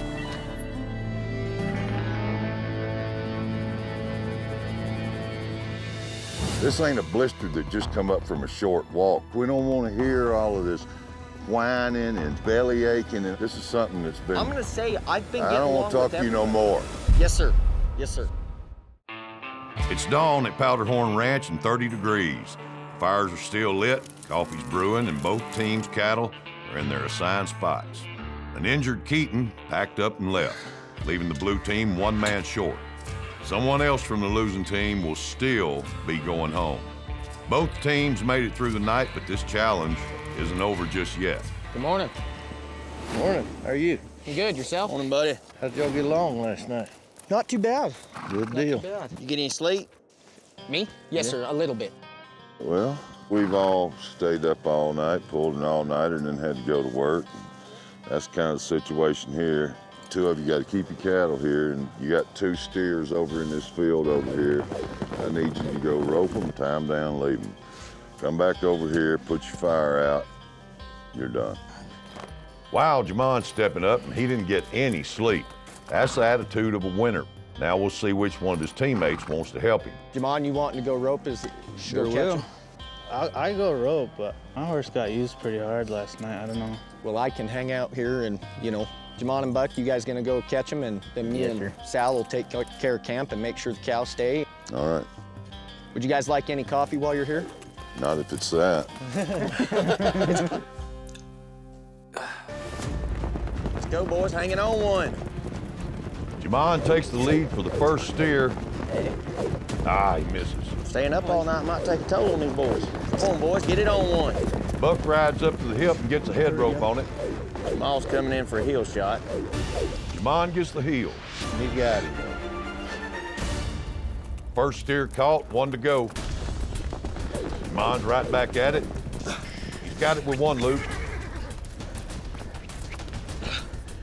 You got a back leg, boys. Let's get him down and get him tied. Oh, they're just killing time here. Jamon's tying down the final steer while Sal and Stephen are back at camp putting out the campfire. Here, just take this one with you over there. Come on, boys. They got him. Come on, boys, ride hard. Get this fire out. Once they get back and the fires are all fully out, they are done with this challenge.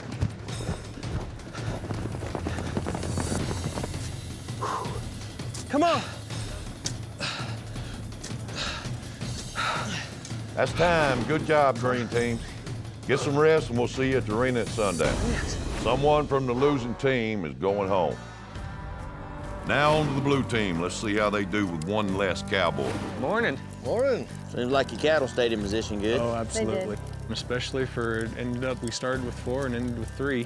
Yeah, what about that? He said his back was real bad. I would imagine just being so cold and just sitting on that horse this whole time, just tighten everything back up. Got stove up. Well, it's too bad Keaton left you all, but you still have a job to do.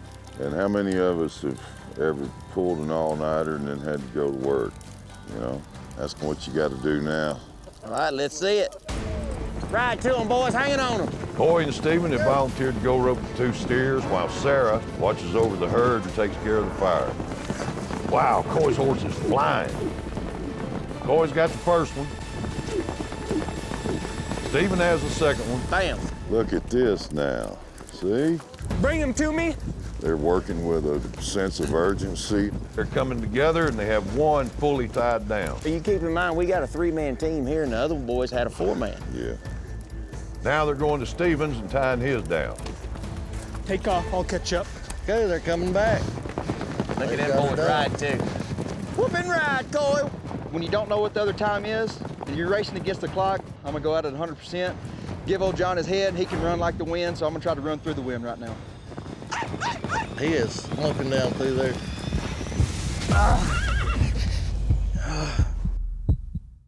Okay, they're coming back. Look at them boys riding too.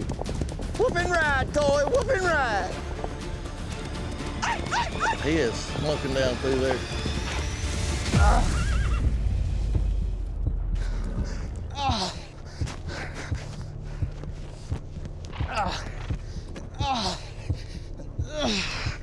He wrecked? Yeah, in that soft spot over, I guarantee you.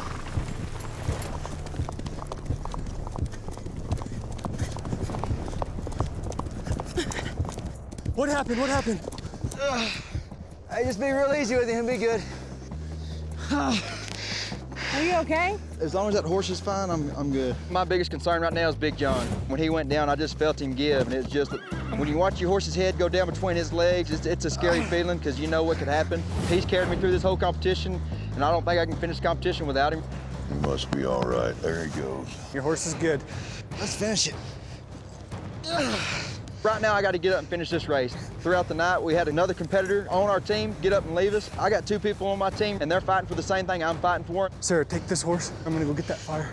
So it's just kind of grit your teeth, go with it, and just try to do your best and try to finish. Just take it easy, Coy. Coy's a cowboy. I mean, like, you don't get TK'd on a horse and then still think about finishing the race, you know what I'm saying? That tells a lot about a man. You scared me, man. I'm glad you're okay. Your horse can be all right. Oh, yeah. Everything was all good, man. Way to go hard, you hustled. I'm a little shooken up. But it's just part of it. It's the real life danger that we face every day in this business. And I've seen good people get hurt. And I'm sorry, I'm not like this, but Coy's a good person, man, and I'm glad he's okay. I'm glad his horse is okay. That's #1 concern, and I just need a minute to just calm down.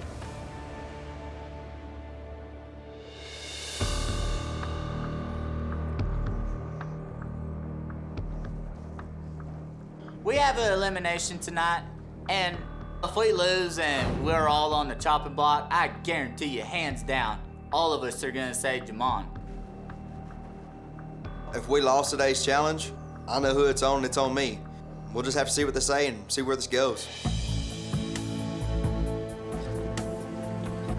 I've been nervous every night that I've walked into the elimination pen, but right now, I think I'm good. I think I'm safe. I know I did my job. I showed up to win $50,000 worth of cattle. Them boys are claiming the same thing, but they're not willing to put in the same work. I'm gonna speak up on it. If we're all not gonna put out the same effort, shoot, send them home. I want this.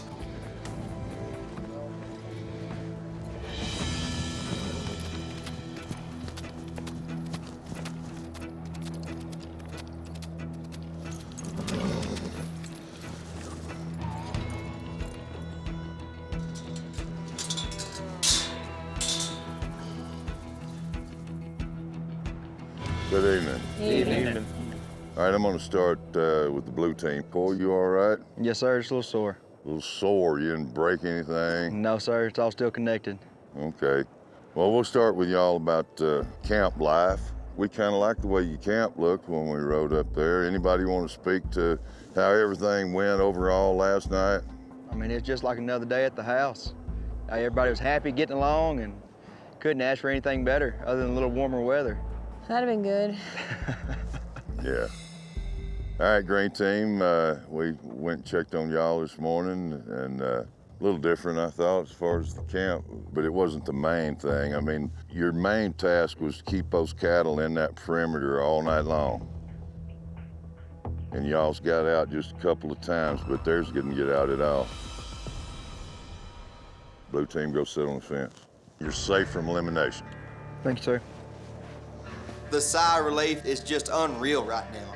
I'm so excited to be able to go crawl up on this fence, or heck, limp on the way over this fence and climb up on top of it. The thing right now is just kind of sit back, get some popcorn, and watch these guys go at each other. All right, there's 4 of you left. Somebody's gonna go home. All right, there's 4 of you left. Somebody's gonna go home. All right, to be honest with y'all, we had several issues, and it started right off the bat. It didn't seem like there was a whole lot of hustle, a whole lot of urgency trying to get you stuff that you needed loaded up. You know, we told them they had to have them cattle held up by 5 o'clock. and they just kind of drug around like it wasn't no big deal. Who decided to go get the cattle? Yeah, Well, me and him went together. Yes, sir. All right, well, y'all get up there and you bring the cattle down, then y'all go to argue. Yes, sir.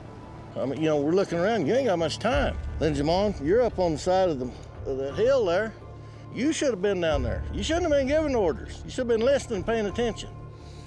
You was totally wrong. You know, cows are not gonna go uphill when they're going downhill in a single file. Okay. Is that when the squabble started right there? Yes, and then sir. Did it last all night long? I mean, what's this all about? My thing is, Trace, you said from the beginning that this is about grit and, you know, getting the job done. We didn't have a plan on who was gonna stay up and do what. I just felt like I don't have a chance at $50,000 worth of cattle, so I wasn't about to sleep on an investment. I stayed up all night, and I really got a little irritated because I felt like when everybody took turns to go to sleep, I stayed there all night long. The one time I had a bobble, my horse broke my reins. I'm sitting here dealing with this, and I asked, like, hey guys, can I get some help? Sal pops off like, well, do you need me to do your job?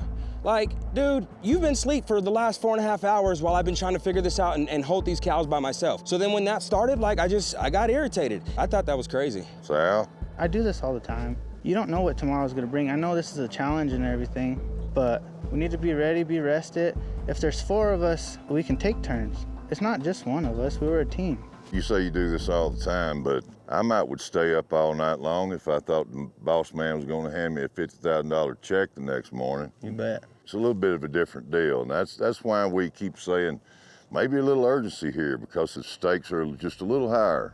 Stephen Heitman, what'd you do last night? I was working on the campsite and hauling wood to the guys with the fires. Like, I made sure they had what they needed, whether it was water or what. Like, I was working my butt off. Did you sleep? Yes, sir, I did. So you were rested, your horse was rested, and then when it came time to go rope those steers, I don't remember hearing you saying you wanted to go rope. I never seen him say that. You know, you stood at that camp all night. That man didn't get off his horse. There's 4 of y'all. How could you not swap out? You gotta see action. You know, when them boys went to rope, you were fresh. You was the freshest man out there. You might have carried wood, but the best thing y'all could have done is rotated your time. I want y'all to see somebody ready to win $50,000 worth of cattle, and that's something I didn't see. You can ask all these guys. I was hauling wood, water, food, whatever we needed, and I kept that fire rolling at the camp. I was working, even if I took a little nap right there next to the fire. Like, I was working. Like, it's not like I wasn't working. Well, okay then, as overseer, who should go home? Honestly, I don't think any of us ought to go home, but there was one judgment call that caught me. I have read some articles, and not that I did research on it, I come across stuff. Sleep deprivation will turn people into people that they don't even know, right? I asked hold up, Stephen, you're getting long-winded. Being sleepy because you've been up for one night is one thing. Sleep deprivation is something else. There was 3 times that I asked Jamon, man, what do you need? I'll take your spot. And he said, man, I'm gonna stay up with these suckers. Like, that was the deal. You still ain't answered the question that I asked you. And I wanna know who you think ought to go home. Just, you know, we've been getting along as a team. Let's land the plane. Let's answer the man's question. Who would you send? You're doing all the talking. You seem to be the leader of this thing. Tell us what you want. Jamon, I came up and I asked you. Bro, just tell them, don't tell me. No. I came up, I went and asked Jamon. Hey, dude. Jamon, look, I'm sorry. I've made great friends with these guys, and this is really hard. I hope you guys understand that. That's the way it always is when we get to this point of this competition. You know, come on, man, answer my question. Who should go home? Jamon. Okay, thank you. Yes, sir. Buck, who should go home? Jamon. Sal, who should go home? Jamon. All right, what is that about? I mean, this ain't a blister that just come up from a short walk. It ain't, it's not. This is something that's been... I'm gonna say I've been I getting don't along want to talk with to you no everybody. more. Yes, sir. Yes, sir. Buck. He does not know how to read cattle. Last night, if you're sitting on them cattle and you're wanting them to bed down, why would you trot around, school on your horse, flog on your horse? You are full of it. Buck, you could have easily, you said probably 100 words to me all night long. Not one of those words that came out of your mouth was, hey, I think we should do this different. I got a question. Yeah. Jamon, who would you send home? I'm probably gonna say Buck, first of all. 1, there's been a lack of accountability. 2, as we're talking about working teams, Like I said, I've thrown several suggestions at this man. It's completely disregarded. This is a competition, I get it, but you have assigned us as teams. We have to work as a team to get things done. He has been a horrible team partner. It's been the buck show the whole time. Throw somebody else under the bus to get forward. Truthfully, I think he wants to throw me under the bus because he can't beat me in all the rest of the competitions. I can tell you this, there ain't nobody on this team who's worked harder than me, and you and I both know that. And I take that offensively because I feel like I have worked hard. We've all worked hard. I said ain't nobody worked harder. Harder. Well, that's what happens when you don't know how to read cattle. You have to work harder, because you just blow them all over the place. You're right, because you were asleep. You knew that. This is when it starts to test not just your skills and your experience, but it begins to test your will. People's nerves start to get frayed and people start coming apart a little bit, and that's part of this competition. And if you decide to go ahead and do the job, then put your head down and get into the wind and do it the way you need to do it and keep your mouth shut. Because we don't want to hear all of this whining and belly aching, and that's what I've been hearing here for the last couple of days, and you know, it sticks in my craw and I don't like it. Stephen Heitman, you talk a lot, but I mean, the truth is you didn't get on your horse one time last night and you didn't go rope this morning. So Stephen Heitman, you're done here. Gather your personals and hit the trail. Appreciate it. I'm super upset to be leaving this soon because I didn't see it coming. Yes, sir. Nobody else stepped up to do those jobs. I knew they needed to be done. They said that fire had to stay on all night. Sorry, guys. No, you're good. You guys down. I stacked all that wood by hand, by myself. Sorry. Don't be sorry, man. You said what you said. That's your piece. Walk with it. I ain't mad at you. I can't let it ruin my life. I'm gonna have to go home and get over it, even though I took care of my team the whole night. The whole night.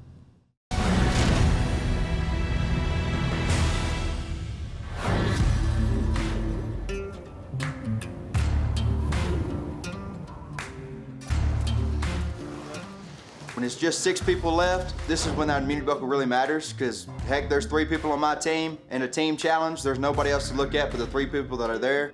I'm excited to see what this new immunity buckle challenge is, because the last 2 has been a talent show and cooking. We haven't ranched all that hard. All right, Cowboys, welcome to your next immunity buckle challenge.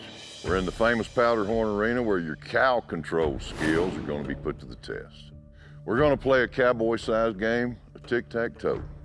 Each team will take turns trying to drive a cow into one of the squares. You have 1 minute to hold the cow in a square for 10 seconds. The team that wins this tournament will then go head-to-head against each other. And then the ultimate winner will receive this Outlaw Spirit Immunity Buckle and be safe from elimination. Helping me today is tic-tac-toe expert Buddy Schnaufer. Today, the Immunity Buckle Challenge is tic-tac-toe with cows, and I couldn't be more excited. I talk about having feel and eye for cattle. This is a perfect time to show that. Me and Jamon, we've had our differences, but in this deal, we're gonna have to work together and hopefully get to the final 3, then duke it out. All right, blue team, you're up first. Our strategy is to keep that cow moving forward and let her rest in the place that we want her, make that a released area and not a pressure area. See what they go for here. Cow comes out, and I mean, it's going perfect. I mean, she's nice and calm, and we direct her right to the squares. Start time. We just need the cow to stay in the square for 10 seconds. That's perfect. All right, y'all want X's or O's? X, please. X's. Okay, you get a big old blue X. Hey, if they're all like this, we got it in the bag. Good job, guys. You guys made that look easy. All right, green team, your turn to counter. We watched the cow before us go. She was super quiet, really broke. Our cow starts off about that way, but she's not quite as quiet as the other one. Yeah. Okay. 10 seconds feels like an eternity. It gets nerve-wracking.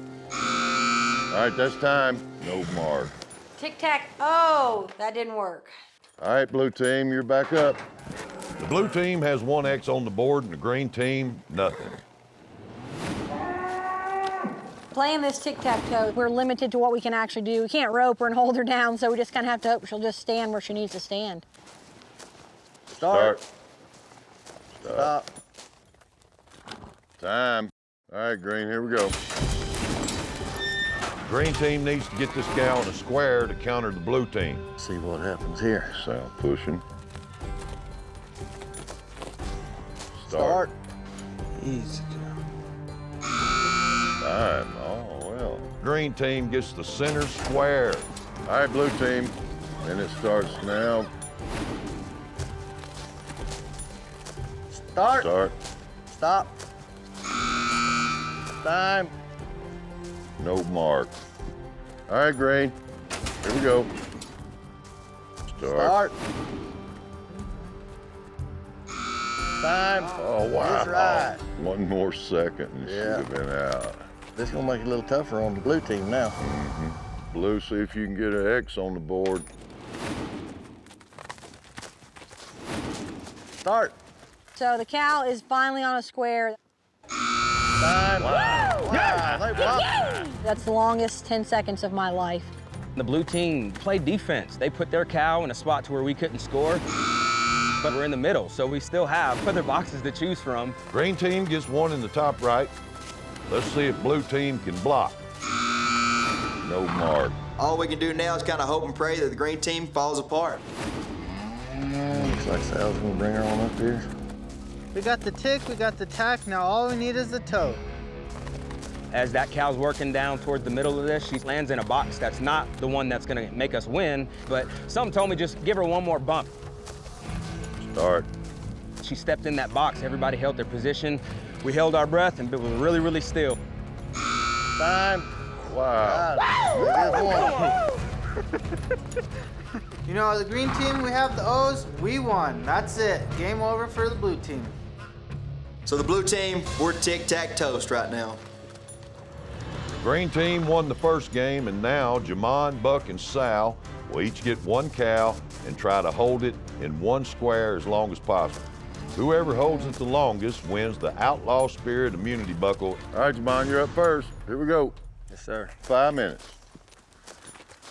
I feel like I'm really off to a good start. My cow's got a lot more movement than some of the other cattle that we've seen. She doesn't quite seem to be settled, so as I'm trotting around her, I'm trying to get in front of her eye a little bit so that she looks and maybe hooks up with me and she'll settle like that. It's not really working. He's at 2 minutes right now, and he ain't got her to step in there yet.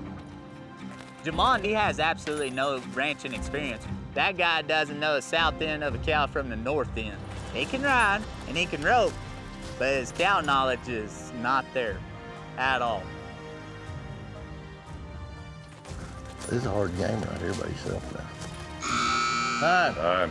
Jamon did not get the cow in the square once. It is what it is, you know, this is still a game, so just cheer on the next guy, be a good sport about it. Okay, Buck's up next. Well, here's where he'll be able to put his money where his mouth is, because he was once saying Jamon didn't know anything about working cattle. He does, so let's see. That black cow, she come out of the arena, she was pretty waspy, so I knew how to get control of her. What I wanted to do is make the outside uncomfortable, for when she went in, the pressure went off. She's sniffing the line right there. Boy, he's about to get her to step in the square. Start time. If you let them cattle know that being outside is not the answer, you will be successful. Buck's got her here. He got her just quiet, sitting there. I mean, I literally handle cattle for a living, not as a cowboy, like I'm a cutting horse trainer. I have to ride through cattle. I'll have 40, 50 head in the arena at a cutting, and I've got to pick 10 that I think are gonna suit me and let me show my horse to the best of my ability. So picking cattle is #1, and you've got to know how to handle them. He'll be tough to beat. This is gonna put all the pressure on Sal. I mean, he's gonna have to get her in there. Time. Good job, dude. Wow. Gosh, dang. That's a good job, Buck. For a cow to stand in there 2.5 minutes when she was as waspy as she was coming out, that showed that I do know how to handle cattle. Good job, dude, for real. Yes, sir. All right, Sal, you're up. Sal needs to hold his cow for longer than 2.5 minutes. Ooh, he kind of got a little old trotter. So the easiest way to get a cow to a spot I want is push her to it, give her some pressure, and take it off as soon as she's there. He's got her up to the circle, let's see. Got her stepped in. Stepped out. Easy, Sal, easy. Got a good cow. You know, if you spark a cow like that, they're gonna wanna get away from you. And in this deal, you want them to almost kind of face up to you so you can just constantly hold that hole. Come on, don't move, Sal, stop. Okay. Start. Keeping this big cow in this tiny little square for as long as you can. Stop. 5 seconds for Sal, won't do it. Man, that's some hard stuff. It really is. All right, well, that was interesting. Good job all around, though. That was fun to watch y'all do that. So, Javon, you didn't get her stop at all. Sal, you had a few seconds. Buck, I think it was 2 minutes, 38 seconds. So, you want this, Buck? Yes, sir. All right, come get it. Congratulations, you're safe from elimination. Thank you. All right. Good job, Buck. Winning this immunity buckle, that's pretty awesome because this is exactly what I do for a living. And I showed up today and I showed the judges, hey, I'm here, I know how to handle cattle. You know, I started out in the trenches, you know. I would do any job, anywhere, for anybody. And I've worked hard at this for many years to get to where I am. So back when I was 19, I got myself in some trouble with the law for making bad decisions, hanging around with the wrong people. And when I realized that you need to take responsibility for it and work hard at being a great cowboy and a great man, I had to leave town because I was headed nowhere fast and I wanted to take responsibility for my actions. So I packed my bags and headed to Montana and Idaho, Wyoming, just cowboying all over the United States. And through all those big ranches and those hard times and those hard experiences when you're bogging through 6 feet of snow trying to trail cows on your own, that toughens you up. That makes you grow up. You know, I've worked hard on my reputation, doing the right thing, trying to do the best. And I'm very proud of the cowboy I am today, and I'm here to prove to the world that everybody deserves a second chance as long as you do something with that second chance. Let's see if we can get him pinned. Someone clank to the fence, please, Sarah. Why wouldn't we push him that way? I don't know why you want me to roll Because around there's the a front. bull right there. Fine, let's do it your way, Steven. But when your plan doesn't work, you're on the chopping block.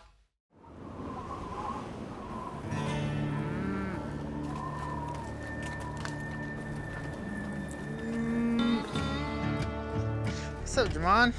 Yo.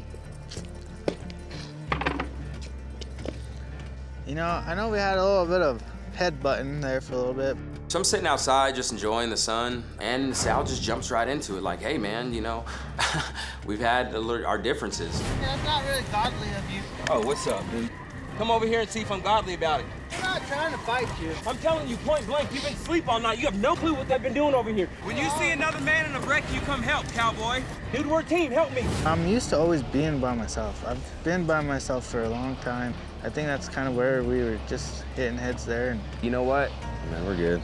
I'm a little blown away at the fact I didn't think that he was gonna come with that conversation, but that's cool because that's him being a man. You know, I think we have a lot in common, I really do. Like what? Just growing up wise. A lot of people think that I've done this all my life. I have not. You know, we bounced all over the place. We lived in trailer parks, and it was rough. And that's why I'm here, you know. I could see that part, understanding that. I don't want my kids growing up like that, and that's why I'm here. And I'm gonna get to where I want to be, but this is my shortcut, and this is why it's a big deal for me to push myself. Yeah. But it's just one of those things, I want to be the best, you know. You know, I don't want my kids to have to go through what I did growing up, because it was hard, it really was. And that's why I have so much passion for this $50,000 worth of cattle. If it doesn't work out, I'm still gonna get there, but this is my shortcut. Man, I felt like an outsider growing up too. I've been told this ain't the skin for a cowboy, you know? I remember showing up to bull ridings and guys telling me like, well, I can't get on here. And it took me a long time to get past that. But all those differences are the things that like were literally the fuel on the fire telling me, you can, you know, don't let nobody tell you not to. Every part of being a cowboy for me has came with a struggle, a lesson, and some kind of perseverance. This is no different. This has been weeks of straight grueling, testing, trying me. I've been prepared because every single day since I was 8 years old, I've woke up dying to put a belt buckle on, dying to stand out and just working my tail off to be the best that I can. I rode bulls for 15 years professionally. Towards the end of my career, I decided I wanted to step away from this and start a youth program that gave the same opportunity to inner city kids. The gist of this program is to get inner city kids acclimated with equine experiences, introduce them to trades in the equine and agricultural fields. Having $50,000 worth of cattle would not only be life-changing for me, but this could literally change the trajectory of this whole program. Grown up in a place to where, like, you know, you start popping off with some he said, she said. It's a good way to get beat up or in a fight that you don't want. You know what that's like being a black kid in the middle of Denver, riding a city bus up and down? You know, it's like you get off the bus, people are capping. You get on the bus, people are capping. You know, and you can't fight them all. You know, it's pointless. I can honestly say that one thing I admire about you and what relates to me is that, you know, through, you know, the things that look different to other people for us, like we've stayed true to what's important to us, you know? For a while, I've thought that you guys, everybody in the bunkhouse kind of steered clear of me. And I'm sure I probably come off as like standoffish, and I don't mean to, but let's, all right, you know, it's every man for himself, but just know, you know, if you get in a bind, I got you. It's likewise, you know, but yeah. good luck. Sal and I, we're shaking hands. You know, this is what cowboys do. We all know that working cattle with somebody can bring out the worst in you, but it's what happens when the dust settles. And Sal was brave enough to come up and start speaking to me, so I reciprocated that, you know? You know, that's kind of the cowboy way. You say your piece and you roll on. There, he's got a shot at him. Before we got this, no, he missed. Oh, we got two of them missed. Sarah ain't been on a horse hardly at all. No, it's cost them a lot of time. They need help. Yeah.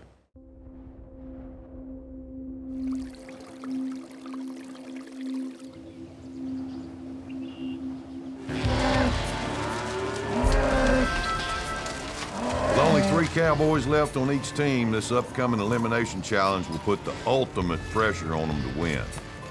Buck has the immunity buckle. I'm not quite thrilled about that. I want to trust and believe that Buck's gonna go lay it out on the line and do his part, but if he doesn't, based on some of the stuff that he said, that is a dangerous position for me to be in.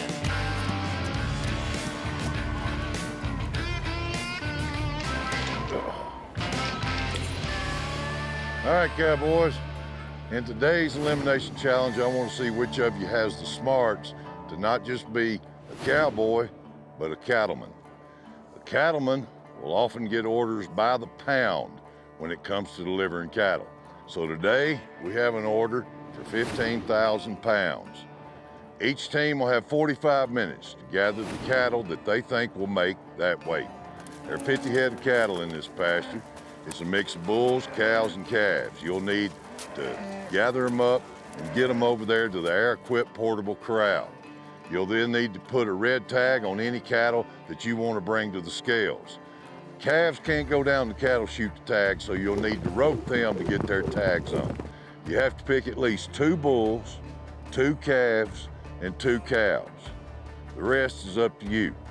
Now don't put a tag on anything that you don't want, so when you get the tag on it, it's going on the scales.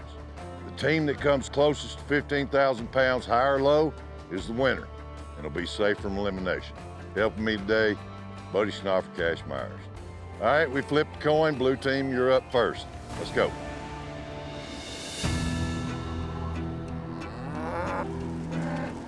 For today's challenge, the wind is howling. We're getting 40-mile-per-hour gusts. I mean, change my hat just because I can't keep my cowboy hat on. I think drop the bulls, pen them through, go get our bulls, then we're not wasting time sorting cows and because it's going to be tight. Do you want to wait and do those calves last? I mean, they can't go too far in here. No. I just think it'd be easy, just let them calves come out of the chute first and just be right there, rope them, and tie them down, and then we don't got to worry about them. So Stephen Yellowtail right now just thinks he's the leader. He wants to talk above everybody. He does not give respect when respect is due. He wants to act like he's listening to you too, but then again, he just wants to talk over you and just go right ahead with what he wants to do. At the end of the day, this competition, there's only one winner, and so I'm gonna be the leader. I gotta man up and say that I stepped up to the plate and got the job done and took home the prize. I was saying, like, once we let everything out, let the 2 calves out and then just rope them, tag them, and then they'd probably go back to those cows. I'm gonna be less chaotic. Let's move on, let's get the job done. I just think put them calves in that chute, and then it's just a guy can stand on either end and just snag them as they come out. So once again, Stephen Yellowtail doesn't want to hear what I have to say. He wants to do with what he wants to do.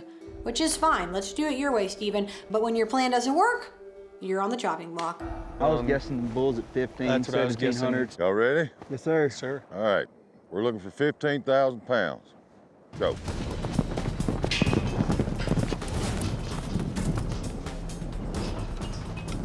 Got Coy checking the pins, getting it open. Sarah getting back gated, all set. Yellowtail went and got the gate, gonna get around them. Y'all want to come up and then I'll just slide through that gate and get in front of them? Okay.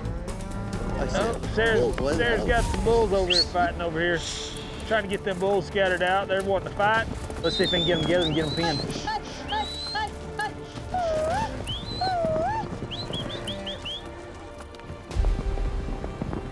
Someone flank to the fence, please, Sarah. Why wouldn't we push him that way? I don't know why you want me to roll Because around there's the a front. bull right there. They're hollering at each other now. They're definitely not communicating right now. Stephen Yellowtail needs to take charge if he's going to be the leader. Let's get these pinned, guys. Okay. It took some time, but the cattle are in the corral. Now they need to sort the bulls from the cows and rope the calves that they want to take to the scale.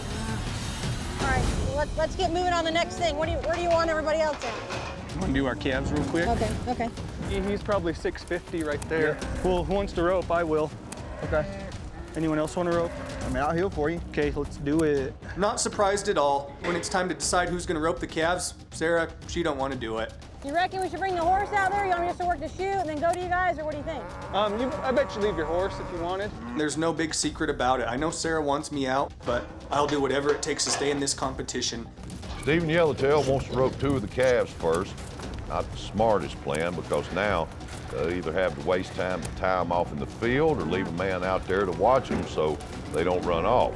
And this will be time consuming. I really think Stephen Yellowtail's too slow when it comes to time competitions, but he is a great hand, does a lot of things right, but man, seems like we're waiting on him a lot. Yeah. Y'all ready? Yep. There, he's got a shot at him. Boy, got this. No, he missed. Go through that sucker. Oh, we got 2 of them missed right there. Get ahead. Yellowtail's having a little trouble with ropes today. I think the rope's too light for this wind. Yellowtail's easing around. Oh. Not great. There, Yellow. Oh, no. It's taken the guys a long time to rope these calves, and I'm frustrated because nothing is running the way it's supposed to. Good job, Corey, getting around easy. You bet. He got him that time. That was a good job, but we got a ways to go. Man, this isn't the way it should have gone. We should have just been able to go in there, rope them at the end, and be done and push them out. Right now, we're blowing these yearlings up. Make it work right here. There, you got him. Stephen's got it. Your stop, Cole. Come in here and heel her down. They're gonna get some exercise. And she's gonna go out and run. Just surprised me she didn't ride her old horse over here. I'd have rode my horse over. Yes, sir. Let me get short. Sarah ain't been on her horse hardly at all. No, it's cost them a lot of time. They need help. Yeah. Get in there, Sarah. Get in there. You stand there and tag him right quick. What's Whitey weigh, 580? Yes, sir. And what did we say this, 5.5? So 10.5? So the blue team has 2 calves tagged and don't want to tag any more of them.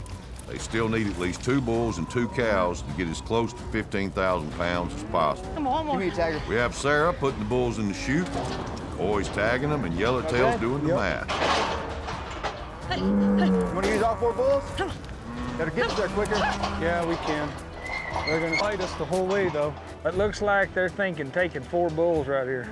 They'll need to be careful when they're picking their final cows. Sarah, you're gonna have to help him, because I gotta make sure these guys don't. Now Stephen's getting on his horse to make sure the tag bulls don't wander off. It's a smart move, but may not have been necessary had they planned this out a little better. Right now, I'm upset with Stephen Yellowtail. He kind of went into this thing trying to be the ringleader of the whole thing. He's one of those guys, if you're not doing it his way, he's not going to help you do it your way. And then he's going to say, hey, it didn't work for you. Heck, even when you do it his way, he's still slow and not even being in it where he needs to be.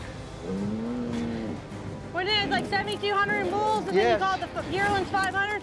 8,400? 8,200? Yes, ma'am. Now Sarah's doing the math. What do you need, about 8,000 more, 9,000 more? I'd say 8's what they got. They need about 5 cows. 8,200. 16 would be 8. So it was just Coy and I working the chutes, but I used to show steers back in high school, and I was always spot on with the weight. So hopefully we get it to 15,000 pounds. Pretty big cow. Let's say 11,000. 7,000 with her. Okay, what the count is. I don't know if they know how many cows they tag. No, Sarah keeps kind of doing the math in her head. Let's see what happens here. Where did Steven go? I don't know. When it comes down to it, Stephen Yellowtail wasn't there. Those bulls, if you'll just let them sit, they're not gonna run off. The only way they're gonna run is if you chase them. And when Stephen Yellowtail was chasing them, that's when he started running. If you let them sit, when you get done, everybody can go after him, get around him, and push him. One man's not gonna push one bull where he don't wanna go. They got a mind of their own. Any animals on the creek there? One of them white Charolais wants nothing to do with the herd, and he's just been trying to sell out, and he's been giving us problems from the very beginning. And right now, I'm on a completely different planet. I have no idea what's going on. I'm just trying to get this white bull back to the herd. That's all I can do right now. Stephen Yellowtail's doing a good job getting the bull back, but he's left his teammates for a long time. I'm not sure they have a good track on what they've So tagged. 14-7 with her, one more cow. These are very uneducated guesses. So in the end, we put in 4 bulls, 7 cows, and 2 yearlings. Come on, Ray. They've untied their calves and they're pushing the cattle to the pens. They should be able to drive them in there now. Guys, see if you can ease up, and I'll just go check gates. Yeah, they're looking to the spot where they're going. So the blue team has tagged 7 cows, 4 bulls, and 2 calves. We'll see how close they get to 15,000 pounds. Come on, we just gotta shut this back gate. Come on, Steven. All right, guys, we got them in the pen. We'll get them on scale, see what they weigh. Whoever's closest to 15,000 is gonna win. Come on, give us some room. Boom, I got you. Today, Jamon proved that he doesn't know how to read cattle. I have said it time and time again, he needs to go home.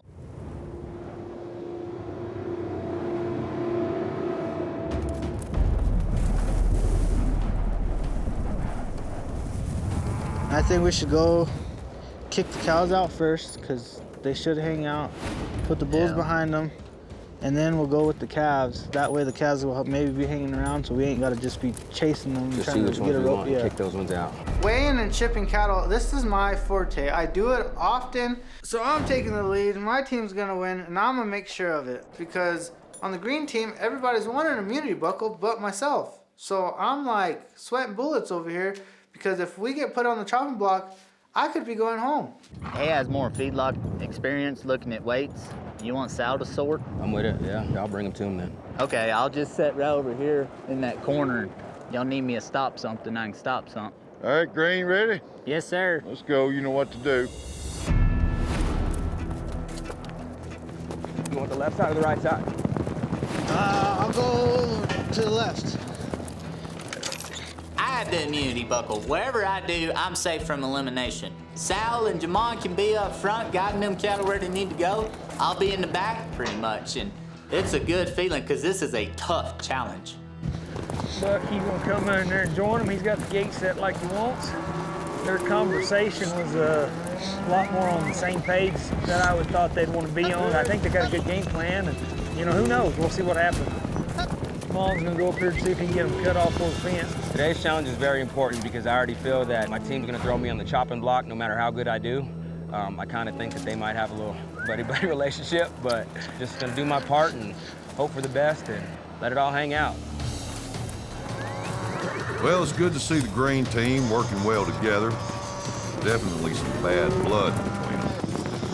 This plan here looks a lot smoother. Let's see if they get it done. Everybody's hustling, moving around. Yep, now they got them looking. Oh, that bull's gonna get by. Yeah, here comes Sal, it's gonna work you out. Good job right there. Hood, hood, hood,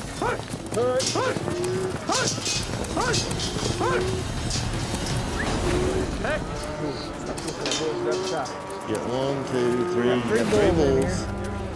And we got 2. Want to sort them cows in first? Yeah. How many cows do we want? 8 cows? A smaller cow? Yeah. 7 big ones. 1 small cow. Yeah. And then this size calves. Yeah, 2 of them calves. That Hereford right there worked, don't you think? Jamon and Buck, they wanted to put an extra cow. So I did the math, and I talked them how to put in that extra cow on the scale. It is going to either save me, or it is going to send me home. Couple more cows and calves. They got them sorted pretty good right here.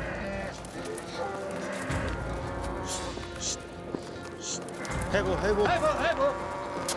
There we go. Hey, hey, hey. Let's get them out of the way. Yeah, open that slide. Yeah.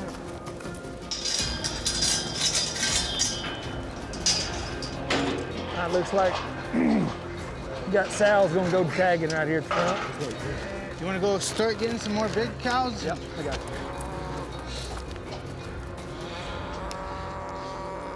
Should I go ahead and start letting them out? Yeah, go ahead. Give us some room. Green teams decided to tag 8 cows, 2 bulls, and 2 calves. We'll see how close that gets them to 15,000 pounds. She might not quite be there, but she'll be close. I think all in all, their weight's gonna be pretty close to what I like. Good cow, good.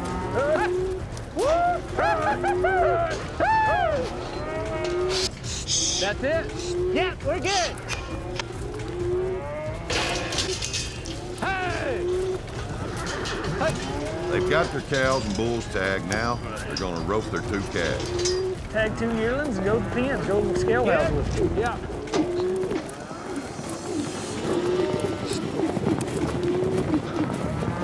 Jamon got the first one, and he is one good roper, especially in this wind. So I was gonna slip around here and get him a Brandon shot. Mon did a great job right here, but he's pulling that calf, making it hard for Sal or Buck to get a shot. He's got to get him under control here. Let's see how it goes. We needed that cow closer to me, and he was just all over the place. Jamon needs to go home because he's not a team player. I got you. I think this is smart to have 3 ropers right here. You know, last team, they spent a lot of time with Sarah just waiting around, and the other team couldn't get them roped. So this is a good plan. Got him. You got the tagger? Yep, right here.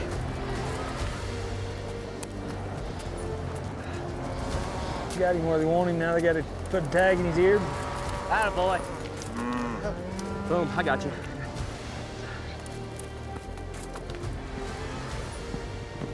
What are we doing? Same thing? Yep, y'all go ahead. I was pretty strong about coming through there, getting him caught and bringing him tight. If it hadn't have been for me, we'd probably still be out there swinging loops. Go ahead. And we're on to the next one. I'm coming in hot. Yes, sir. Ready?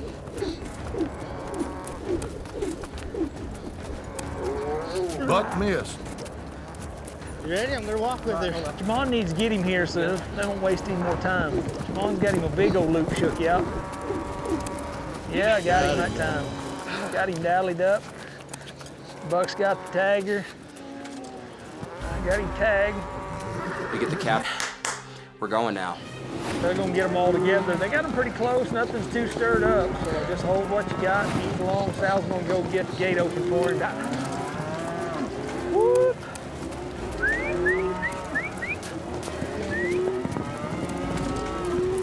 Looks like we're gonna stick them in there. They're in the hole. All I gotta do is shut the gate.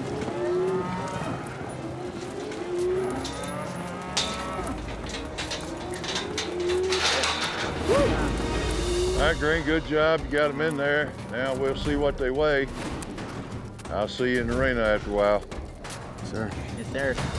I'm looking at what we have left here, and I'm looking ahead, and I'm thinking about who can win this thing, who can be the ultimate cowboy.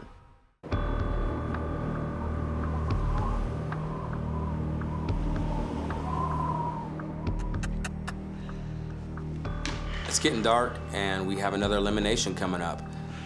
I don't really know exactly how to pinpoint this feeling. I'm super nervous. I don't know how, today's challenge went. I'm a little bit nerve-wracked because I saw how those boys tried to gang up on me last time. All I can do is, hope that the judges seen that I did my best effort, and hopefully it all worked out in our favor. Well, what's your thoughts? I don't know. I think the day's challenge didn't go very good. Do you? I don't think it did either. There was a miscommunication. The way I thought everything should go went opposite. Steven kind of wanted to take the head and do that, and then whenever you voice your opinions, he didn't want to listen. So if it comes down to it, you throwing me under the bus, yourself, or Steven? No, I'm gonna go with what I always say, Steven. Me too. I'm right there with you. Ride it out to the end. That's right. Stay hooked. All the way.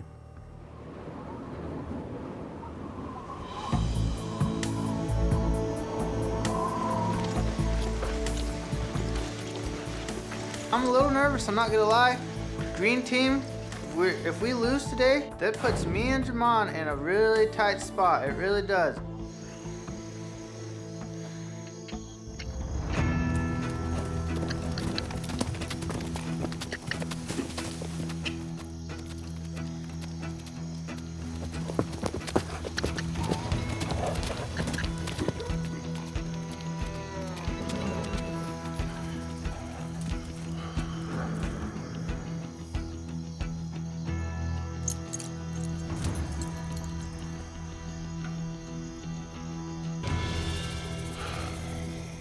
All right, so we had a cowboy / cattleman challenge today. Buck, overall, I think we were impressed with the way you worked today, having the immunity buckle and everything. You did a good job. Thank you. Go sit on the fence. Thank you. You're safe from elimination. Good job, Buck. Thank you. So I'll just stay with the green team for a minute. Jamon, you and Sal didn't get along too good last time. How'd it go today? You know, we're cowboys. We start over today and we worked out. Is that how it was, Sal? Yes, sir. That after the day that we went, we kind of made up on the deal. Well, we kept pretty close eye on y'all today and didn't have too much problem with what we saw. There was a few snags here and there, but this whole deal's gonna come down to the weight, so it's gonna be important if they know what them cows weigh today.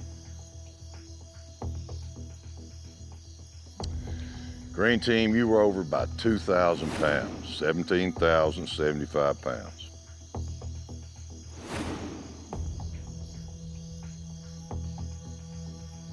But blue team, you were over 3,000 pounds, 18,010. Green team, go sit on the fence. You're safe. Thank you. Good job, guys. Okay, blue team.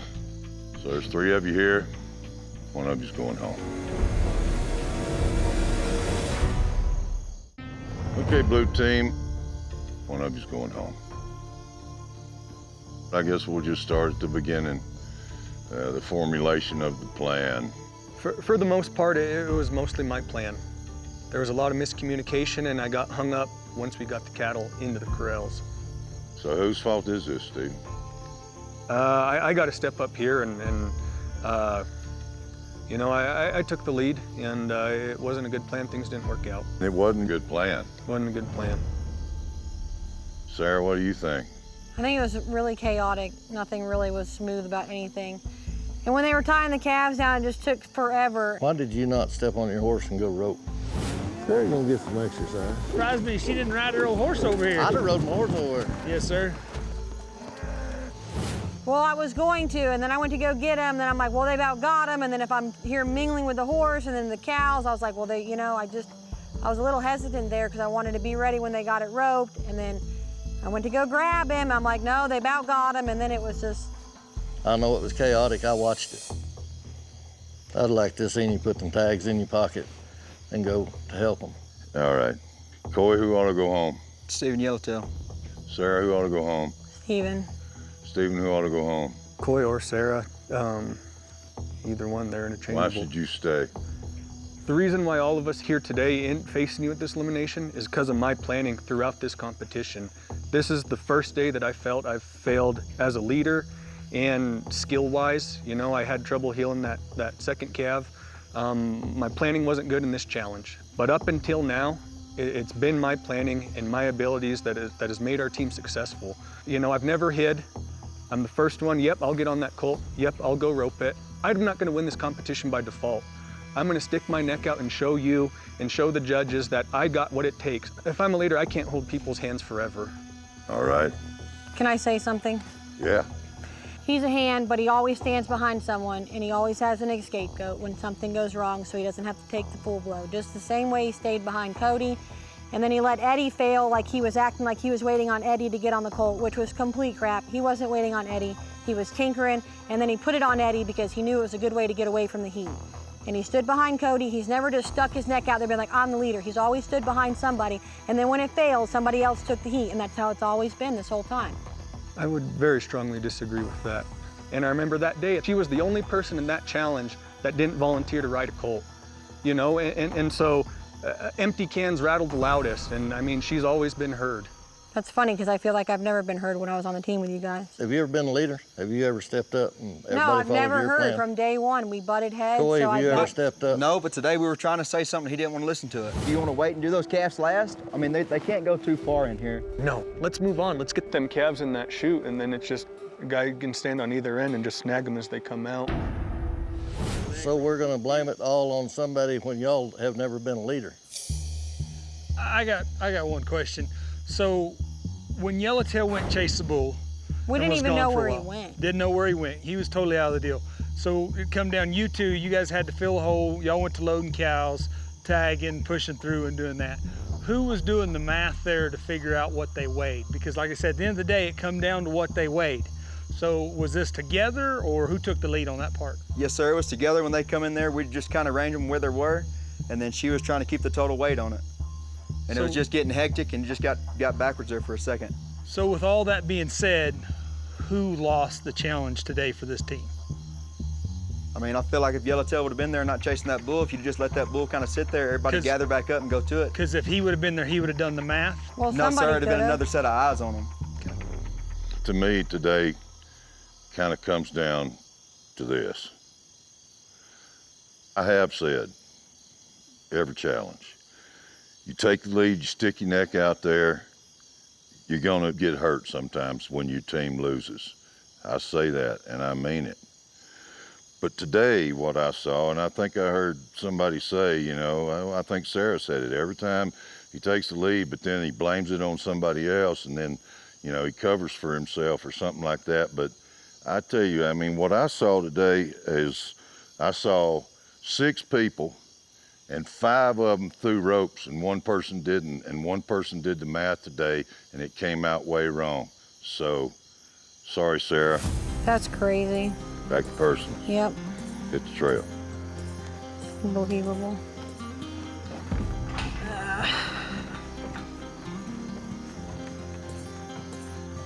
I'm so shocked that I'm going home right now. Like, what? That wasn't my game plan. I did my job today, and those 2 guys didn't, and then I got put on the spot because the weight was wrong. I know without a shadow of a doubt I'm a better hand than Stephen Yellowtail. And he just got real lucky that the judges put it on me today. It's fine. All right, everybody, from here on out, there's no more teams.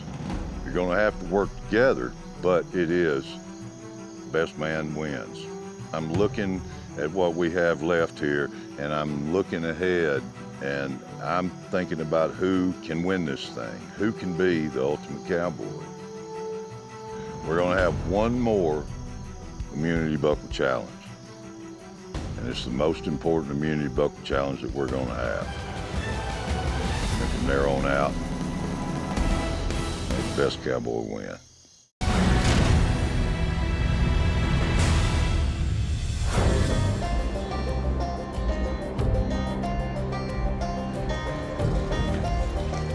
I woke up this morning and I'm in the top 5. So that's a big deal. We started off with 14 of us. You know, this immunity buckle challenge is super important. It's the very last one. This time it's every man for himself. I'm one of 2 guys in the top 5 that haven't won an immunity buckle. I just need a day to just know I'm safe, especially after the last challenge. Morning, cowboys. Morning. There's only 5 of you left, and this is your final Outlaw Spirit Immunity Buckle Challenge, and it's the most important one. There are no more teams. Now, cutting the cow from the herd and using your horse to keep it separated from the other cattle is something each of you should be great at. Today, we're gonna find out who's the best. Each of you will have 10 cows, 5 with gold tags, 5 with blue tags. You're gonna put the blue tags in the blue pen, you're gonna put the gold tags in the gold pen. Your job is to get this done as efficiently and quickly as possible. And who does that the fastest will get this Outlaw Spirit Immunity Buckle. Simple as that. I'm pretty excited about this challenge. It's gonna test a cowboy's skills on reading cattle and his horsemanship. Your horse really is your #1 partner. you know, especially if you gotta go sorting on cattle. So I brought a 3-year-old I call Banker, and you know, he's got a heart of gold, and he's my buddy. He's with me day in, day out. I started him. He's came up all the way. I've rode him for 2 years now, and this should be my forte, you know? I mean, I do this for a living. All right, Jamon, you're first. Give me 5 blue, 5 gold. Get this gold in here. Go ahead, open it. Okay, close it. You know, Jamon goes first, and he's trying to sort 1 cow at a time and put them in the pens. That takes way too much time. That just goes to show that he doesn't do a lot of open field sorting. It doesn't really bother me to go first. My strategy today is I'm gonna try to move a couple at a time. If I can get 4 or 5 at a time, that'd be awesome. If I can't, then I'll try to work at 2 or 3. Trace, what do you think? You think he's got it going on right here? Isn't that 2 gold, Terry? I think that's 2 gold, yes, sir. That's the way to do it, 2 at a time. Oh, yeah. And open it. Don't miss one right here, because you got it set up to finish right here. Yeah. Take care. Get over there. Oh, good job. now he's letting all the other cows out. He's getting himself in the jam here. Usually when you're working, the man on the gate knows his job. He doesn't let anything go back by. I keep forgetting, this is not day working, this is a competition. I definitely forgot to tell him, hey, close that gate back. So some of my cows start walking out. Close it real quick. Little mistakes like this will cost a man for sure. Leaving that gate open was a big mistake by Jamon. With only 1 gold tag left in the pen, Jamon's gonna have to work fast if he wants to win this challenge. Hurry, hurry. Okay, close this, open your blue one for me, please. All right, looks like he's gonna get all the gold this time. The only bad thing about going first is that everybody else got to see that mistake. He's making some quick work of getting those blue tags in. Close it, close it, close it, hurry, girls. We'll announce the times at the end. Each cowboy needs to go as fast as they can. This ain't a beauty pageant. Buck's up next. You know, this should be his game. Time starts now. So this whole competition, best time wins. So you have to be a pretty good hand and be able to read cattle and set up the situation so it's a success. Buck's taking a different approach. He's gonna try and sort a group of the same color tags out in the open instead of going 1 or 2 at a time. I want to angle them to that back right corner because that's the only 90-degree corner that I have, and I can hold them up there pretty easily. I think he's gonna try to load all blue at once. He's got all the blue tags together, but 1 gold tag's mixed in. Let's see what his plan is to get it out.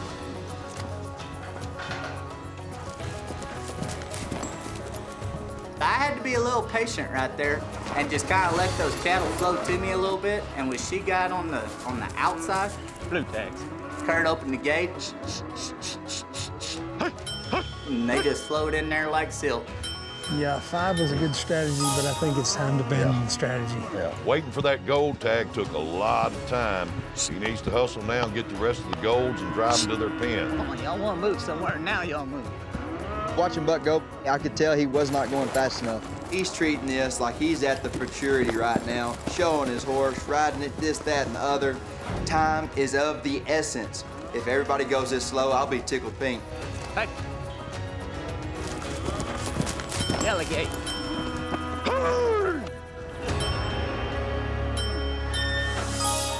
That's time. I'm pretty confident that I beat Jamon just for the simple fact that I had so few trips to the pens. Sure, I had some trouble with that yellow tag cow, but, you know, I'm pretty confident in it. Today's my first day to come back and actually get on Big John after our big fall the other day. Look at them boys riding, too. Whoop and ride, Coy, whoop and ride. He is smoking down through there.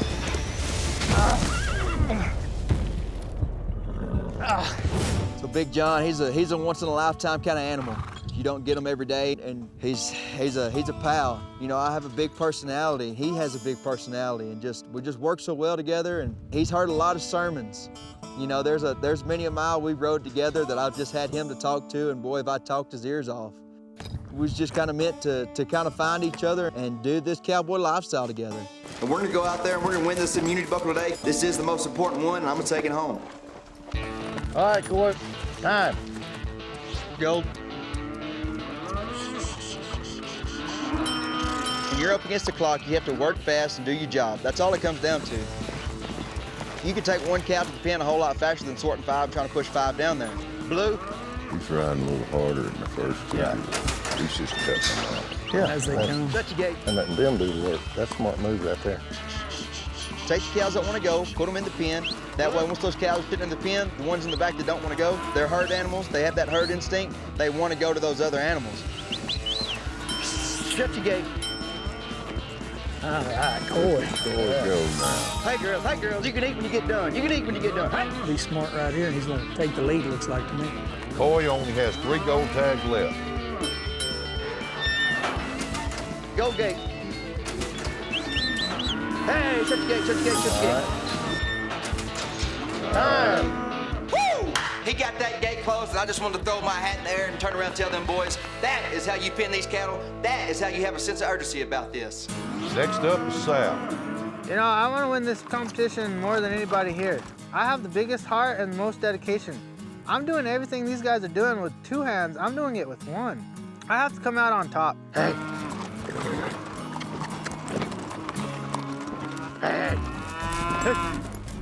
Man, he had him looking right there. He just needed good driving and didn't do a very good job right there. Hey, cow. Hey, cow. Hey, cow. Look for the hole. Come on. Look for the hole. Come on. Sal's trying to do what Coy did, but the cattle are not cooperating. I had to recoup myself, kind of start over. Hey. Okay, he's got them all. After some chaos, he's managed to get all the gold tags in a group and in the pen. Open the blue gate. We can get these, yeah. They're doing pretty good. Hey, girls. Hey, girls. Hey, girls. Hey, girls. Now he's rushing to get the blue tags in. Close the gate. Good job. Time stops now. I knew Coy was pretty fast, and I hope I'm just a little bit faster. This will be different for Yellowtail because nothing Yellowtail's been very fast. See if he can adjust right here. After watching Coy, I have to step it up. When you're sorting cows, it's chess, not checkers. My original plan was to do similar to what Buck did. Blue gate, please. Hold them in the back, peel off 5 at a time, and pen them all at once. There you go, he's got him 4. Shut the gate, please. Stephen Yellowtail has 4 of the 5 blue tags pinned. He's moving slow, but with purpose. He's got them sorted off so he can keep that red cow down there by herself. There he comes. He's got his 5 gold tags headed to the pen. Here he goes, here he goes, here he goes. Shut this gate, This is going to be real close. Open the blue. I have 1 left to go. Hey, shut it, shut it, shut it, shut it, shut it. She draws and pens herself. Boom, time. Good job, Leander. I think I gave Coy a run for his money, but I think I got him. All right, Cowboys, that was fun for us to watch. We all kind of agreed that Stephen Yellowtail, you might have the smoothest, prettiest run, but this ain't a beauty pageant. It comes down to speed. So the times, Sal was 5:06, Jamon was 6:43, and Buck was 7:12. The fact that Jamon got a better time to me, you know what? My hat's off to him. He needs all the help he can get. Today's fastest times are between Stephen Yellowtail and Coy. One of you was 2 minutes and 30 seconds, and the other one, 2 minutes and 45. Let's do this. Coy, you were 15 seconds faster than Stephen Yellowtail. Thanks, sir. 15 seconds. Yes, sir. Congratulations. Good job. Good job. I am just so disappointed right now, man. I wanted that. So, you know, in case it comes down to the very end when the judges and Trace are making their decision, that's one thing they can hold against me is I don't have an immunity buckle. All right, you're safe from elimination. I've won a whole lot of buckles in my lifetime, but this one right here kind of means the most to me right now. And being safe from the elimination is one step closer to those $50,000 worth of cattle. All right, good job, everybody. I'll see y'all later. Yes, sir. Yes, sir.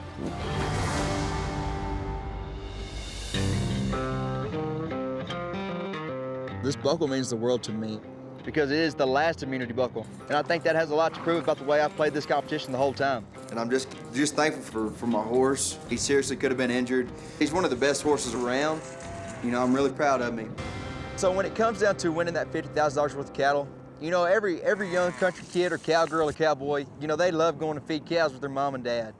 And just to have my girls with me going out there feed my own cattle and just be able to tell my girls, Daddy went to Wyoming, so he spent a lot of time away from us, and he put everything he had into this just so we could spend this time together and just so we could have extra food on our plates right now. You know, putting shoes on those babies' feet is what it comes down to. And at the end of the day, you know, that builds a fire in a cowboy's heart right there, that next generation. You know, helping build your family and building your lifestyle together like that. It's unbeatable. Sal, I believe Jamon darn sure doesn't have the kind of attitude to win this. If there's a bad spot we can put him. I've thought about it too, trying to come up with a strategy to where he really fails. You think he don't respect you as a cowboy, or you think it's just gamesmanship? Fear. Fear, did you say? Yeah.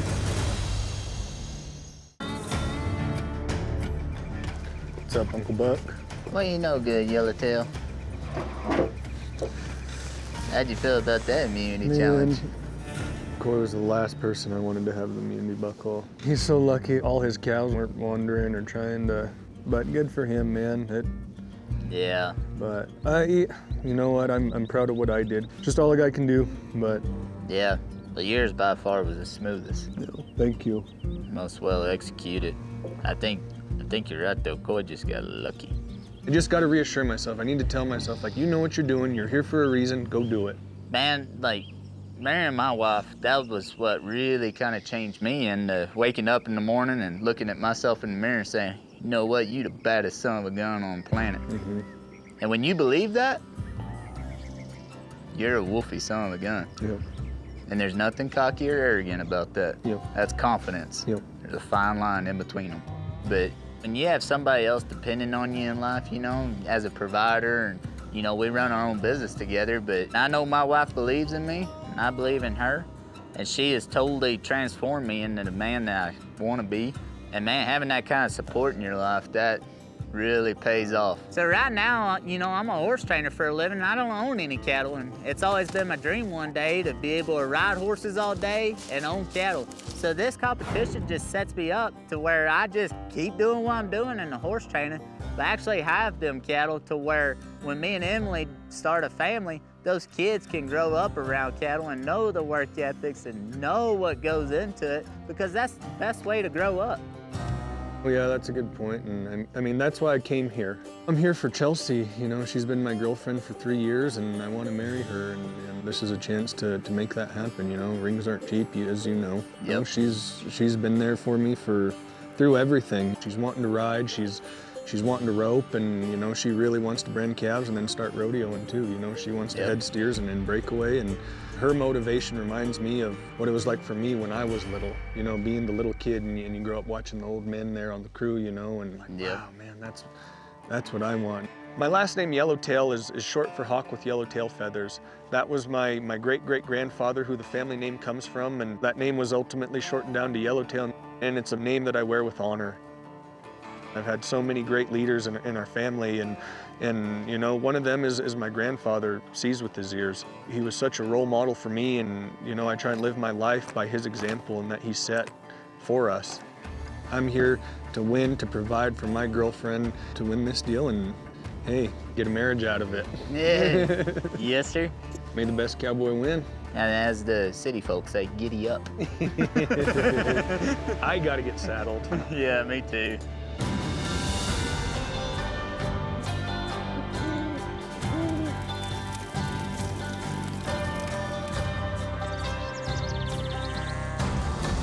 It's a new morning at Powderhorn Ranch, and the nerves are real for our 4 cowboys that don't have immunity.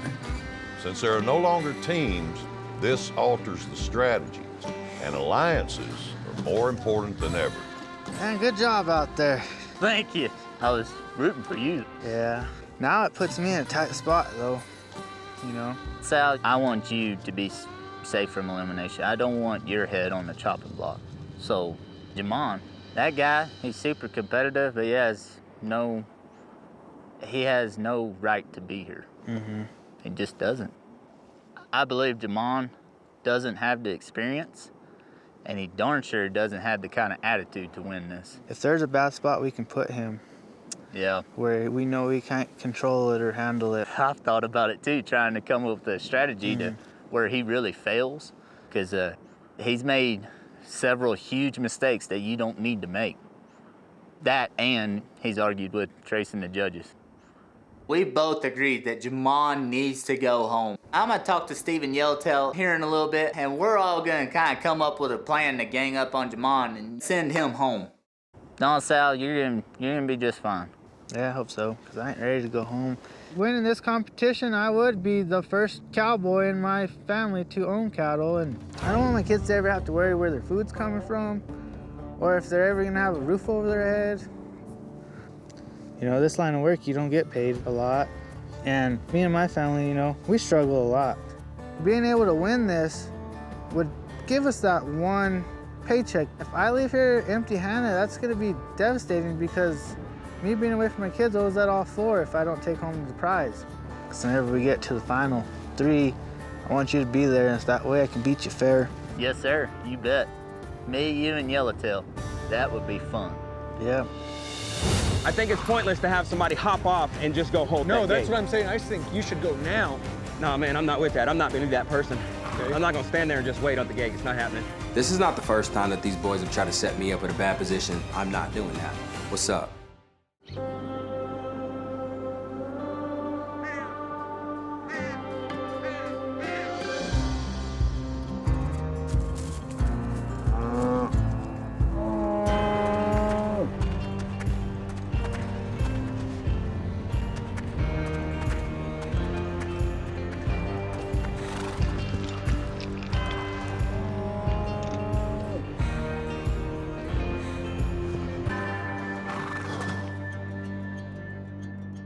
All right, cowboys, with only 5 of you left, there'll be no more teams. You'll be working together, but I'm watching you all individually. Who takes charge? Who wants this? We're in Wyoming, the heart of buffalo country. Millions of wild buffalo once roamed the American West. They populated the continent long before anyone settled here. Today, about 20,000 buffalo roam wild, including right here in Wyoming. These are giant, fast, unpredictable beasts, weighing up to 2,400 pounds. They can move up to 35 miles an hour. They're hard to wrangle and control. This is where we'll see if you know how to isolate a buffalo like Kevin Costner did in Dances with Wolves. There's no better feeling than having a muni buckle right now. Just because, who wants to pin buffalo? In our challenge, 4 buffalo have gotten mixed up in your prize herd. There'll be 2 in the first pen that you have to get out and get into the next pen where there'll be 2 more. Then you have to get all 4 buffalo out of that pen and drive them to the waiting trailer. Helping me keep a watch on y'all, Buddy Snofford, Cash Myers. Now, everything you do will be taken into account during the elimination.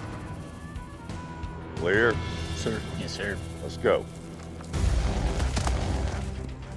Well, I tell you, from my previous experience with buffalo, if they figure out how to hook your horse and they can get away with it, they'll do it every time.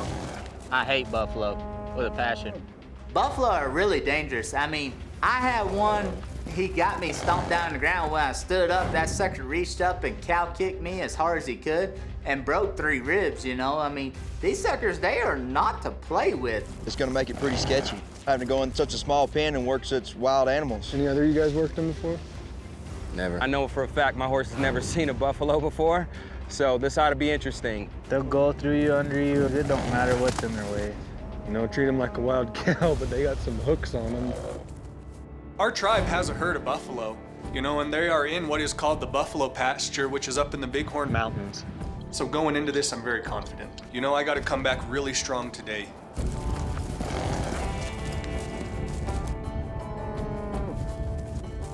It looks like they're kind of wanting to sort themselves out. I think first things first, send a guy to this gate, then when they pull out, just let them go off on their own. I would say push those cows over there to that corner, and you're the furthest away from them. And guys, do not try to step in front of them. Whatever experience that you have with cattle, forget it. Those buffalo, they are whole different creatures. I honestly think once we get them in the alley, we need to have a guy get off, put his horse somewhere safe, get that gate shut right away. This challenge, I think, is very doable. I think it's a chance to, you know, redeem myself. It's just gonna come down to who wants it the most. When we run them with this panels, are you guys thinking like just send 2 across halfway to make a wall once we get them up here and then put some more panels behind them so at least we don't gotta, you know, it's something in their eye to keep them from turning around. And no matter what, when we get those 4 buffalo out of that corner gate down there, all 5 of us have to build a wall. Yeah, once they figure out they can get by you, it's done. You know, every situation, these boys never listen to me. I keep telling them all these suggestions, but for some reason it just goes in one or out the other. This has been happening since day one. I'm just gonna make sure that I'm not on the sideline and that I am there holding holes. Who's gonna do this? Who's gonna be on this gate and who's gonna be pushing down the alley get off their horse? Anybody wanna volunteer? Yeah, I can go. I'll get this gate first. Just give them that hole to go in. Thank you. You know, every day I have to come out here and try my hardest, but this time I'm gonna have to try extra hard. I've been around buffalo a little bit, worked them a little bit, but I need to make sure I show the judges I'm meant to stay. Be safe, guys. First things first, be safe. All right, cowboys, let's get those 4 buffalo in this trailer.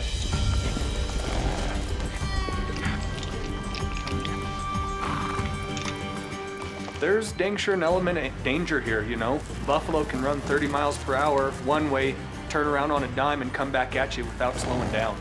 If one of these buffalo get mad or angry, we're trapped in there with them.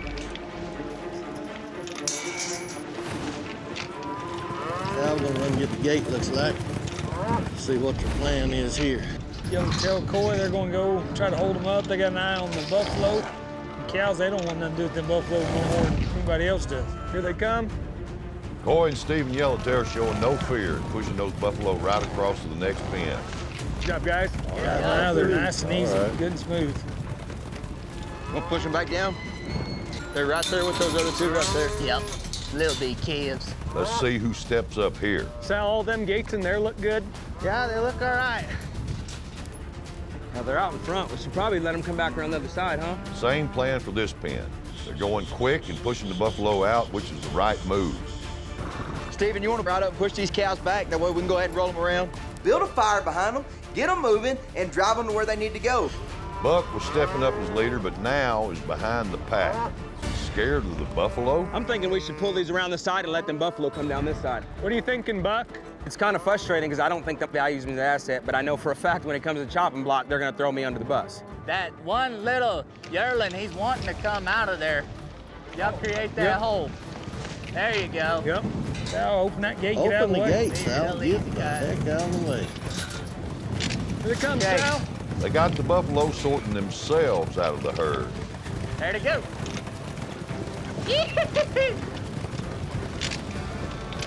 They have all 4 buffalo in the last pen before bringing them down the alley and into the waiting trailer. That was cool. Heck yeah. Hey man, so once we get them going down this alley, I think it's pointless to have somebody hop off and just go hold that No, gate. that's what I'm saying. I think you should go now.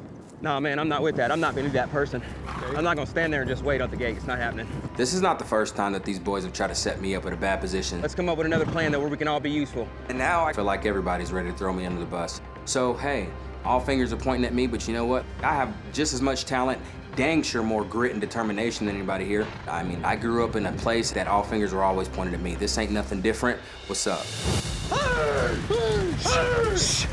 You have to have your head on a swivel because they are going to run you completely over. I think you should go now.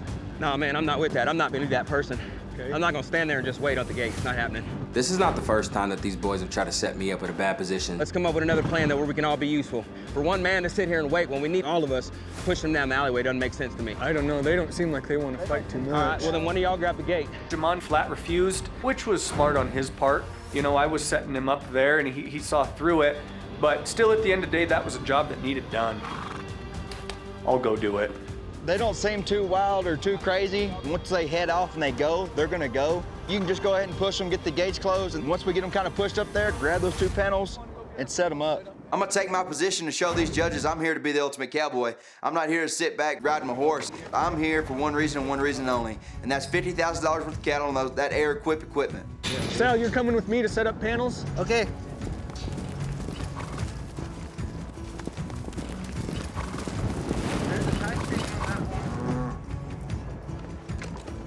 They're putting up panels to keep the buffalo from turning back. Not that a light panel like that'll do much if a buffalo charges at it. Man, I think we should slide these back further. I would just have more room to play versus get them all, because you got to figure there's going to be 5 of us in here. I say let's do this. Let's leave these here, tie these up, go get our arrow quips, and make another one further back. I got you. All right. How come we're getting them so far back? Yeah, that's what I was wondering. That's a little bit far I'd back. want to move them on up here, I think. Right here is where they're gonna fight us the most. Hey, one of y'all want to help me grab some of these panels? And bring a tie string, Buck. I don't have one. Y'all got a tie string? I don't remember Kevin Costner having a set of panels. Here, you got it? Or? Yep. Attaboy, Coy. Even though Coy has immunity, he's been hustling and showing no fear. And this one kind of swings a little bit. Has anyone got another tie string? Yeah. How are we gonna tie our gates if we're trying to keep buffalo without tie strings? I start ripping them off my saddle, we're tying them in places they need to go. That was saving grace, us having those tie strings. Otherwise, we would have had buffalo pushing on fences.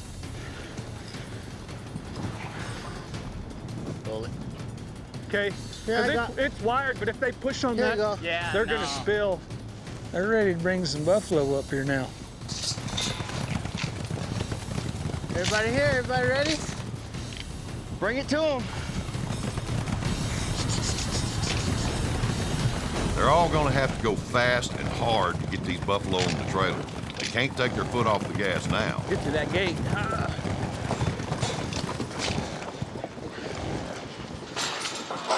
Good job, Coy, right there, stopping getting the gates.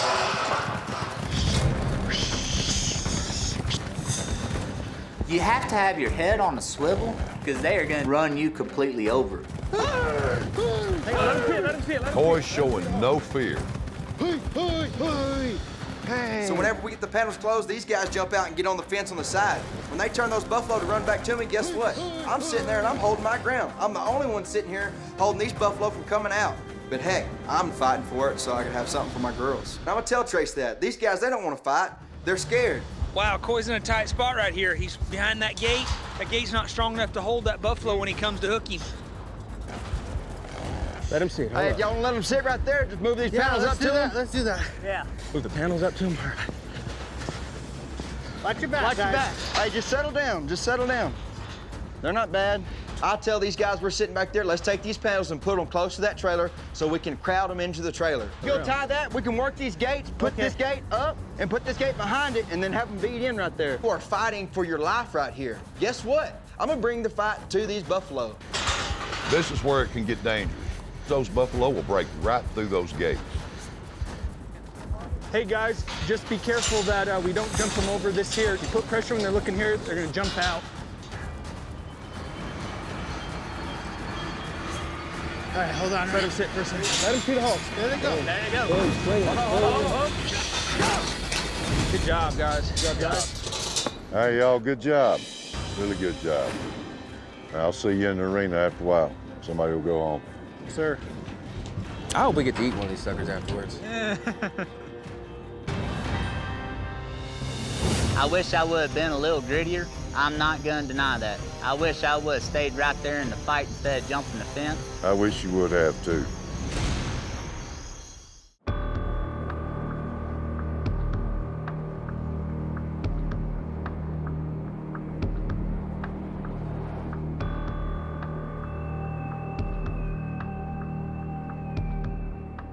Right now, I have the immunity buckle. This is what's gonna push me through all the way to the end. Everybody's going against each other at this point. It's no longer a friendship, camaraderie thing.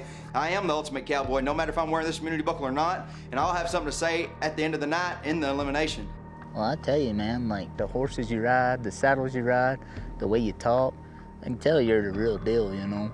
So that's the kind of guys I want to somewhat band up with, you know? Because I want to see me and you in the final 3. Absolutely. You know, go head to head then, you know? Ultimately, it's out of my control about who should go home, who I want to go home. You know I can't get rid of Coy in this challenge, but, you know, who's the next common denominator that we think should go home? Who do you think should go home? I tell you, I think Demond needs to go home. Demond? He went to arguing. That's the low man's job.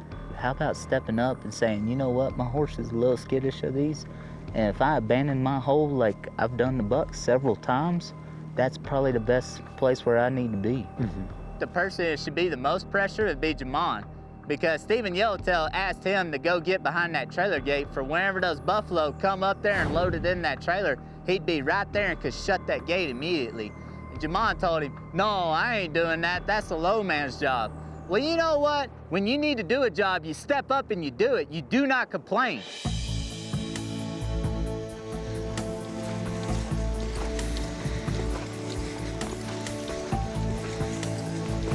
I'm walking into this elimination pen tonight, thinking about everything that happened today. Every place that I knew I was supposed to be that I was, every decision that I made. There's really not a lot I can do at this point. I just hope that the judges seen it the same way that I did. So I'm just gonna keep my fingers crossed that I was not or did not look like a moron and that we did our job efficiently.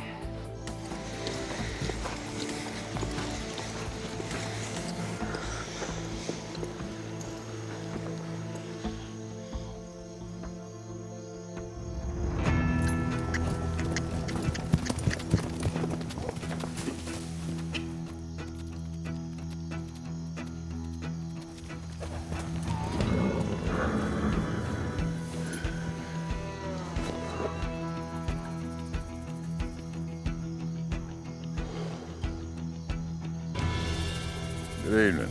Evening.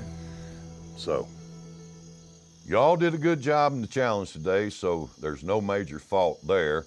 This decision is going to come down to your whole time here. Coy, you've got the immunity buckle. Tell me a minute overall how you think it went, how'd everybody do? When it come down to getting those buffalo right there at the trailer, it seemed like everybody just panicked. You stayed right in the middle the whole time. The bad spot. Yes, sir. I was very proud of you, Coy. So, Coy, you had the immunity buckle today, but as far as I'm concerned, you didn't need it. You wouldn't have gone home anyway. So, before you sit on the fence, who ought to go home?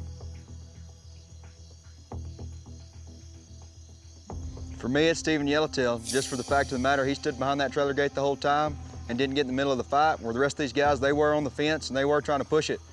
Stephen Yellowtail. Okay, go sit on the fence. You're safe from elimination.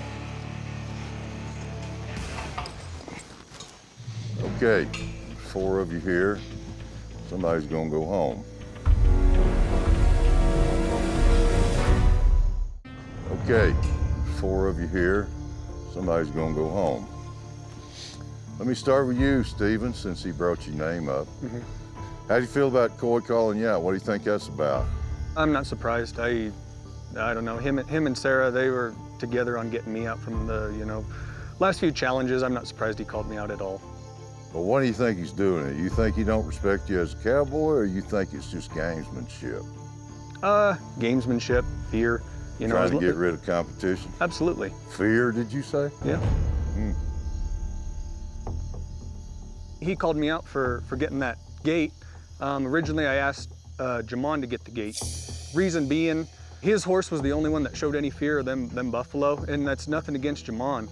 But I asked him, when we go to bringing these cattle down the alley, if they do turn and want to try us, and they didn't, his horse would be the first to weaken and expose a hole. So, my thinking was, if you're the guy that gets the gate, so our horses aren't afraid, we might hold that line a little stronger. He argued and against it, said that was a low man's job. To me, it was something that needed to be done, and so I volunteered to go get that gate. Yeah, my horse never seen buffalo before, but I had faith in her, or else I would have took a lower hole. But what was I gonna do? Stand there while everybody else is working? That didn't make sense to me. That wasn't saying, hey, you're the low man. That's saying, hey, like your horse is a little bit skittish, you're going down that alley and he turns around, you leave a hole open. You could classify that as a low man's job, but it's an important job. I have to agree with that. Somebody had to be on that trailer gate. I've seen these boys throw me under the bus. I'm not gonna get sat standing there holding my fingers. It wasn't happening. When we were pushing them buffalo, I was in front of the pack, pushing them with everybody else. I looked to my left and the right, nobody horses was ahead of me. Me and Sal are the only 2 people who brought tie ropes. How are we gonna tie these panels and anything if nobody's coming prepared? You go to class without your stuff, your teacher's sending you home. Is that right, Buck? You didn't bring no tie rope? No, sir. You didn't think you were gonna have to tie a buffalo? No, sir. Tie a buffalo down? Well, then maybe tomorrow we'll make y'all do that. That's right. Need to do something. So as soon as we get out of that pen, I know I've had my butt chewed several times. If you do not shut a cut gate, they're going right back to where they came. And I guarantee you, those buffalo, if you let them go back to where they came from, we was gonna have heck getting them out. So I took it upon myself. I said, you know what? I'll grab that cut gate, because this is a job. I don't believe that there was any weak position that you could have been at this job. Every part needed doing. You know what? If that's the low man's job, I'll take it, because I was not gonna let those buffalo go back to where they was. When you got up to the trailer and you started putting those panels up, what happened then? You know, those buffalo, and they kind of went to whirling on us, and I wish I would have been a little grittier. I'm not gonna deny that. I wish I would have stayed right there in the fight instead of jumping the fence. I wish you would have too. Yes, sir. I wish you'd stayed on that side of the fence with everybody else. Okay, Sal, why don't you have anything to say? I don't know. I was watching them buffalo. I wasn't watching nobody else, and so I just wanted to make sure we had them up there. That way they weren't gonna be trying to run over us. What I meant was, why aren't you saying anything, Sal? You know, you just don't say much. You know, you don't step out in that leadership role like I need you to, and say something. You know, sound off. You know, let your opinion be heard, and let these people understand that you're here to compete and win this thing. Yes, sir. All right, there's 4 of you here, but who wants to be here? Right here. Me, sir. I want to be John's hand went up first. Why should you be the ultimate cowboy, Jamal? I'm grittier than anybody out here. Like, I've been gritty. I jumped down there, helped out, put my horse in the pen. When you're talking about us climbing on the fence, I never went over the fence. Yes, I jumped up on the fence. I've never worked buffalo, but I never went over that fence. The second they passed me, my foot touched the dirt. Stephen Yellowtail, why should you be the ultimate cowboy? I've stepped in that leadership role. I knew the consequences of doing that, but time and time again, I've done it to prove to all 3 of you standing here, you know, I'm not afraid to stick my neck out there, and I've had good plans, and I've also been able to follow. You know, today I had the initial plan, bounced ideas off of Buck, and I followed too. Buck, why should you be the ultimate cowboy? You know, in several competitions, I wasn't necessarily the most loudest speaking person out there, but when I said something, I stood behind it, and 9 times out of 10, I was correct. Sal, why should you be the ultimate cowboy? Well, Trace, I got more heart and more grit than anybody here. And I say that because I'm out here doing a 2-handed man's job. And I do it with 1 hand doing it. I'm the smallest guy here, and I can keep up with the best, and I'm not afraid to do nothing. I'm not using it as an excuse to get it done. I don't disagree with anything you just said. There are 2 of you here that have never won an immunity buckle.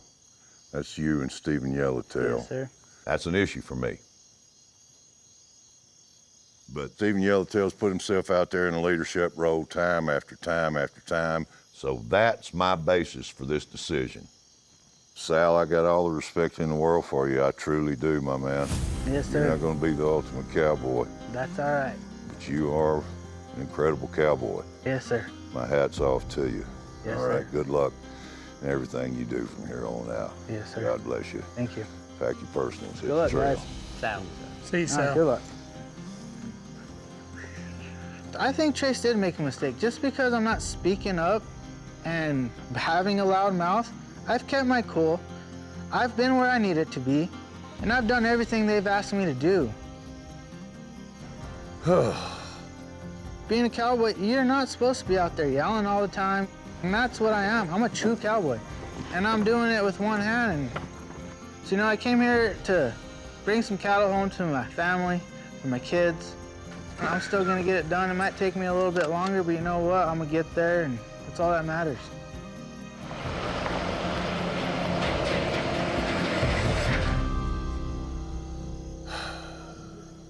Good hand. I think every one of y'all tip you hat to Sal. Yes, sir. Yes, sir. I'm telling you. That's a good man. You know, chokes me up a little bit. I mean, what that guy's had to overcome, you know, to do what he does and hang in there with you guys for as long as he has. Yes, sir. That's a good man. All right, a few weeks ago, there were 14 top-notch cowboys here. We're down to 4. That's right. Cream of the crop. that's you guys.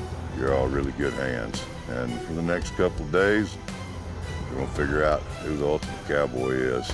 So try to get some rest, try to get some sleep. I'll see you tomorrow. Yes, sir. Yes, sir.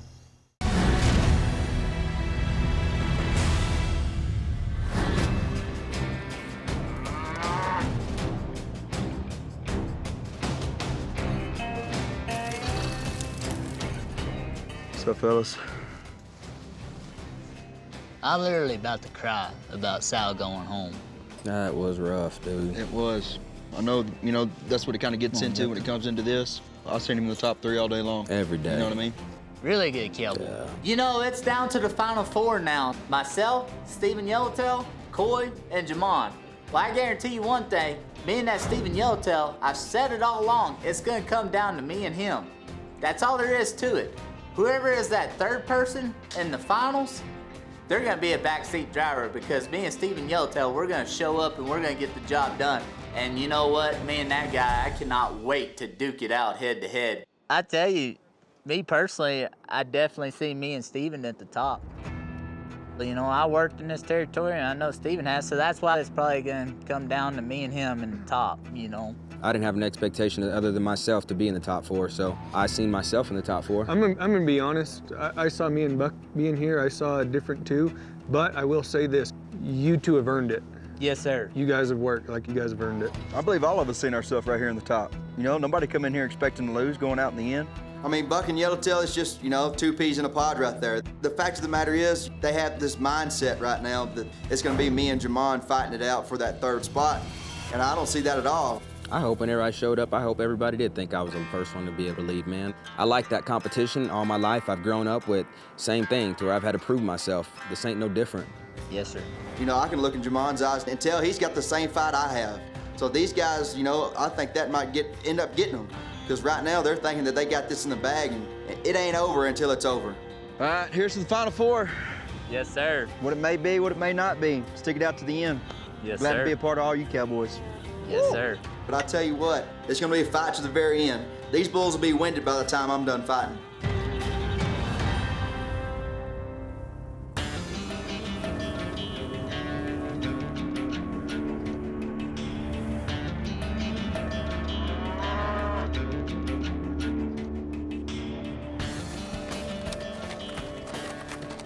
It's a new day, there's 4 of us left, and I'm feeling good. I'm feeling super anxious of what our next challenge is gonna be, but I'm ready.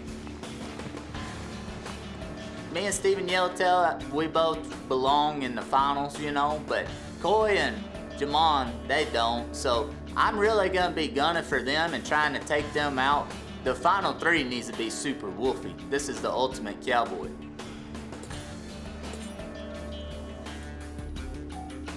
It's like a lineup. Morning. Morning.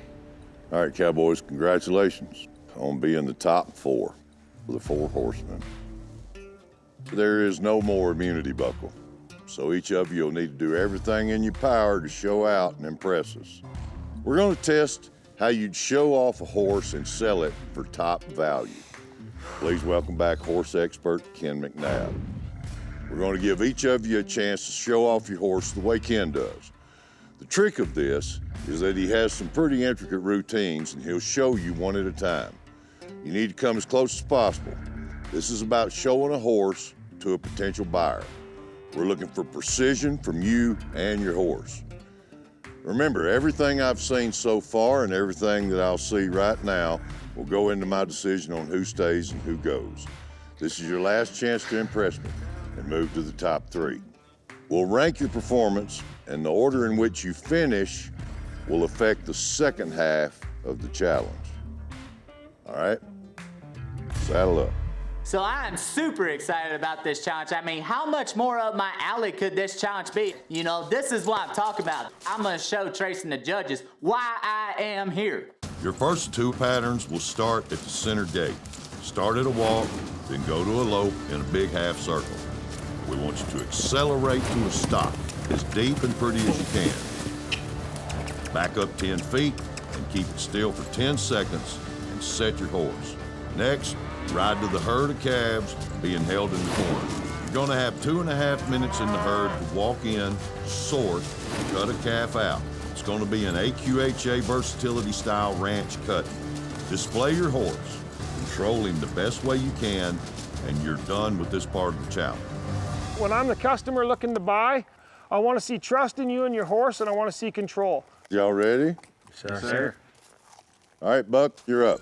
You know, this could be a good chance for Buck right here. He showed horses. This is Buck's deal. He's been in the pen. He should show You know, up right and here. we've waited for Buck to show up here, and for as good a hand as he is, we need him to show up right here. So yeah.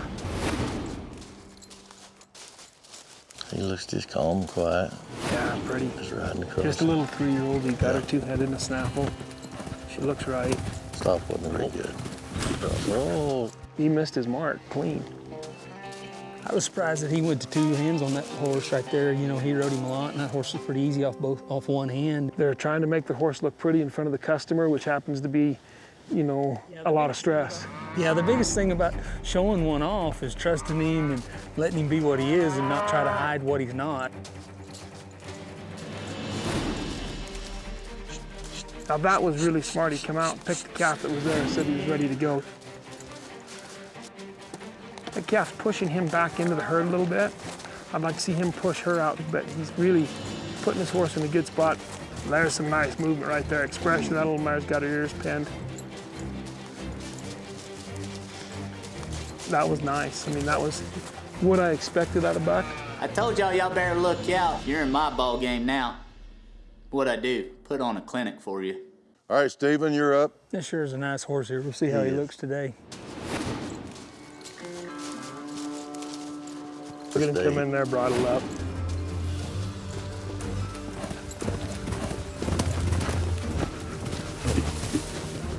To be honest, he's been my pick of the horses all along. I really like this horse. Trying to back up a little crooked. You're under pressure to stop and to pull a little more than you need to, and that's what that looked like to me.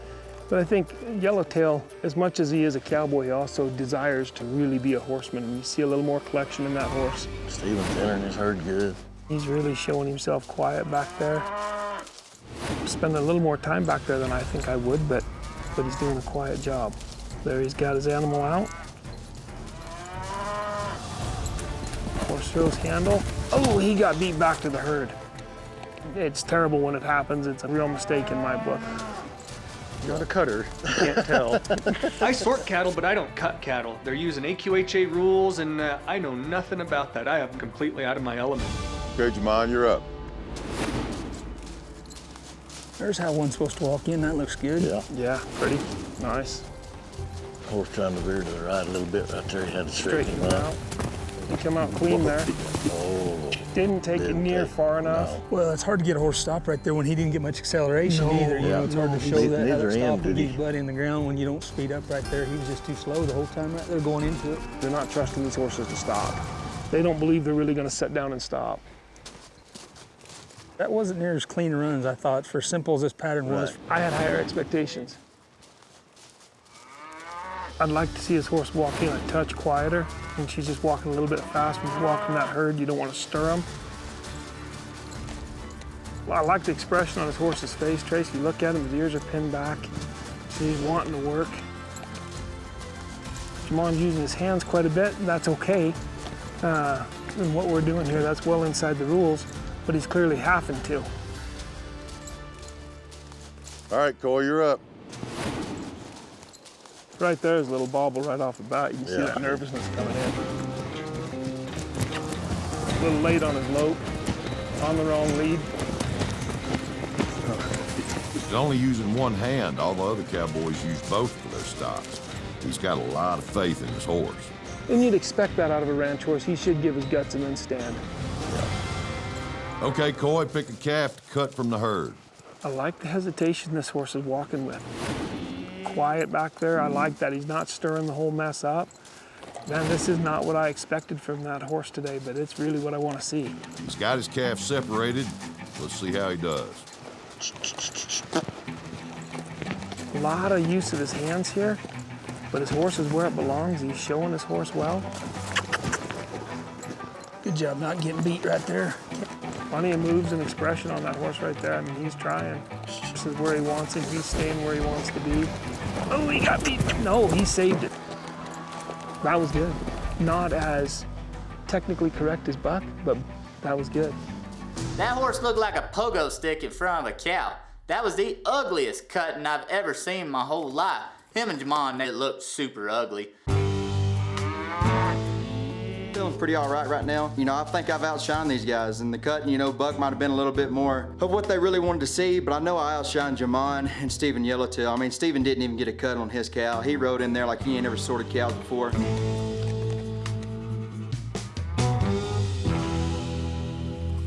Okay guys, round 2 is sort of a pattern of my own making.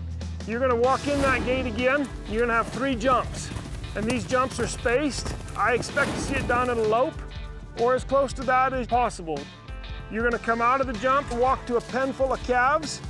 Once you're inside the pen, I want 3 perfect spins, full 360s, pull down your rope, rope a calf by both back feet.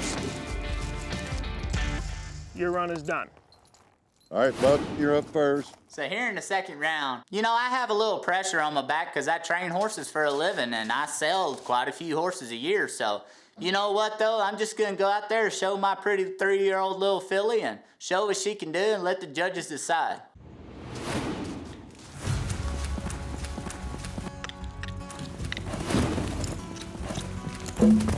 I liked him to lope, but his horse wasn't up to it, and he just stayed steady with what she was up to. Should be her best spin right here, I think. I would expect that. Boy, a lot of movement on that hind end, pulling that horse around. You know, he kind of backed her in a circle like a cutter would to get her to roll back, but it was really not the spin I was expecting, not at all. Let's see if his roping can be as good as his cutting was. That timing was off. Yeah. Every miss magnifies the potential of the next one. That's right. Woo! Buck's having a hard time getting his calf rope. He's swung 1, 6, I don't know how many, a lot of times. And for as much as that man called me out, you know, that makes me feel good. I'm thinking to myself, man, I feel like a pig farmer right now. Like, I'm pretty darn talented with the rope and I just couldn't get it to work today. You gotta be kidding me. You gotta be kidding me. You know, we joke about it, but I've been right where he's at and it's just as miserable. Yeah. Not at my house. My house, you don't get back on the Brandon horse you missed 3 times. There's a lot of good in this. This has just been tough, bad roping. There we go. It's a good thing he's a cutter. Yeah. All right, Jamon. Add into a lope, that looks good. Ooh, pretty little horse. Yep. Really nice job. Started out clean and then it just fell apart. He overbent right there. and it fell apart. He's gonna go to the left right here. We're still overbent, still not as good a turn as I would have expected. There we go. Ooh. You know, right there, if you're in the Brandon pen with him, your horse just got rim fired because you got so much rope out there spinning around, not getting it under control and getting to the horn quick. All right, Steven, you're up.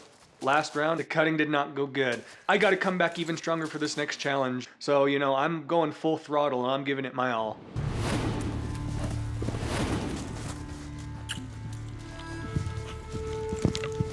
There we go.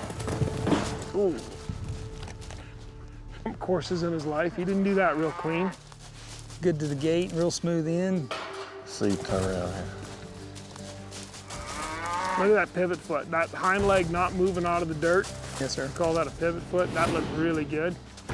Really quiet horse. And you know, one of the things I always like is that horses mirror their owners. They act exactly like their owners. And you watch Steven's so quiet in everything he does, and that horse is the exact same way. He doesn't get rattled, he doesn't get fuzzed over. He's just real quiet and steady in everything he does. Now he's gonna try it again. There he did it. Nice. Yeah. Both hind feet caught, you know, right there. That's what traditional ranch work should look like. That was a good job all the way around. All right, Coy, it's you.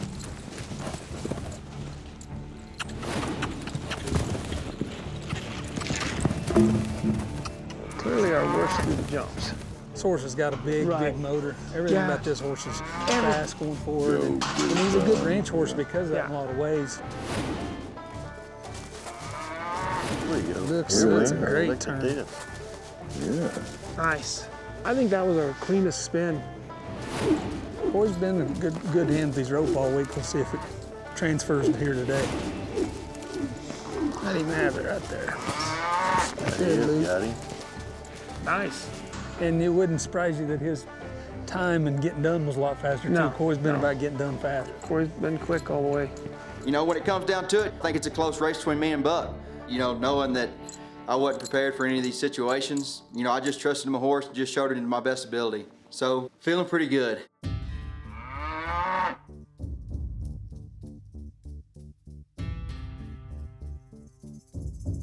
All right, gentlemen, good job. After careful consideration, we've ranked the performances. So we'll start with 4.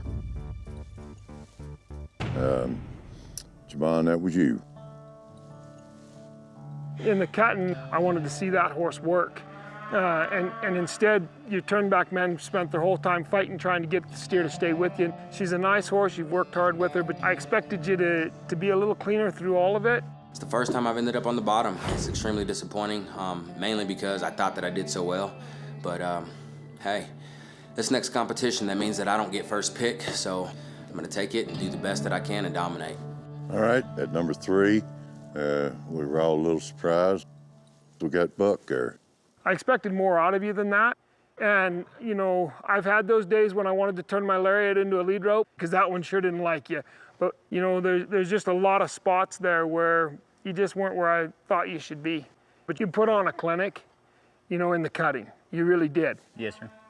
Yeah, it was, your cutting almost got you to number 2. Yes, sir. All right, and our judgment is between Coy and Stephen Yellowtail. Both had solid runs, a few hiccups, but impressed us with their horsemanship and horses. But overall, the winner of this individual challenge is Coy. Good job. Thanks, sir. You know, I was pretty confident coming into this, and now it just feels good. You know, it's just like winning an immunity buckle right now. No, you're not safe from elimination, but whatever it has in store coming next to the elimination challenge, I hope that number 1 spot's what I want it to be. Stephen, you had one too many bobbles during the cow cutting and roping to get the top prize. You know, today in this challenge, I really wanted to outshine everyone, but specifically Coy. He's gunning for me, and I feel like I fell short, and, you know, I gave him some ammo today. So that's the order. It'll be Coy number 1, Stephen Yellowtail number 2, Buck number 3, Jamon 4. I think this is a wake-up call that I needed. You know, I had a minor setback, but it's just gonna drive me to be even better. I mean, just excellence from here on out. Yes, sir.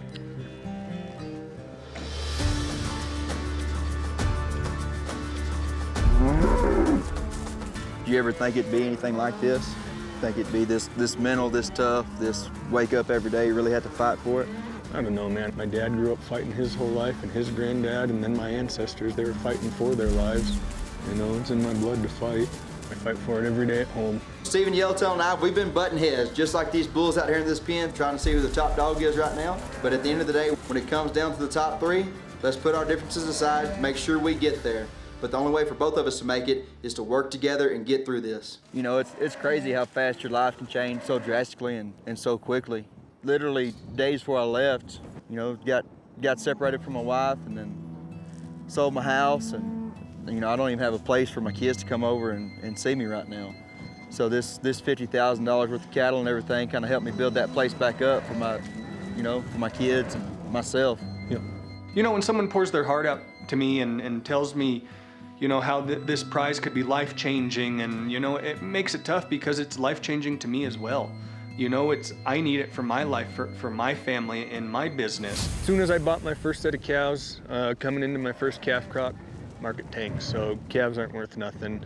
Then this year we were in a drought, so, you know, cows were running low on feed for cows, our water, our springs, our reservoirs dried up, and price of hay has skyrocketed. So, you know, this $50,000 worth of cow, it's a chance for me to just, you know, keep afloat. Because, you know, the men in my family and the women as well went through all this to get established and prove ourselves, you know, that we're ranchers and we're cattlemen. Yeah. So I'd hate for me to be the one that, you know, lets the legacy go. I came here to win it for me and my family and my legacy, and that's what I'm gonna do. They're stubborn, the horses that no rancher wants to ride. Getting on him and getting by that's going to be a tad bit tricky.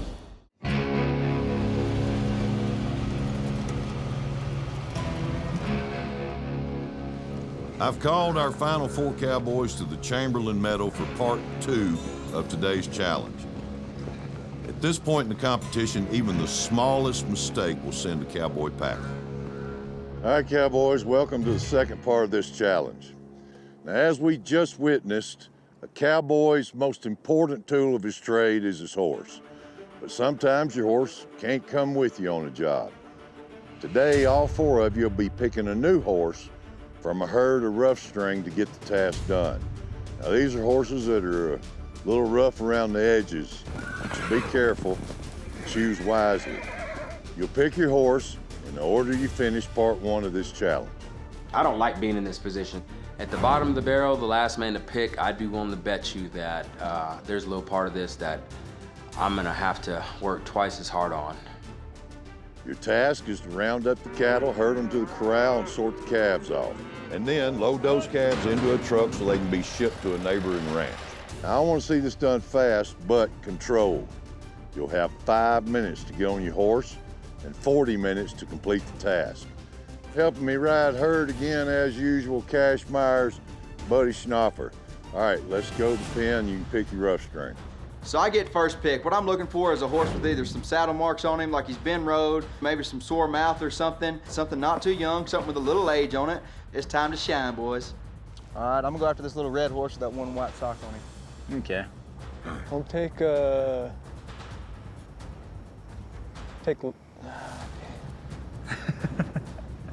haven't got a chance to look at it. I don't get to pick.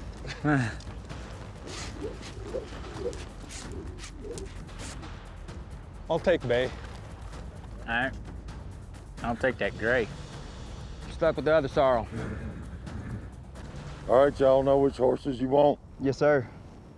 Got 5 minutes to get a saddle on him. Get on. Being a rough string horse means they don't like to take a saddle. They're stubborn, the horses that no rancher wants to ride. Everybody's got the ropes, finding which horse they're going to catch, go from there. These horses are already running away from the cowboy. Getting on him and getting by that's going to be a tad bit tricky. Whoa.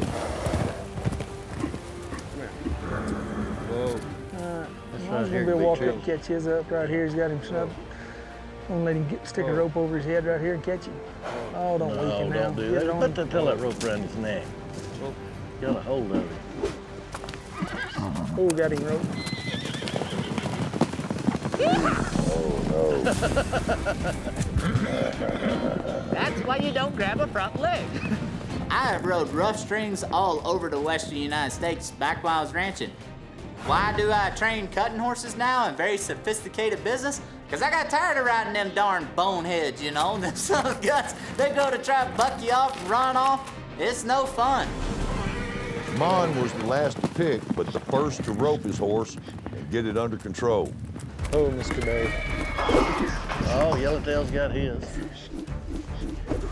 We got his rope. Oh. Well, they're all caught because one of them ain't got a handler on the end of it. Yeah. Get your horse halter. I'm going to borrow your rope. Looks like Yellowtail's gonna loan Buck his rope after he gets his halter on. Stephen's stepping up, lending Buck his rope. That's a cowboy move.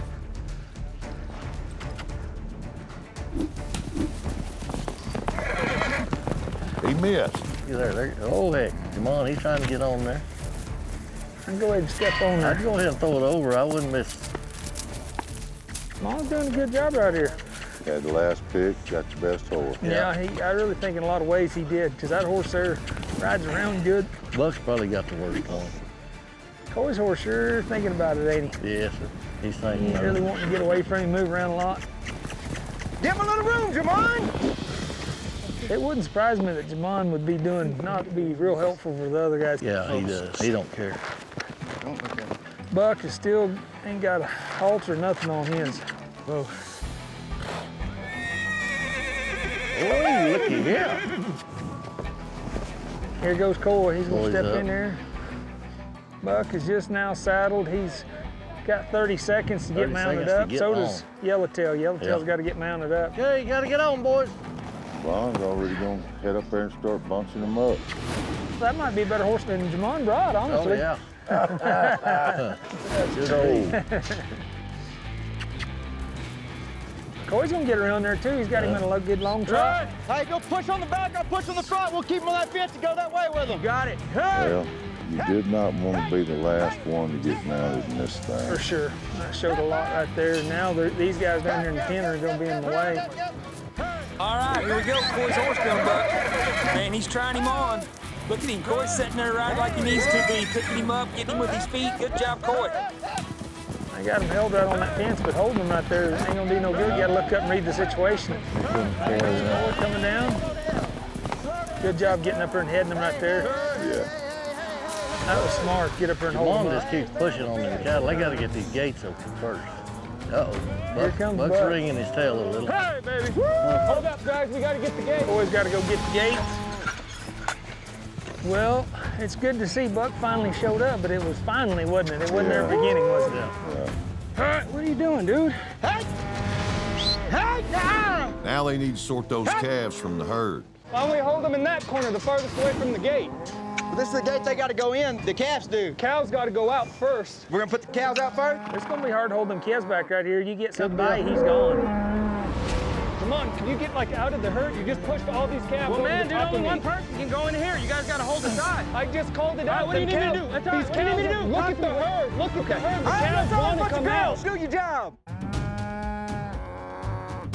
It's gonna be hard to hold them calves back right here. You get something by, he's gone. Come on, can you get like out of the herd? You just pushed all these calves Well, over man, the dude, top of only me. one person can go in here. You guys gotta hold the side. I just called it out. What do you need me to do? That's all right. These What do you need me to cows, do? look at the herd. Look at the herd. The cows want to come out. Do your job. I have no idea what Jamon's thinking. Animals start leaking behind him, so I have to ride over there to go cover that so we don't lose the whole herd. Quit leaving your spot. Stay in your rotation. You can't abandon your spot. Y'all want to You bring don't those even know calves in right here? You're on the fence. That's where Hey, you I gotta wanna bring stay. Tempers are starting to flare a little. I sorted more than half of those cows off by myself while I sat there and listened to the boys cry about, oh, well, this isn't right, this isn't right. Well, if it's not right, I'm sending you cows, cut the calves off. That's what we're here for. And right here we got Buck kind of Let her back come out. guarding back here, but not getting a whole lot done on old Gray. He's been pretty worried about turning him loose. Yeah. They got 2 black cows and a black baldy. They can get them out now. They're down to 1 cow. Whoop. Jamon missed one right there. Let him get behind him. Whoa, Coy, get over there. Good job, Coy. Good save by Coy right there. Yeah. Come on, right up there and get him out right there. There you go. Good job there. I know, but they got all the Yeah, they got all the cows out. Put all the cows down there in that corner, and they got to pin the cows back in the pasture. Go with them. Go with them. They're leaving you. Where are they Give them going? room, Jamon. Well, shoot, I can't stop my horse. Well, that's your problem. Oh, Coy, buddy. It's not going well for him. Hey, I'm gonna hop off, set these gates up to this trailer, okay? Well, they got them in the pen. That may be, but no one here is acting like the ultimate cowboy. It's turned into a wreck. Did you notice they didn't even look in their trailer? Gate on the inside of the trailer's closed. No one went ahead to check. They're gonna have to unload them and reload them. Look at Jamon. Quit cutting them off. I don't know, they might fit them in there, but it ain't looking too good to me. Now they figured out the gate's closed. Jamon finally seen it. Our cut gates, we're gonna have to spill everything. Now they got them all piled up in here for anybody seen that. Now they're gonna have to get them back. Now they go start over and do it all again. Here, well, I'm gonna go off in there if you guys are cool with that.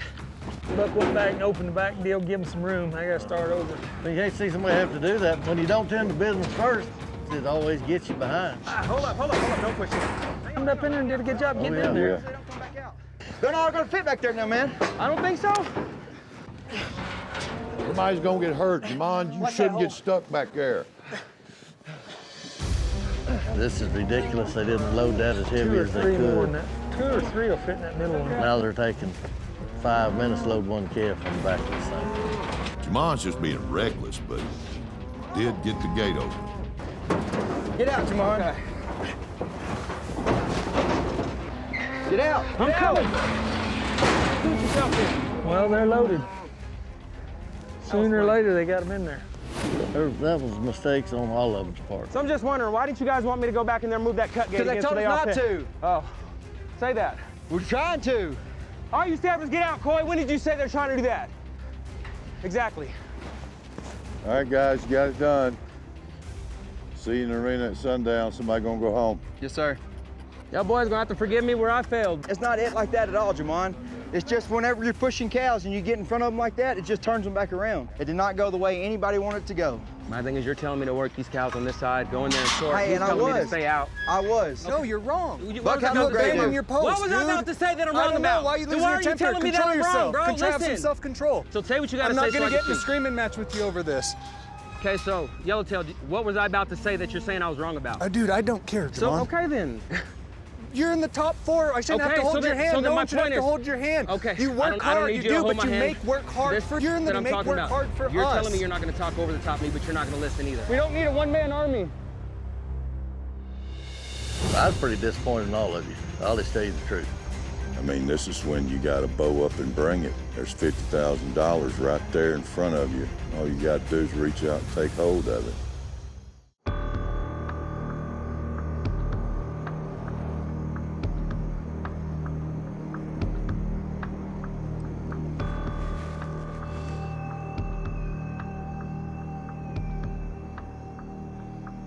Sun's going down, wind's still howling, elimination, it's coming up, and I tell you what, this is the most uneasy I've seen everyone. It was such just chaos today. I feel like all of us felt like we did some things good, but we made some mistakes too, and it was just because it was just out of control.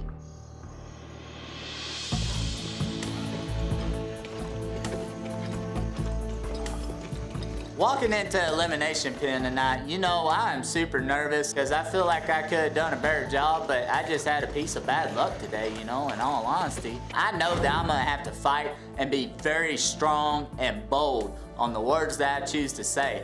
And I do mean I am going to be very strong on Jamon. You know, that guy has been a burr under my hide since we pretty much got here. I'm not gonna lie, I don't feel confident about this. In the same sense, there's not too much to say, you know? Look at what happened. Those boys skated around the horse that they knew that was gonna buck. They stuck me with them, and I still made the best of it. Let that be what it is. Yeah.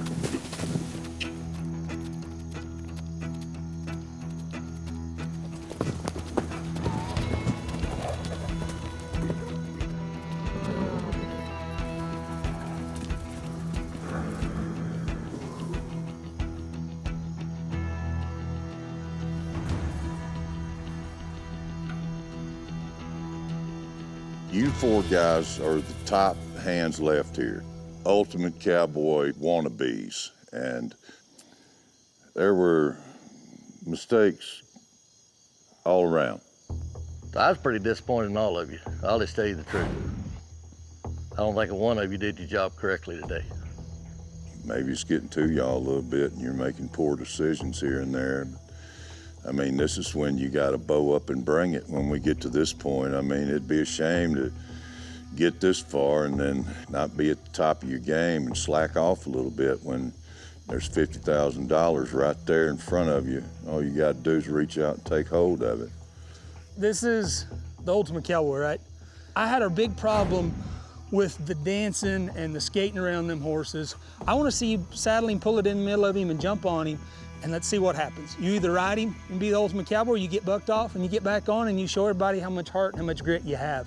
And we gave you 5 minutes to get on your horse, and we understand. I mean, there's circumstances sometimes when you get one that's just, you know, I mean, that's, but like Cash said, I mean, a sense of urgency, go ahead and just bite the bullet and try to get your saddle on it, and let's see some rodeo. Jamon got on his horse first, Coy right there with him.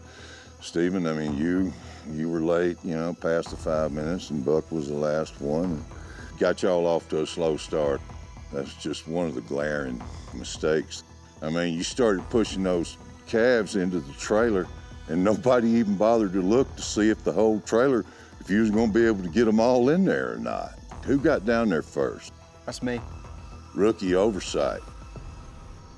Whenever I opened it up, I seen it was closed, and I didn't think anything else about it. I didn't think about looking at my cattle and seeing how many would fit in there if there was enough room. So once we got them loaded, I realized that was on me. That cost y'all. Yes, sir. Actually cost you not really being able to finish the thing on time. And then we kind of noticed the communication that was going on between y'all didn't sound as much like communication as it just did it hollering at each other. I just called it out. What do you need me to do? That's all right. What do you need me to do? Look at the herd. Look at the herd. The cows want to come out. Do your job. I know you guys are big on keeping your cool. For one, there's only so much a man can take. I've made it clear through this before. Like, if you got an issue with what I'm doing, tell me what I need to do different. He couldn't even hear me over the hollering. I don't know how to work with that. I don't. I'm not your child. My thing is, like, speak to me and tell me what I need to do. And I feel like that would have been handled right there. Steven? I just felt like he was making green mistakes. Like I was totally cool with him making sorts, but look around first, make sure I can, like I got spread out. Buck was trying to get cattle, and so I'd shift over to, try and hold herd. Jamon would come in and blow cattle over the top of me. There was only one time that Coy called a sort. My job, can I finish, please? Yep. My biggest thing why I was getting frustrated is he was putting me in a bad spot. I'm trying to hold herd, I got spread thin, and then he came and cut me off and split the herd, abandoned his post along the fence. Cattle started leaking, so I had to go back and go get them. That's what was frustrating to me, is he was wanting to work, but you have to be aware. Look at your surroundings, make sure you have help. If I made a mistake, I'll take that. But my thing is, I spoke up and said, hey, tell me what I need to do. We can't get anywhere if you're steady just hollering and screaming and you're not telling me. If you're gonna chew me out with constructive criticism. Jamon, you got lots of grit, do a great job, but I feel like a lot of times when that constructive criticism or ride your hole or anything come, it was always met with a louder argument of why you were doing your job or not. And that comes from being a competitor. I think you're a great competitor, but when you go and a guy tells you to ride up or ride back or move over and you argue the whole time that what you're doing is correct, it ends up that you're just arguing the fact instead of actually riding your spot and doing your job. So Yellowtail, you fell right in there with it too. You know what I mean? He got loud, you got loud, both of you kind of got off the task and went right through it. So it sure makes it hard to be able to tell you, hey, give you a suggestion. Buck, you haven't had anything to say. I mean. Well, what Cash just said about Jamon, that was pretty much what I've been saying all along. Anytime that you try to say, hey, and communicate, it turns into an argument. Me, I personally don't know how to deal with that. I don't know that I ever heard you speak up and put your 2 cents in about what ought to be happening. Did I miss something? Not that I've seen, no, sir. Yes, sir. Well, when there's already an argument going on, I am not one to sit there and say this, and when I know Jamon from previous experiences, you go to offer advice. That's an argument. So you already have a 2-way argument going. Why turn it into a 3-way? You could have said something before the argument started. I'd never seen, the top hen not step up and take care of something that needed to be handled and go from there. And also, Buck's claim to fame is horsemanship and horses and all that. And, he had a lot of troubles today earlier. Buck, you think you're top hand? Yes, sir. You think you the top hand? Yes, sir. Here. Yes, sir. Because I'm gonna tell you something. It wasn't just probably 2 or 3 days. And I thought, well, there's one to watch out for right there. Was I wrong? Buck, you think you top hand? Yes, sir. It wasn't just probably 2 or 3 days. And I thought, well, there's one to watch out for right there. Was I wrong? No, sir. You know why I picked that big gray horse? He's the biggest and strongest horse out there, and I'm the biggest and strongest competitor here. Well, I tell y'all this right here and right now. I look in the mirror every morning and I say, you're the biggest, baddest son of a gun on planet Earth. But you gotta know how to take losses. You have to be humble, and I darn sure am humble. And I will learn from everything. That's what being a cowboy is. Strong, but humble. Jamon, why are you better than Buck? I'm gonna tell you, I'm the only one who jumped in there and did decide to pop that divider gate. Get out, Jamon. Okay. Somebody's gonna get hurt, Jamon. You shouldn't get stuck back there. Get out, get out. I climbed off in there. I mean, I know that probably wasn't the best idea, but my thought was do everything that you can to make sure this situation pans out. What wasn't the best idea? Probably climbing off in there. You know, I don't feel like these boys had my back with that. They ripped me up my tail up and down for it, but so be it. I didn't know another plan. I did the only thing that I knew. You know, I did what I could. I tried my hardest, so. Bucky? I will say there's been times where I have been a little disappointed in trying to communicate with him, but if things are going south, this man will jump in there. I will say that. If things are getting really nasty, this man's right in the fight. I'm not going to belittle you. I know you're a man of honor. Buck, what it comes down to is this. You took too long to get on your horse today. I mean, you drew a bad horse, you know, and that was your choice. You chose that horse. Sometimes that's just how it works in rodeo and in cowboying, and that's it. You're done here. Yes, sir. Appreciate it. Personals. Get the trail. Yes, sir. Did good, Buck. Thank you, Keep sir. at it, buddy. Yes, sir. You're all right. Thank you. Been a See you, pleasure. Coy. Come on. Take it easy, Good luck, Buck. bud. Thank you. I'll see you, bud. Good luck. You know, I'm a little sad to be going home. If you ask me, I've done exactly what I came here to do. I came here to be a good cowboy.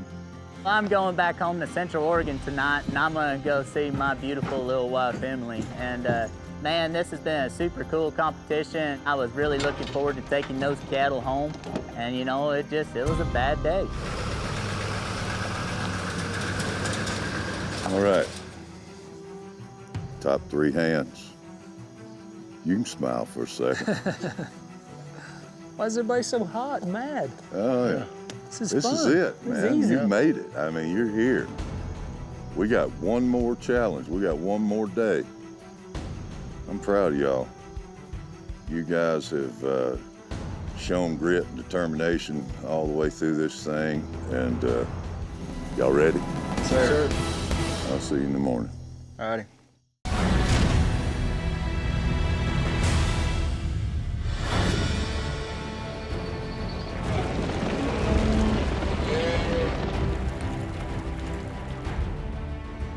We're down to our final 3. All great cowboys. That's gonna make this even harder for me. First, there's Jamon, the former professional bull rider looking to succeed as a ranch cowboy in this next chapter of his life. I don't have any guarantees. I don't get to go home to mom and dad or anybody else with the ranch that's gonna teach me how to do this. Win, lose, or draw, I still have to figure this out on my own. I'm okay with that. You see where it's got me so far, from 8 years old to 34 years old, and I am still the ultimate cowboy. He's originally a city boy from Denver, Colorado, who dreamed of the open range.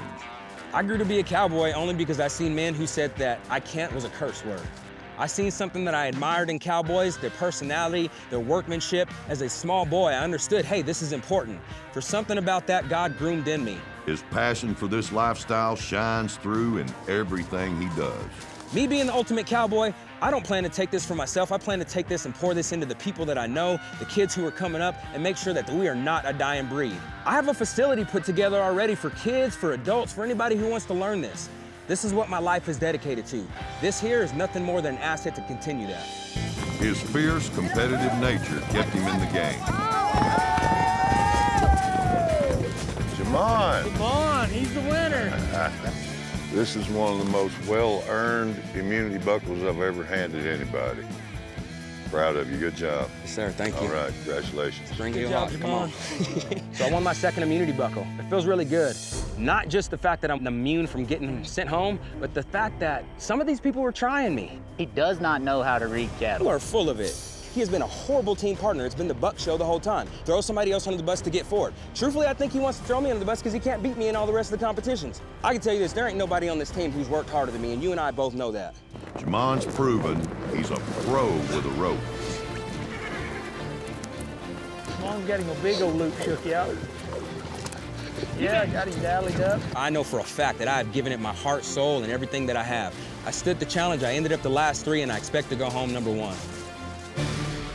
Next is Stephen Yellowtail, a 4th-generation rancher hoping to keep his family legacy alive. I come from a line of great Native American ranchers and cattlemen and horsemen, and I want to be part of that legacy. I want to say that I was good enough to be thought up with them. One day I'm gonna be a grandfather, and I hope my grandkids look up and say, you know, my grandfather was a role model. He was a good cowboy. There's a lot he taught us, not just about ranching, but about being a family man, being honest and integrity, a hard worker. He's a horseman through and through who takes great pride in doing things the right way. He's got them sorted off. We can keep that red cow down there by herself. Look at that pivot foot, that hind leg not moving out of the dirt. Yes, sir. Call that a pivot foot. That looked really good. Steven's so quiet in everything he does, and that horse is the exact same way. He doesn't get rattled, he doesn't get fuzzed over. He's just real quiet and steady in everything he does. Now he's gonna try it again. There he did it. Nice. Yeah. Both hind feet caught, you know, right there. That's what traditional ranch work should look like. Slow and steady, Steven has stepped up as leader since day one. Does someone want to grab them and just hold them up on the fence here? I got it. Don't you worry, baby doll. I say you drive them to the pen and you sort them there because they're going to want to stand right there. Can't have them in the pen. Actually, you want to come behind us? Yeah, take out that other side. Yes, sir. Appreciate you. Steven Yellowtail gathered up to 25 head of cattle for the blue team by himself. You gotta give him credit. He's got the guts. Yeah. His sense of purpose is driven by his family roots in Montana. I'm here because back home we've experienced drought. Our pastures have burnt up because of fire. Water is scarce. Price of hay is high. The price of calves is down. I mean, the rug was pulled out from underneath me, and this is the one chance I have to get back on my feet.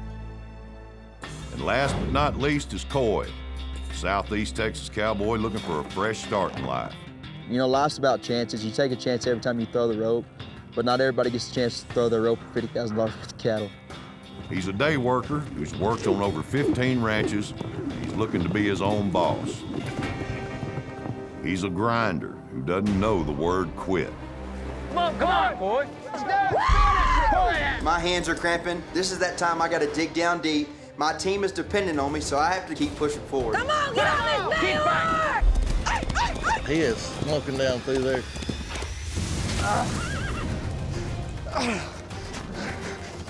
He must be all right. Let's finish it. Right now, I got to get up and finish this race. Coy has proven he can hold his own on the ranch. Hey, girls, you can eat when you get done. You can eat when you get done. Hey! Be smart right here, and he's going to take the lead, looks like to me. And stepped in to lead when he needed to. We can work these gates, put this gate up, and put this gate behind it, and then have them beat in right there. You are fighting for your life right here. Guess what? I'm gonna bring the fight to these buffalo. From early on, he was playing the game. They just sent Diamond Jim home. Green team's at each other's throat. And I'm fixing to put all that into that pot and stir it on up. This big wooden spoon is gonna get everything start to bubble. If you say you're gonna follow a man, you follow him all the way till the end. That's straight disrespect to that man's face, and he knows more about this than half of y'all will ever know. His drive comes from a recent breakup that has him on a new path in life. Literally, days before I left, got separated from my wife. You know, my whole life went up in smoke. There's no other option but to win this competition. I'm not giving myself an out. I'm not gonna let myself think that there's another way to go about this. No, this is it. This is how I'm gonna make it. And this is what's gonna make that future for me and my girls. Today, the challenge will be to gather up your gold tag prize cattle. Where's the other 2 cows? You didn't see him this way for sure. Oh man, this isn't good. This is your last chance to impress me, Booger, Buddy, and Cash. Now the roping steer's getting away from him. That's a big mistake. Here we are, final 3. Yes, sir. Yes, sir. One of you's gonna be the ultimate cowboy.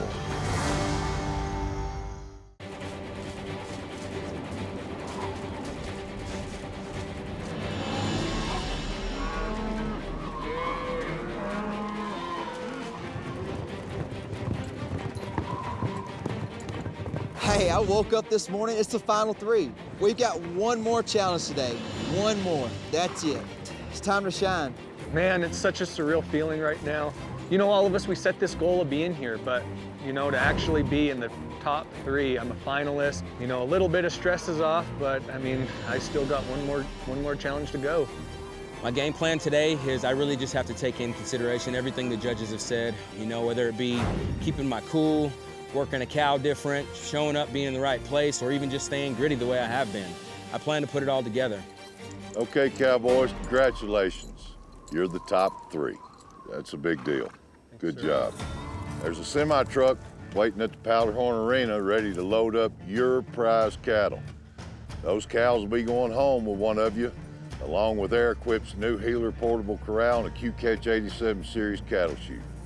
Today, your challenge will be to gather up your gold tag prize cattle over some pretty rough terrain.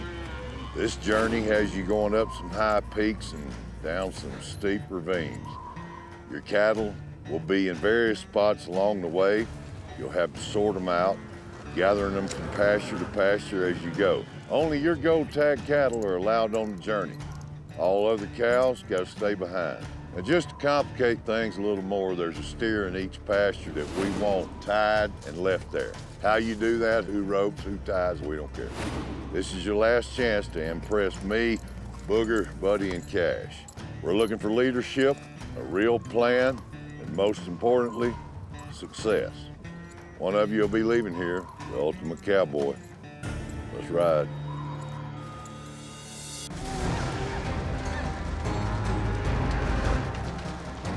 So I think one thing that's going to be important is once we get our sorts and we go into a next pasture, try and keep them separate.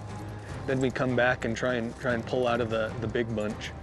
In past challenges, you know, I've stepped up as a leader, and I'm going to tackle this one no different. I'm a leader, and that's one thing I'm proud of.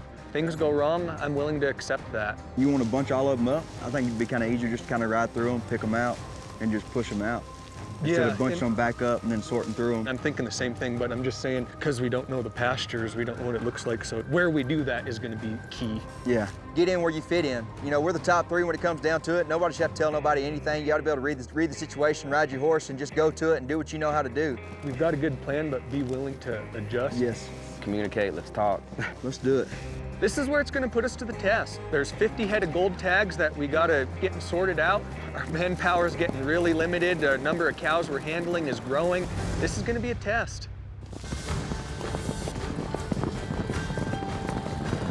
Jamal, you and I will go around and get in the back, and we'll have to pull stuff down. In the first pasture, there are 10 of the 50 gold tag cows to separate. One steer cowboys must tie down.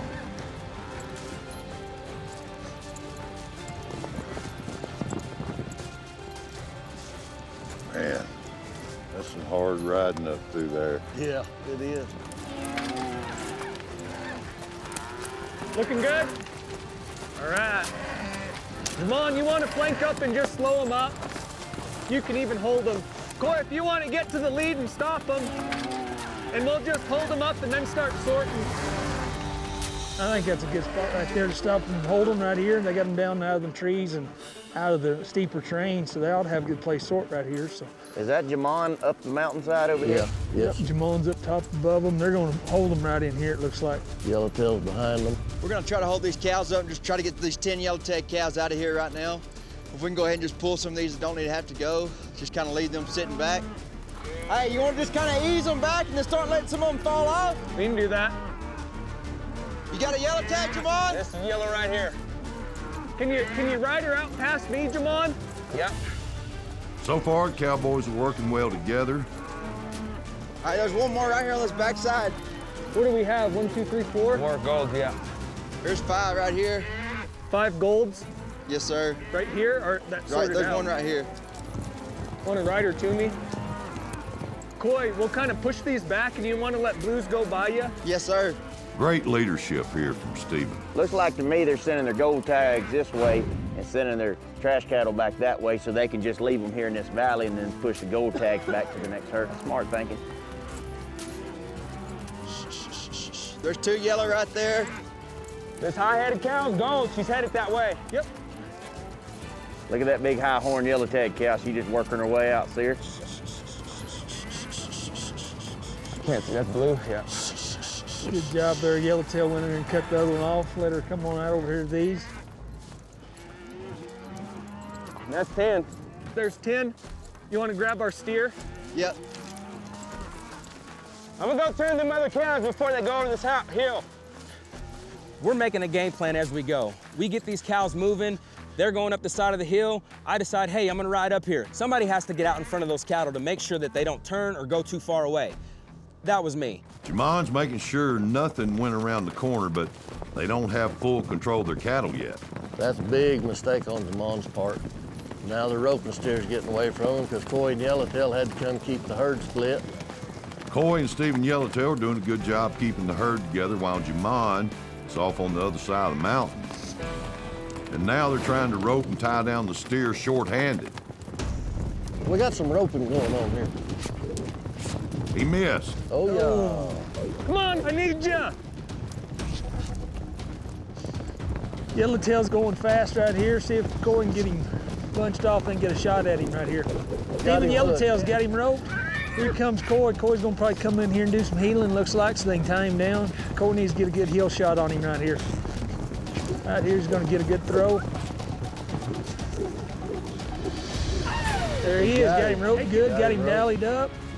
Stephen and Coy really showed out right there. Got him pulled down, good job, boys. Now get a tie rope on him right here. Let's see if they can get her done, keep their herd together. How's our herd looking, Jamon? Then way back over this hill, down there. I don't think anyone had eyes on the herd while they went to tie down that steer. This is a huge pasture, and things get lost in a hurry. Where's the other 2 cows? Man, I went down this fence line. I came back to make sure y'all didn't need help. We got it. Go find them.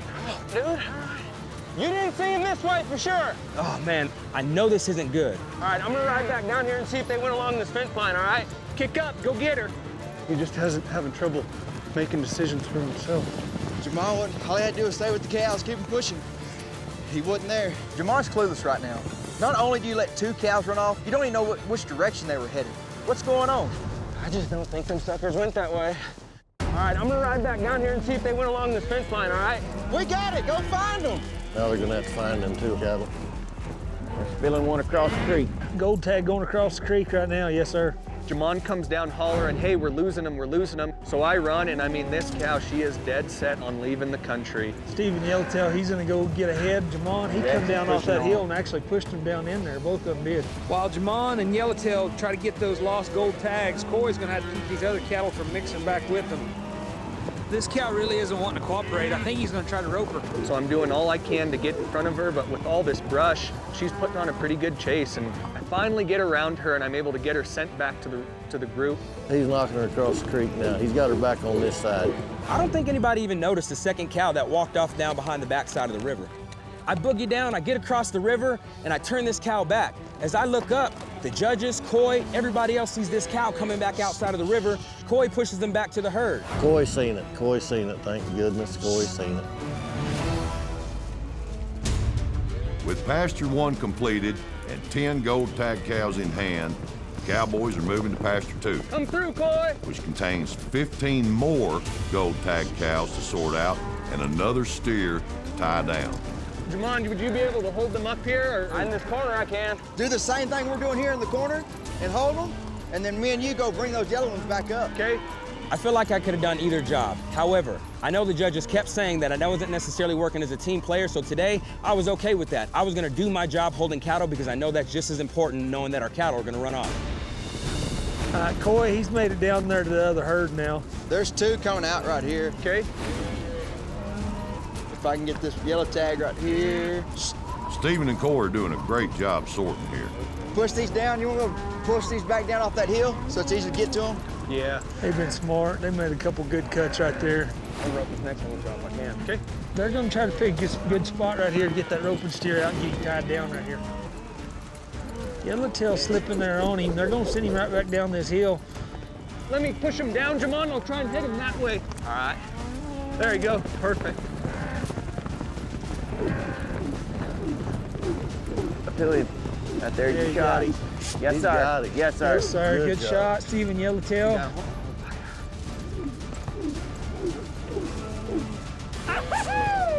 You bet. It's good to see Jamon get involved. Jamon really showed up there to help Stephen out. Y'all good? Go hit up Coy. I'll catch up. A lot better job done on that pasture, wasn't it? A lot better than the first. All 3 of these Cowboys are showing out now. They have 25 gold tags with them, and they're now on to the next pasture where the rest of their gold tags are waiting. So now we've got 25 head of gold tags already separated, and we've got 25 more to sort out of this third herd. One thing that we got to keep in mind is there's no fence to hold these cows on. This is where it's going to put us to the test. Come on. Cows. What's it looking like, Jamon? You need me? No, I'm good. Okay. Here comes Coy. He's coming back down here to help Steven sort. You know, they worked really good together a minute ago. I would just have a replay right here. Let them settle a sec, and then we can go to sorting. Coy's gonna slip around here and hold them so they don't wander off. Let them settle right here, and then he'll slip in there and start popping them out of there. What do you see? There's 3 right here. Okay, all blacks? Yes, sir. Okay. You know, that truck's gonna leave here in about 20 minutes. If they don't have these cattle sorted into the pens, they might not get the $50,000 worth of cattle loaded. Yeah. Good work right here, both these guys. Jamon sitting on them up there like he did last time. Are those blues you're spilling? Yep. How we looking on cattle? There's still 2 or 3 of them in there. Jamon's holding the rest of them right there. He's got that rope and steer with those cows. You know, these two boys always seem to be in the right spot to help each other. Yellowtail's got his rope down. He's gonna see if he can slip in there and get the rest of the sorting down. They'll have that rope and steer ready to get caught and tied down. There's another cow right here in the middle with a yellow tag. Okay, I see her. This cow right here's got a yellow tag. Okay. If they can get them filled out, clean these cattle off, and catch that rope and steer right here. Yeah, they got a good spot to rope that steer right here. Bring it this way, Steven, and I'll make a cut. Okay. Watch old gal there. We're gonna let them ease up. We're gonna take that rope and steer back over there. Hiya! Hiya, hiya, hiya, hiya, hiya, hiya. Coy's really stepped up into the leadership role here. Now let's see if he can get that steer roped. Here he comes. Coy's on his hip. Gonna line him. Comes Yellowtail, here he comes. Stephen Yellowtail rides up, Coy comes over the hill. They're gonna get a throw right here. There's your shot, boys. Good job lining right there, Coy. Who's gonna get the throw first? Hang down. So right now it's the home stretch. It's one more gap to ride through, count through these cows, make sure we have all 50 of them, and then it's just riding downhill back to the powder horn. Down the hill, ladies, down the hill! All right, girl. Coy, do we want to hold them up on the fence here? Yep. Just keep pushing them. I'm right down with them, help get down there with Steven. Overall, I think me and Steven are head-to-head on this thing. You know, I wish I wouldn't have let Jamon rope that second steer. I wish I'd have got in there, because Steven got to throw his loop on 3 steers today. When it comes down to it, you know, the judges can see that. It's him being there always on time. All right. And all we gotta do is get them to the pen. These last few weeks, I felt like I've proven myself. I had to work that much harder because I never had a get-out-of-jail-free card. I was never safe from elimination. I had to scrap and claw every round. I did everything I could, and I feel like I deserve to be the ultimate cowboy. Hep! Hep! They're gonna ease in there, keep trickling in. The mission is done. There's an overwhelming feeling of confidence right now. We worked together, we didn't bobble. Every kind of mistake that even arose, we got it fixed pronto. We worked as a team. I mean, well-oiled and rocking and rolling.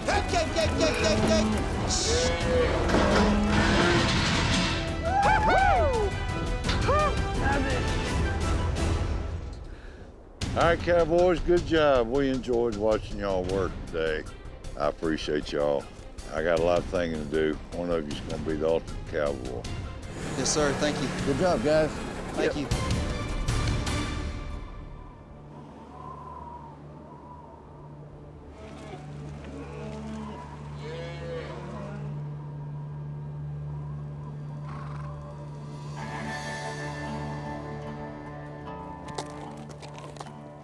I'm gonna sit down with the final 3 competitors, see where their heads are at. Maybe that'll help me make this tough decision. Trace. Hey, Steven. How are you? All right. Steven's a horseman. He has that slow, methodical approach to the way he likes to work with animals, that quiet confidence, and they respond to him. Oh man, I've watched you work for the last few weeks, and I'm really proud of you. Thank you very much. What would you do with $50,000 worth of cow? Save the ranch. Yeah, save the ranch, you Save the said? ranch, yes, sir. You know, when I bought my cows, the market was strong, but you know, since I bought them cows, the market has just plummeted. And whatever I have left, you know, goes to hay, and that's one thing that was hard. Every year, the price of hay keeps going up and up and up. My first year, it was 80 bucks a ton. This year, it was $400 a ton. And that's the thing, you know, like a buddy of mine says, you know, we don't do it for the money, we do it for the lifestyle. I mean, you wouldn't be doing this if you didn't have fun doing it, right? Oh, you're 100% right. It's fun, it's a great job. And today to ride with, you know, 2 other guys that yesterday were absolute enemies and couldn't get along till today we were talking, communicating and laughing and working towards a common goal. I mean, that's just the growth you see in people and yourself, and to be able to smile and laugh while you do it, you know, that's cowboying. Well, you brought a smile to my face during this thing. I appreciate it. I appreciate you, Trace. All right. Good luck to you, Stephen. Thank you, sir.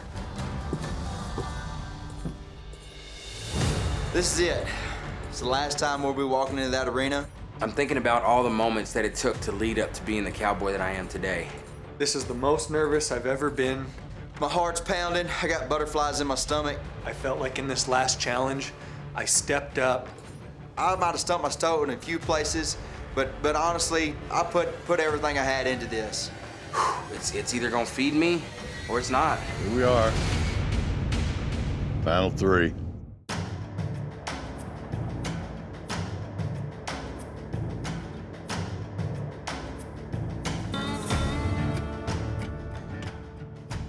Hey, Jamon. Trace. Taking a minute to reflect. Oh, yeah. Downtown. Jamon Turner, maybe the grittiest cowboy here. I mean, right out of the chute, Jamon got the first 2 immunity buckles. And I mean, when this thing started off, I thought, oh, he's just gonna run away with it. This is completely different than anything I've ever done. Yeah. Hands down. And probably one of the hardest things. I mean, if you come to something like this intent on winning it, it's gonna be hard. That's what I'm here for. Yeah. Yes, sir. And it seemed like from the very beginning, he's ready to get in there and mix it up. And I appreciate that in him too. Well, got super respect for what you're doing in the community and you're a stand-up guy. Thank you. This program, I'm literally just taking kids who have no shot at anything other than what society puts in front of them or what their parents put in front of them. So I started running 10-week programs with juvenile services. And you know, I didn't have the know-how to do this stuff, but I kept reading, I kept practicing, and it's like now I have a refined program. That's great, man. So what you gonna do with $50,000 worth of cattle? So these cattle aren't just for me and my family. This is so that I can help bring about and teach the new generation of cowboys. Where do you come in contact with these young people? So I don't know if you're familiar with Shreveport, but oh, absolutely. I started riding through the neighborhoods, through like Canal and 49. I know what you're talking about. And if you've never seen a kid walk out of juvenile services because they're in trouble for stealing, but literally they're stealing food for their brothers and sisters, these same kids have an opportunity to come past my house, raise some of the cattle that we've already had, you know, learn how to butcher them themselves and take home 10 pounds of ground beef. Like, I wouldn't trade that for the world. I can't take the cattle when I die, but if I can sow a seed and nurture that, this is to improve the next generation of cowboys, man. Cool. All right. Well, man, I like a man that leads with his heart. I appreciate you, Jamon. All right, sir. buddy.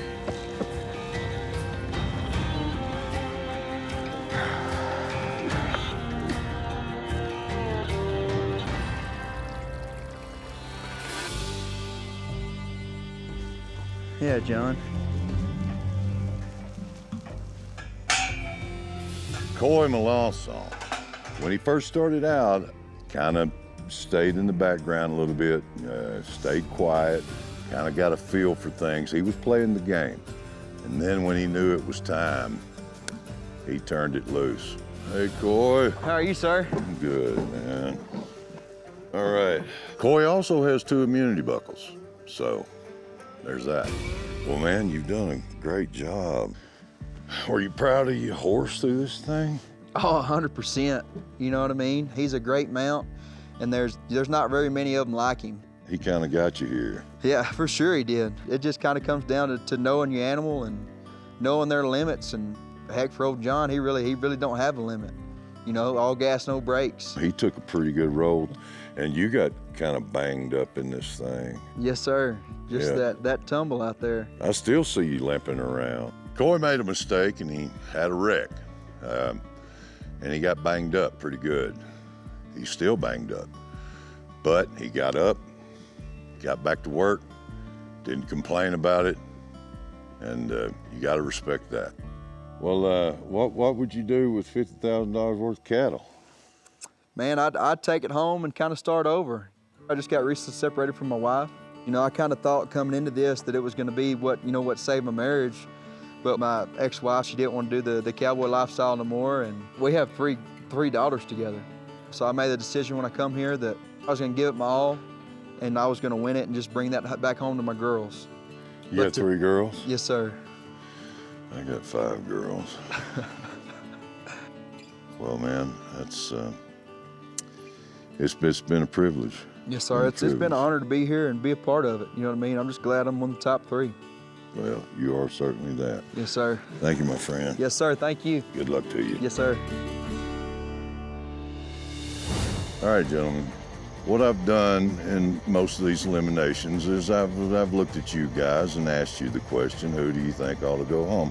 Well, tonight that would be ridiculous, wouldn't it? So I'm gonna let Buddy and Cash do it.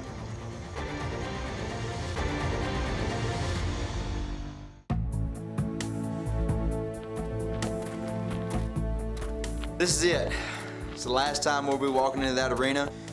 My heart's pounding, I got butterflies in my stomach, but I'm confident about this whole competition. I showed up, I did what I knew how to do. I might have stumped my toe in a few places, but honestly, I put everything I had into this. I'm thinking about all the moments that it took to lead up to being the cowboy that I am today. And it is literally coming into a melting pot right now that it's either gonna feed me or it's not. This is the most nervous I've ever been because this is the most confident I've ever been going into elimination. I felt like in this last challenge, I stepped up, I showed leadership, I showed grit, all the things that Trace wanted to see. And I hope that's something they notice.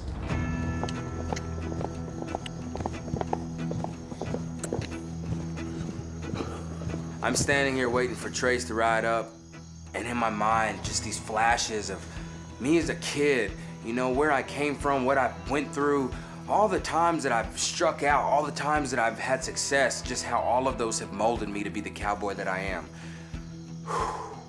It all came together for this moment right here. Here we are, final 3. Yes, sir. Yes, sir. And it's been an honor for me. Get to know you some, and your sense of determination is just good cowboys. And I'm proud of every one of you. That's my speech. Nailed it. That was a good one. One of you's leaving here with $50,000 worth of cattle, an air-equipped Q-Catch 87 series cattle chute, and their new Healer portable corral. Not to mention the ultimate Cowboy Showdown buckle. So today, we went out, had us a little miniature cattle drive. I'll let Buddy and Cash speak to it. Well, y'all started out real good. Stephen, you went up on the hill, kicked the cattle down. Corey, you was down. Jamon, I thought you stayed a little high on that hill instead of coming down and helping them get the start there at the start. You lost 2 head out of 10, correct? That was a big red flag for me, for you. Yeah, that was a tough challenge. The cattle were bunched up and in that valley, and it was hard to go get around them. All in all, you got them sorted, pushed away, brought up. Had a little bit of mishap there when we got one cow pushed back across the creek, kind of got strung out. Coy and Stephen Yellowtail, y'all did a great job. Talked together, worked together well. And Jamon, you can't fault you in a lot of places. You kind of got stuck in a bad spot a couple times, but you rode your spot, you did your spot, you communicated. So all in all, this is the cream of the crop, and y'all deserve to be the top 3, and I'm proud that y'all are here. Thanks, sir. Thank you, Cash. Javon, you want to speak to a couple of little things that they noticed? I do want to point out one thing. You guys said one cow crossed that river. I know Stephen Yellowtail went to go chase that cow. There was another cow that floated across that river. I came down from where I was holding, went back behind him, drove him back across the river to the top of the hill, got him set back with the rest of mine. But the worst thing about it, from the direction you come from, instead of hollering at your teammates, you hit them cattle right in the tail. I hollered. Then you need to get closer to them and tell them what's going on. I never heard you holler, but you drove them cattle back on them. But you need to be more vocal when something like that's going on, and that hurts you a little today. Somebody had to do it, and I felt like me leaving my post to go, push that cow back when I didn't feel like my teammates saw it was kind of risky. My cows could have left, but I didn't quit. I had some sense of urgency with it, and, I gave it what I got. I think one of the highest compliments that you've been paid in this entire thing was when Buck left yesterday. And he looked at you and he said, this guy right here, when the fight starts, he's going to be in it with you.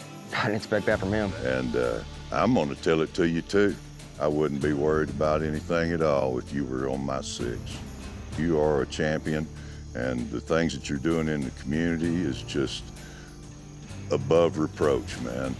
And it's been a blessing for me to get to know you, and your competitive spirit got you this far, and you deserve to be here.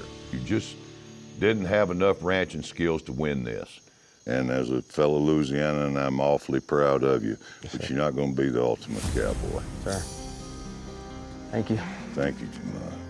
Buddy, good job. Take it easy. Thank you. Super proud of you, bud. Keep doing what you're doing, okay? I will. You're a great man. Just a start. Yes, sir. Thank you. Never have been a big fan of losing, but I put everything I had into it and I let it all hang out, so I'm okay with that. I'm still gonna start my own cattle company. I'm still gonna grow this program. I'm walking away from this with my same dream. Nothing deterred. I will continue to just believe.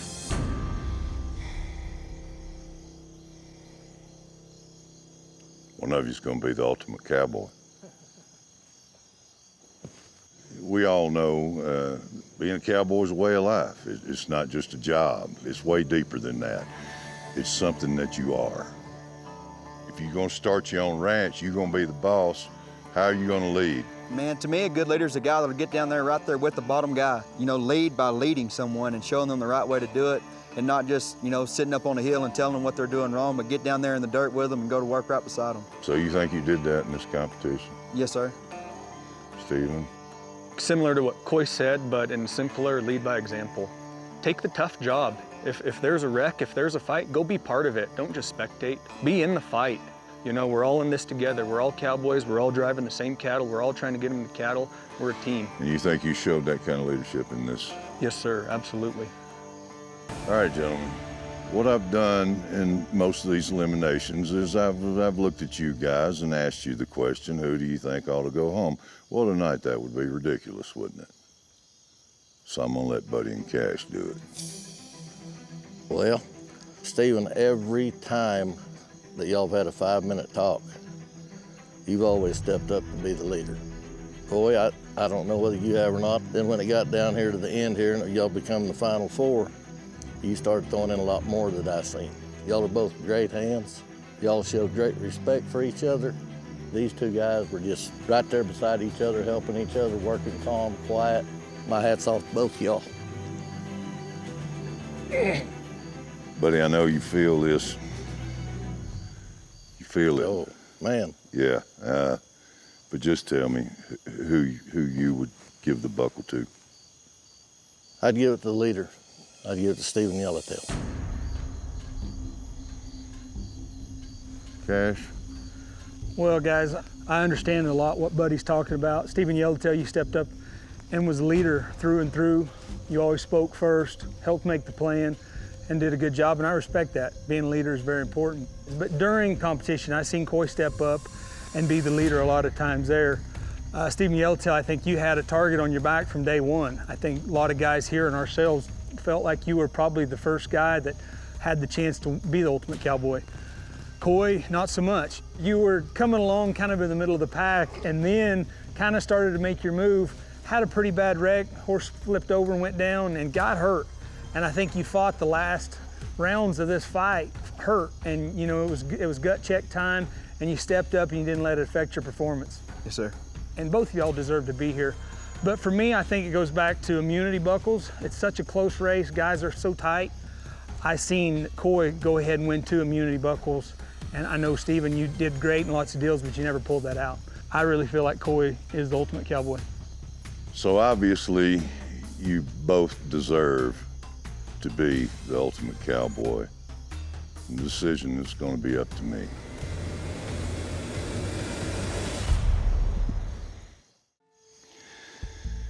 Okay.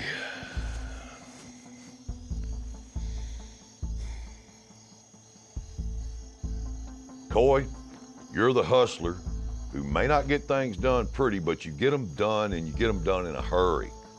Stephen, you're slow and steady, making sure everything's done by the book. Natural born leader. So I have to go back over this whole thing. And Buddy's right, Stephen. You put yourself out there in that leadership role, and when you messed up, you owned it. That could have hurt you early on. You could have been gone a long time ago, but we saw something that we knew you had to stay around for a while. And it was just that was a different approach that you took. Coy, on the other hand, seemed like to me he came in, kind of studied the terrain a little bit, took measure of the men that he was facing. Then he saddled up and rode in and destroyed his opponent. Just a different approach. The ultimate cowboy is